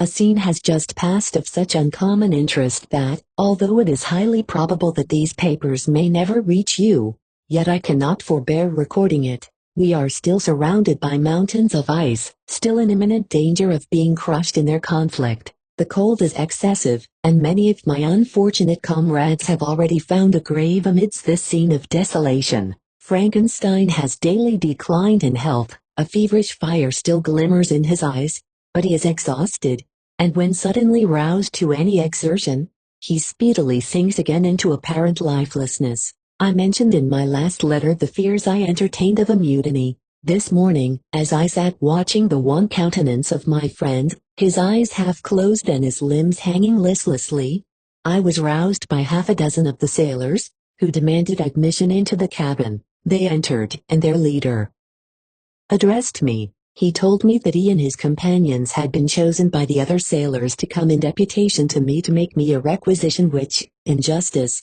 I could not refuse. We were immured in ice and should probably never escape, but they feared that if, as was possible, the ice should dissipate and a free passage be opened, I should be rash enough to continue my voyage and lead them into fresh dangers. After they might happily have surmounted this, they insisted, therefore, that I should engage with a solemn promise, that if the vessel should be freed, I would instantly direct my course southwards. This speech troubled me. I had not despaired, nor had I yet conceived the idea of returning if set free. Yet could I, in justice, or even in possibility, refuse this demand? I hesitated before I answered, when Frankenstein, who had at first been silent, and indeed appeared hardly to have force enough to attend, now roused himself, his eyes sparkled, and his cheeks flushed with momentary vigor. Turning towards the men, he said, "What do you mean? What do you demand of your captain? Are you, then, so easily turned from your design? Did you not call this a glorious expedition? And wherefore was it glorious? Not because the way was smooth and placid as a southern sea, but because it was full of dangers and terror, because at every new incident your fortitude was to be called forth and your courage exhibited, because danger and death surrounded it, and these you were to brave and overcome. For this was it a glorious, for this was it an honorable undertaking. You were hereafter to be hailed as the benefactors of your species, your names adored as belonging to brave men who encountered death for honor and the benefit of mankind. And now, behold, with the first imagination of danger, or, if you will, the first mighty and terrific trial of your courage, you shrink away, and are content to be handed down as men who had not strength enough to endure cold and peril, and so, poor souls, they were chilly and returned to their warm firesides. Why, that requires not this preparation? You need not have come thus far and dragged your captain to the shame of a defeat merely to prove yourselves cowards. Oh, be men, or be more than men. Be steady to your purposes and firm as a rock. This ice is not made of such stuff as your hearts may be. It is mutable and cannot withstand you if you say that it shall not. Do not return to your families with the stigma of disgrace marked on your brows. Return as heroes who have fought and conquered, and who know not what it is to turn their backs on the foe. He spoke this with a voice so modulated to the different feelings expressed in his speech, with an eye so full of lofty design and heroism, that can you wonder that these men were moved? They looked at one another and were unable to reply. I spoke. I told them to retire and consider of what had been said, that I would not lead them farther north if they strenuously desired the contrary, but that I hoped that, with reflection, their courage would return. They retired and I turned towards my friend, but he was sunk in languor and almost deprived of life. How all this will terminate, I know not, but I had rather die than return shamefully, my purpose unfulfilled. Yet I fear such will be my fate. The men, unsupported by ideas of glory and honor, can never willingly continue to endure their present hardships. September 7th. The die is cast. I have consented to return if we are not destroyed. Thus are my hopes blasted by cowardice and indecision. I come back ignorant and disappointed. It requires more philosophy than I possess to bear this injustice with patience. September 12th. It is past. I am returning to England. I have lost my hopes of utility and glory. I have lost my friend. But I will endeavor to detail these bitter circumstances to you, my dear sister, and while I am wafted towards England and towards you, I will not despond. September 9th, the ice began to move, and roarings like thunder were heard at a distance as the islands split and cracked in every direction. We were in the most imminent peril, but as we could only remain passive, my chief attention was occupied by my unfortunate guest, whose illness increased in such a degree that he was entirely confined to his bed.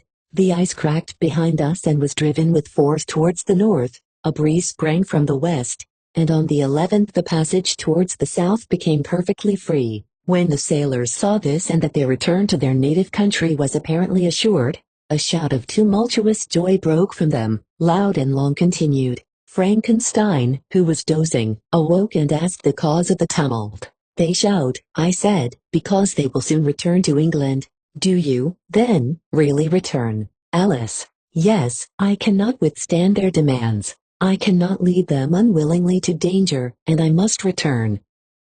"Do so, if you will, but I will not. You may give up your purpose, but mine is assigned to me by heaven, and I dare not. I am weak, but surely the spirits who assist my vengeance will endow me with sufficient strength." Saying this, he endeavored to spring from the bed, but the exertion was too great for him. He fell back and fainted. It was long before he was restored, and I often thought that life was entirely extinct. At length he opened his eyes. He breathed with difficulty and was unable to speak. The surgeon gave him a composing draught and ordered us to leave him undisturbed. In the meantime he told me that my friend had certainly not many hours to live.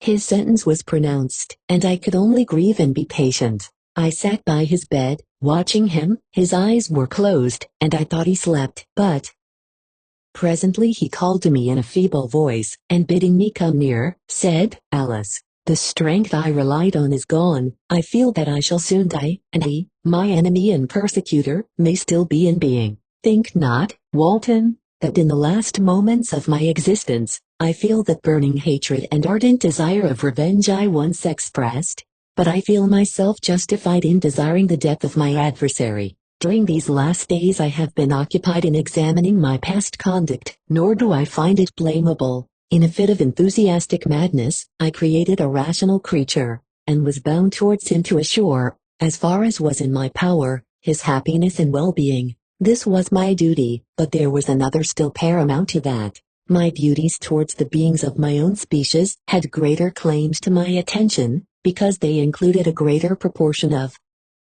happiness or misery. Urged by this view, I refused, and I did right in refusing, to create a companion for the first creature. He showed unparalleled malignity and selfishness in evil. He destroyed my friends. He devoted to destruction beings who possessed exquisite sensations, happiness, and wisdom. Nor do I know where this thirst for vengeance may end. Miserable himself that he may render no other wretched, he ought to die. The task of his destruction was mine, but I have failed. When actuated by selfish and vicious motives, I asked you to undertake my unfinished work, and I renew this request now, when I am only induced by reason and virtue. Yet I cannot ask you to renounce your country and friends to fulfill this task. And now that you are returning to England, you will have little chance of meeting with him. But the consideration of these points, and the well-balancing of what you may esteem your duties, I leave to you. My judgment and ideas are already disturbed by the near approach of death. I dare not ask you to do what I think right, for I may still be misled by passion. That he should live to be an instrument of mischief disturbs me. In other respects, this hour, when I momentarily expect my release, is the only happy one which I have enjoyed for several years. The forms of the beloved dead flit before me, and I hasten to their arms. Farewell, Walton. Seek happiness in tranquility and avoid ambition, even if it be only the apparently innocent one of distinguishing yourself in science and discoveries. Yet why do I say this? I have myself been blasted in these hopes, yet another may succeed. His voice became fainter as he spoke, and at length, exhausted by his effort, he sank into silence. About half an hour afterwards he attempted again to speak but was unable. He pressed my hand feebly, and his eyes closed forever, while the irradiation of a gentle smile passed away from his lips. Margaret, what comment can I make on the untimely extinction of this glorious spirit? What can I say that will enable you to understand the depth of my sorrow? All that I should express would be inadequate and feeble. My tears flow, my mind is overshadowed by a cloud of disappointment. But I journey towards England, and I may there find consolation. I am interrupted. What do these sounds portend? It is midnight, the breeze blows fairly, and the watch on deck scarcely stir.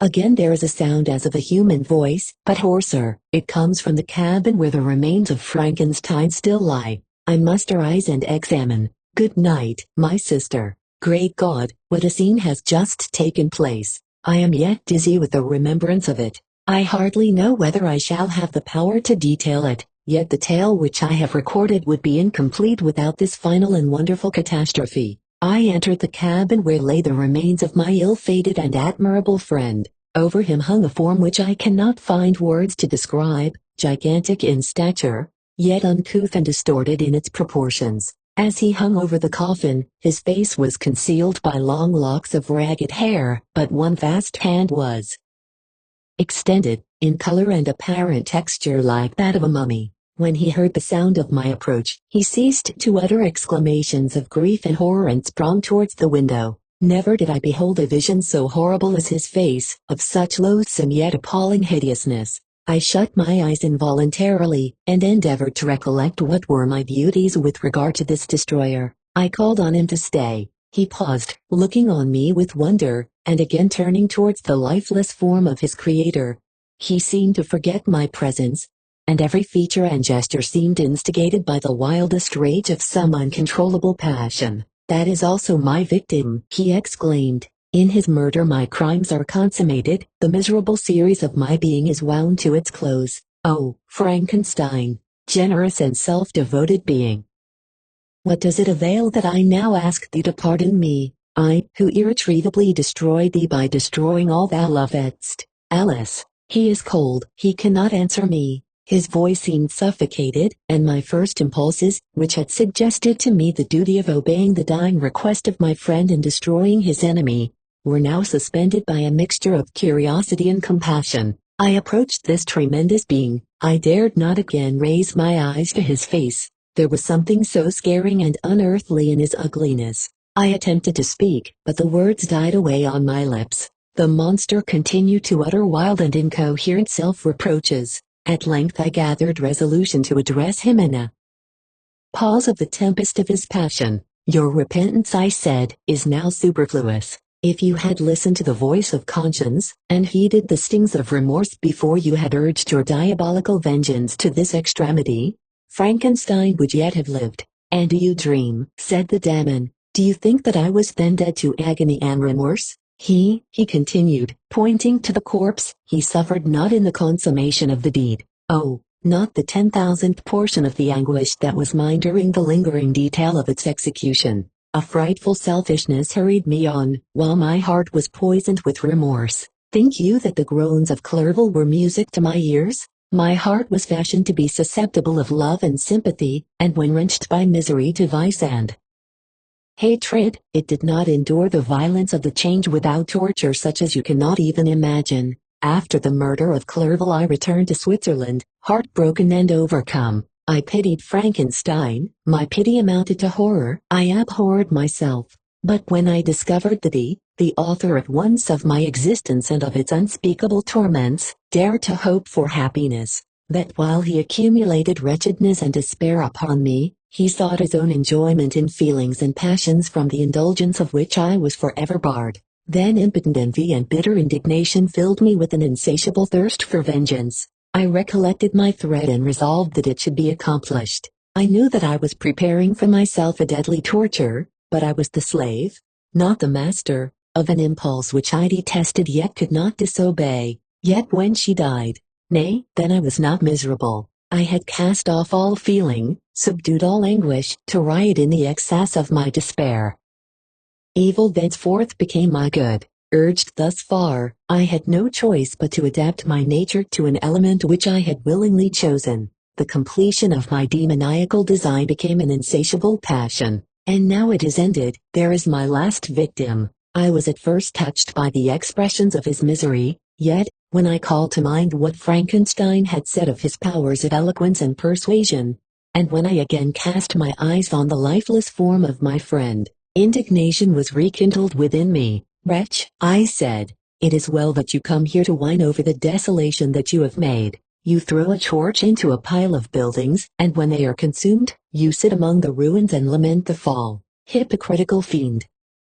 If he whom you mourn still lived, still would he be the object, again would he become the prey, of your accursed vengeance. It is not pity that you feel, you lament only because the victim of your malignity is withdrawn from your power." "Oh, it is not thus," interrupted the being. "Yet such must be the impression conveyed to you by what appears to be the purport of my actions. Yet I seek not a fellow feeling in my misery, no sympathy may I ever find. When I first sought it, it was the love of virtue, the feelings of happiness and affection with which my whole being overflowed, that I wished to be participated. But now that virtue has become to me a shadow, and that happiness and affection are turned into bitter and loathing despair, in what should I seek for sympathy? I am content to suffer alone while my sufferings shall endure. When I die, I am well satisfied that abhorrence and opprobrium should load my memory. Once my fancy was soothed with dreams of virtue, of fame, and of enjoyment.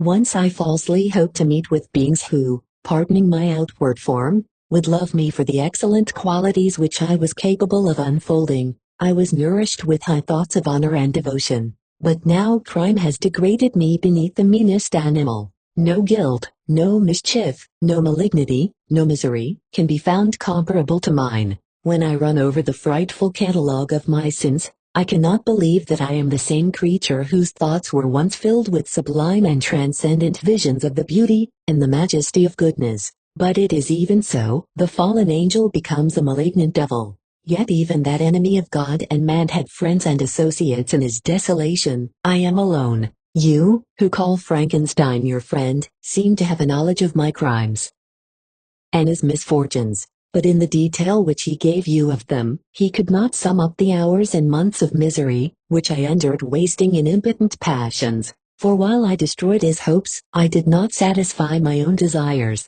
They were forever ardent and craving. Still I desired love and fellowship, and I was still spurned. Was there no injustice in this? Am I to be thought the only criminal, when all humankind sinned against me? Why do you not hate Felix, who drove his friend from his door with contumely? Why do you not execrate the rustic who sought to destroy the Savior of his child? Nay, these are virtuous and immaculate beings. I, the miserable and the abandoned, am an abortion, to be spurned at, and kicked, and trampled on. Even now my blood boils at the recollection of this injustice. But it is true that I am a wretch. I have murdered the lovely and the helpless. I have strangled the innocent as they slept and grasped to death his throat who never injured me or any other living thing. I have devoted my Creator, the select specimen of all that is worthy of love and admiration among men, to misery. I have pursued him even to that irremediable ruin. There he lies, white and cold in death. You hate me, but your abhorrence cannot equal that with which I regard myself. I look on the hands which executed the deed. I think on the heart in which the imagination of it was conceived and longed for. The moment when these hands will meet my eyes, when that imagination will haunt my thoughts no more, fear not that I shall be the instrument of future mischief. My work is nearly complete. Neither yours nor any man's death is needed to consummate the series of my being and accomplish that which must be done, but it requires my own. Do not think that I shall be slow to perform this sacrifice. I shall quit your vessel on the ice raft which brought me thither, and shall seek the most northern extremity of the globe. I shall collect my funeral pile and consume to ashes this miserable frame, that its remains may afford no light to any curious and unhallowed wretch, who would create such another as I have been. I shall die. I shall no longer feel the agonies which now consume me or be the prey of feelings unsatisfied, yet unquenched. He is dead who called me into being, and when I shall be no more, the very remembrance of us both will speedily vanish. I shall no longer see the sun or stars or feel the winds play on my cheeks. Light, feeling, and sense will pass away, and in this condition must I find my happiness. Some years ago, when the images which this world affords first opened upon me, when I felt the cheering warmth of summer, and heard the rustling of the leaves and the warbling of the birds, and these were all to me. I should have wept to die. Now it is my only consolation. Polluted by crimes and torn by the bitterest remorse, where can I find rest but in death? Farewell. I leave you, and in you the last of humankind whom these eyes will ever behold. Farewell, Frankenstein. If thou wert yet alive and yet cherished a desire of revenge against me, it would be better satiated in my life than in my destruction. But it was not so. Thou didst seek my extinction, that I might not cause greater wretchedness, and if yet, in some mode unknown to me, thou hadst not ceased to think and feel, thou wouldst not desire against me a vengeance greater than that which I feel. Blasted as thou wert, my agony was still superior to thine, for the bitter sting of remorse will not cease to rankle in my wounds until death shall close them forever. But soon, he cried with sad and solemn enthusiasm, I shall die, and what I now feel be no longer felt. Soon these burning miseries will be extinct. I shall ascend my funeral pile triumphantly and exult in the agony of the torturing flames. The light of that conflagration will fade away, my ashes will be swept into the sea by the winds. My spirit will sleep in peace, or if it thinks, it will not surely think thus. Farewell. He sprang from the cabin window as he said this, upon the ice raft which lay close to the vessel. He was soon borne away by the waves and lost in darkness and distance. End of the Project Gutenberg ebook Frankenstein, or The Modern Prometheus. Updated editions will replace the previous one, the old editions will be renamed. Creating the works from print editions not protected by U.S. copyright law means that no one owns a United States copyright in these works, so the Foundation, and you, can copy and distribute it in the United States without permission and without paying copyright royalties. Special rules, set forth in the General Terms of Use part of this license, apply to copying and distributing Project Gutenberg electronic works to protect the Project Gutenberg concept and trademark. Project Gutenberg is a registered trademark, and may not be used if you charge for an ebook, except by following the terms of the trademark license, including paying royalties for use of the Project Gutenberg trademark. If you do not charge anything for copies of this ebook, complying with the trademark license is very easy. You may use this ebook for nearly any purpose such as creation of derivative works, reports, performances and research. Project Gutenberg ebooks may be modified and printed and given away. You may do practically anything in the United States with ebooks not protected by U.S. copyright law. Redistribution is subject to the trademark license, especially commercial redistribution. Start. Full license. The full Project Gutenberg license. Please read this before you distribute or use this work. To protect the Project Gutenberg mission of promoting the free distribution of electronic works, by using or distributing this work, or any other work associated in any way with the phrase Project Gutenberg, you agree to comply with all the terms of the full Project Gutenberg license available with this file or online at www.gutenberg.org/license. Section 1. General Terms of Use and Redistributing Project Gutenberg Electronic Works. 1.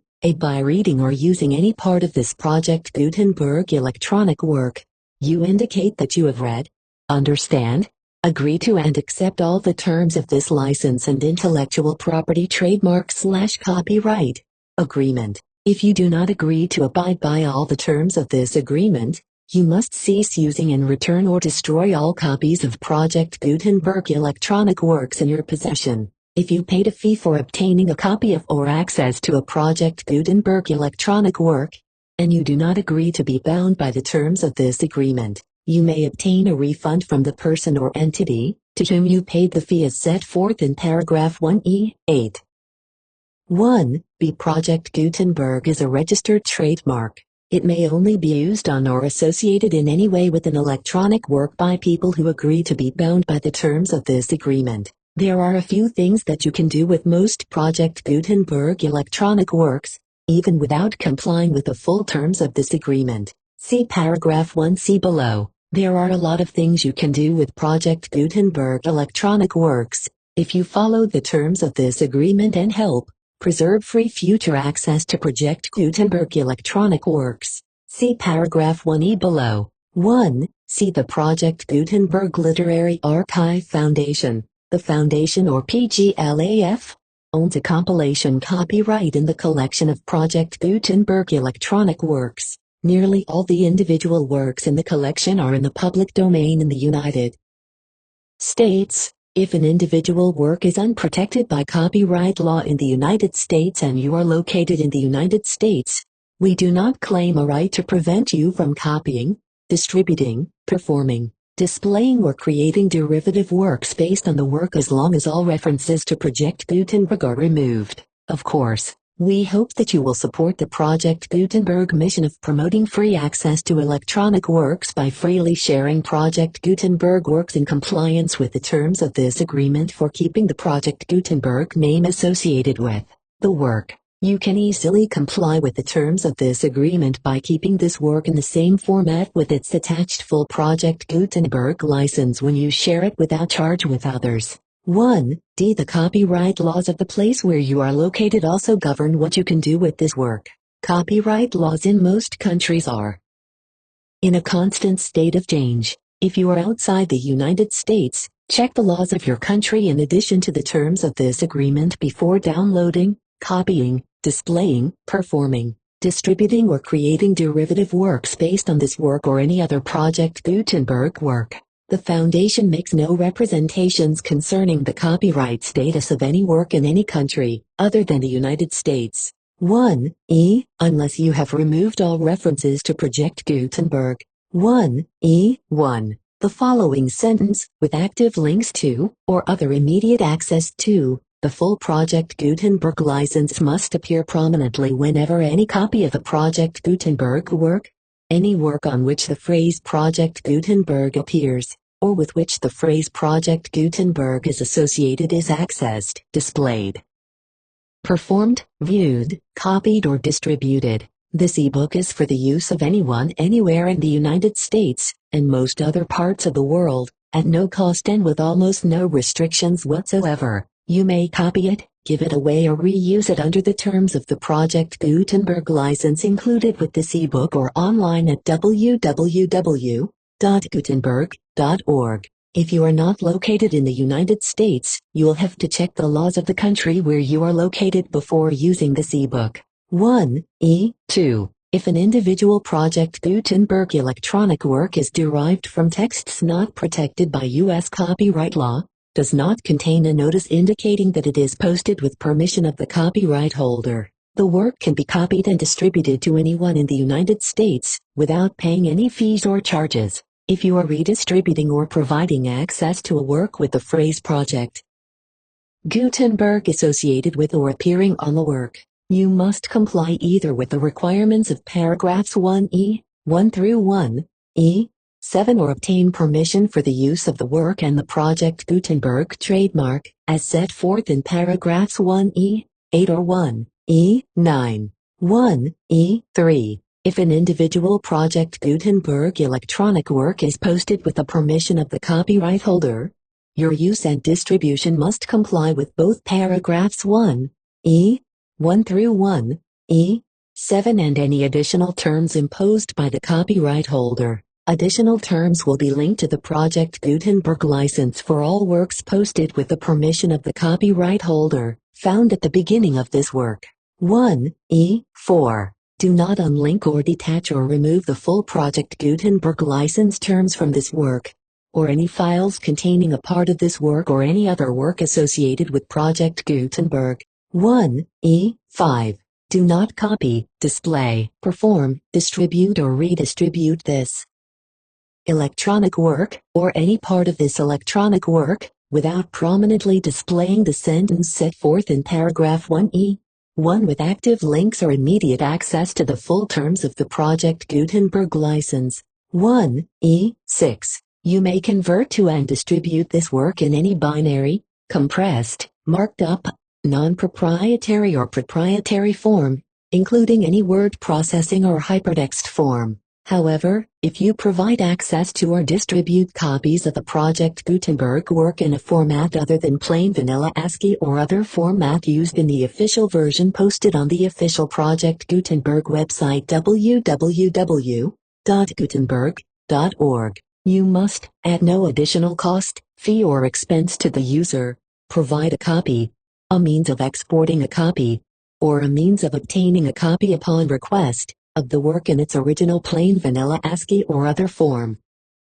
Any alternate format must include the full Project Gutenberg license as specified in paragraph 1E, 1E, 7. Do not charge a fee for access to, viewing, displaying, performing, copying or distributing any Project Gutenberg works unless you comply with paragraph 1E, 8 or 1E, 9. 1E, 8. You may charge a reasonable fee for copies of or providing access to or distributing Project Gutenberg electronic works, provided that, you pay a royalty fee of 20% of the gross profits you derive from the use of Project Gutenberg works calculated using the method you already use to calculate your applicable taxes. The fee is owed to the owner of the Project Gutenberg trademark, but he has agreed to donate royalties under this paragraph to the Project Gutenberg Literary Archive Foundation.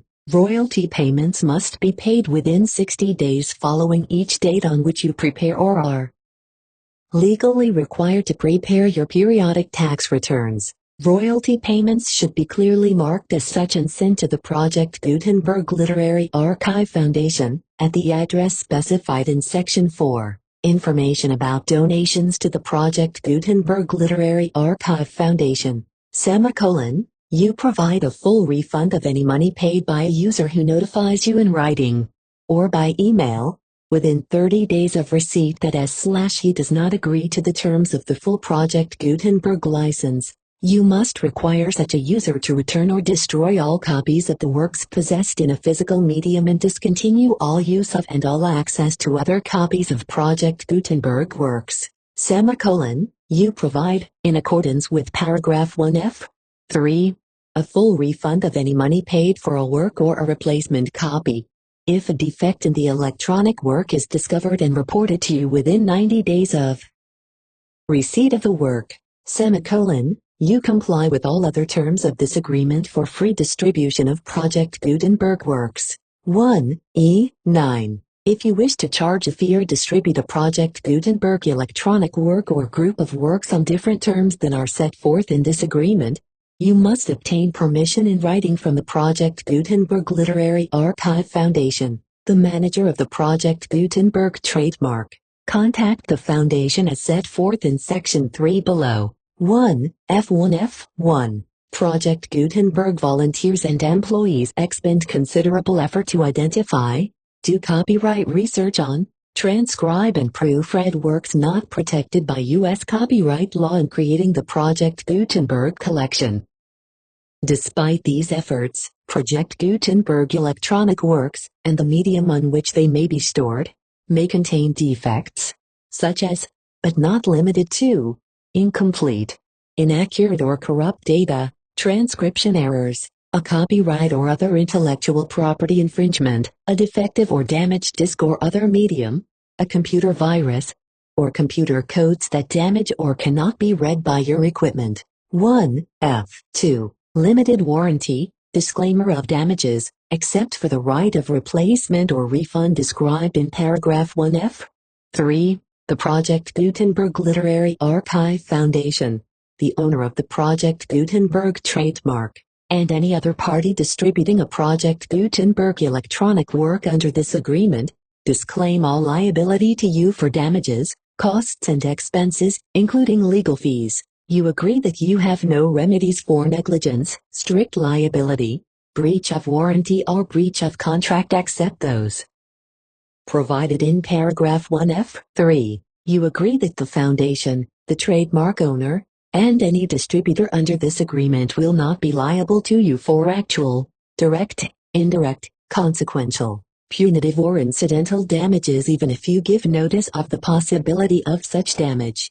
1F. 3. Limited right of replacement or refund. If you discover a defect in this electronic work within 90 days of receiving it, you can receive a refund of the money, if any, you paid for it by sending a written explanation to the person you received the work from. If you received the work on a physical medium, you must return the medium with your written explanation. The person or entity that provided you with the defective work may elect to provide a replacement copy in lieu of a refund. If you received the work electronically, the person or entity providing it to you may choose to give you a second opportunity to receive the work electronically in lieu of a refund. If the second copy is also defective, you may demand a refund in writing without further opportunities to fix the problem. 1F. 4. Except for the limited right of replacement or refund set forth in paragraph 1F. 3. This work is provided to you as is, with no other warranties of any kind, express or implied, including but not limited to warranties of merchantability or fitness for any purpose. 1F. 5. Some states do not allow disclaimers of certain implied warranties, or the exclusion or limitation of certain types of damages. If any disclaimer or limitation set forth in this agreement violates the law of the state applicable to this agreement, the agreement shall be interpreted to make the maximum disclaimer or limitation permitted by the applicable state law. The invalidity or unenforceability of any provision of this agreement shall not void the remaining provisions. 1F. 6. Indemnity. You agree to indemnify and hold the foundation, the trademark owner, any agent or employee of the foundation, anyone providing copies of Project Gutenberg electronic works in accordance with this agreement, and any volunteers associated with the production, promotion and distribution of Project Gutenberg electronic works, harmless from all liability, costs and expenses, including legal fees, that arise directly or indirectly from any of the following which you do or cause to occur: a distribution of this or any Project Gutenberg work, b. alternation, modification, or additions or deletions to any Project Gutenberg work, and c. any defect you cause. Section 2. Information about the mission of Project Gutenberg. Project Gutenberg is synonymous with the free distribution of electronic works in formats readable by the widest variety of computers, including obsolete, old, middle-aged and new computers. It exists because of the efforts of hundreds of volunteers and donations from people in all walks of life. Volunteers and financial support to provide volunteers with the assistance they need are critical to reaching Project Gutenberg's goals, and ensuring that the Project Gutenberg collection will remain freely available for generations to come. In 2001, the Project Gutenberg Literary Archive Foundation was created to provide a secure and permanent future for Project Gutenberg and future generations. To learn more about the Project Gutenberg Literary Archive Foundation, and how your efforts and donations can help, see sections 3 and 4 in the Foundation information page at www.gutenberg.org. Section 3. Information about the Project Gutenberg Literary Archive Foundation. The Project Gutenberg Literary Archive Foundation is a non-profit 501c3 educational corporation organized under the laws of the State of Mississippi and granted tax-exempt status by the Internal Revenue Service. The Foundation's IN or Federal Tax Identification Number is 64-6221541. Contributions to the Project Gutenberg Literary Archive Foundation are tax-deductible to the full extent permitted by U.S. federal laws and your state laws. The Foundation's business office is located at 41 Watchung Plaza No. 516, Montclair, New Jersey, 07042, USA, +1 862 621 9288. Email contact links and up-to-date contact information can be found at the Foundation's website and official page at www.gutenberg.org/contact. Section 4. Information about donations to the Project Gutenberg Literary Archive Foundation. Project Gutenberg depends upon and cannot survive without widespread public support and donations to carry out its mission of increasing the number of public domain and licensed works that can be freely distributed in machine-readable form accessible by the widest array of equipment, including outdated equipment. Many small donations, $1 to $5,000, are particularly important to maintaining tax-exempt status with the IRS. The Foundation is committed to complying with the laws regulating charities and charitable donations in all 50 states of the United States. Compliance requirements are not uniform and it takes a considerable effort, much paperwork and many fees to meet and keep up with these requirements. We do not solicit donations in locations where we have not received written confirmation of compliance. To send donations or determine the status of compliance for any particular state, visit www.gutenberg.org/donate.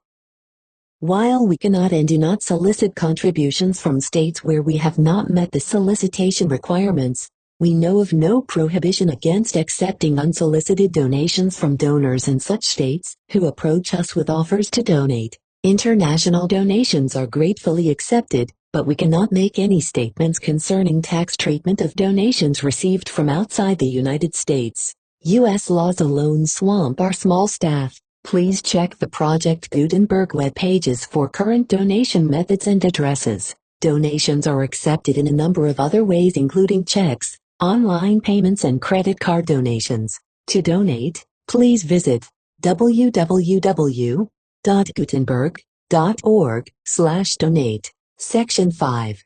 General information about Project Gutenberg electronic works. Professor Michael S.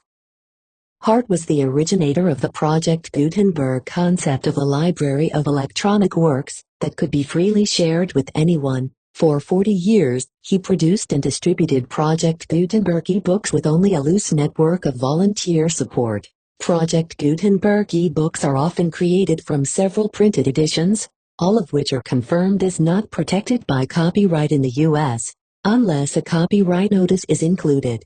Thus, we do not necessarily keep e-books in compliance with any particular paper edition. Most people start at our website, which has the main PG search facility, www.gutenberg.org. This website includes information about Project Gutenberg, including how to make donations to the Project Gutenberg Literary Archive Foundation, how to help produce our new e-books, and how to subscribe to our email newsletter to hear about new e-books.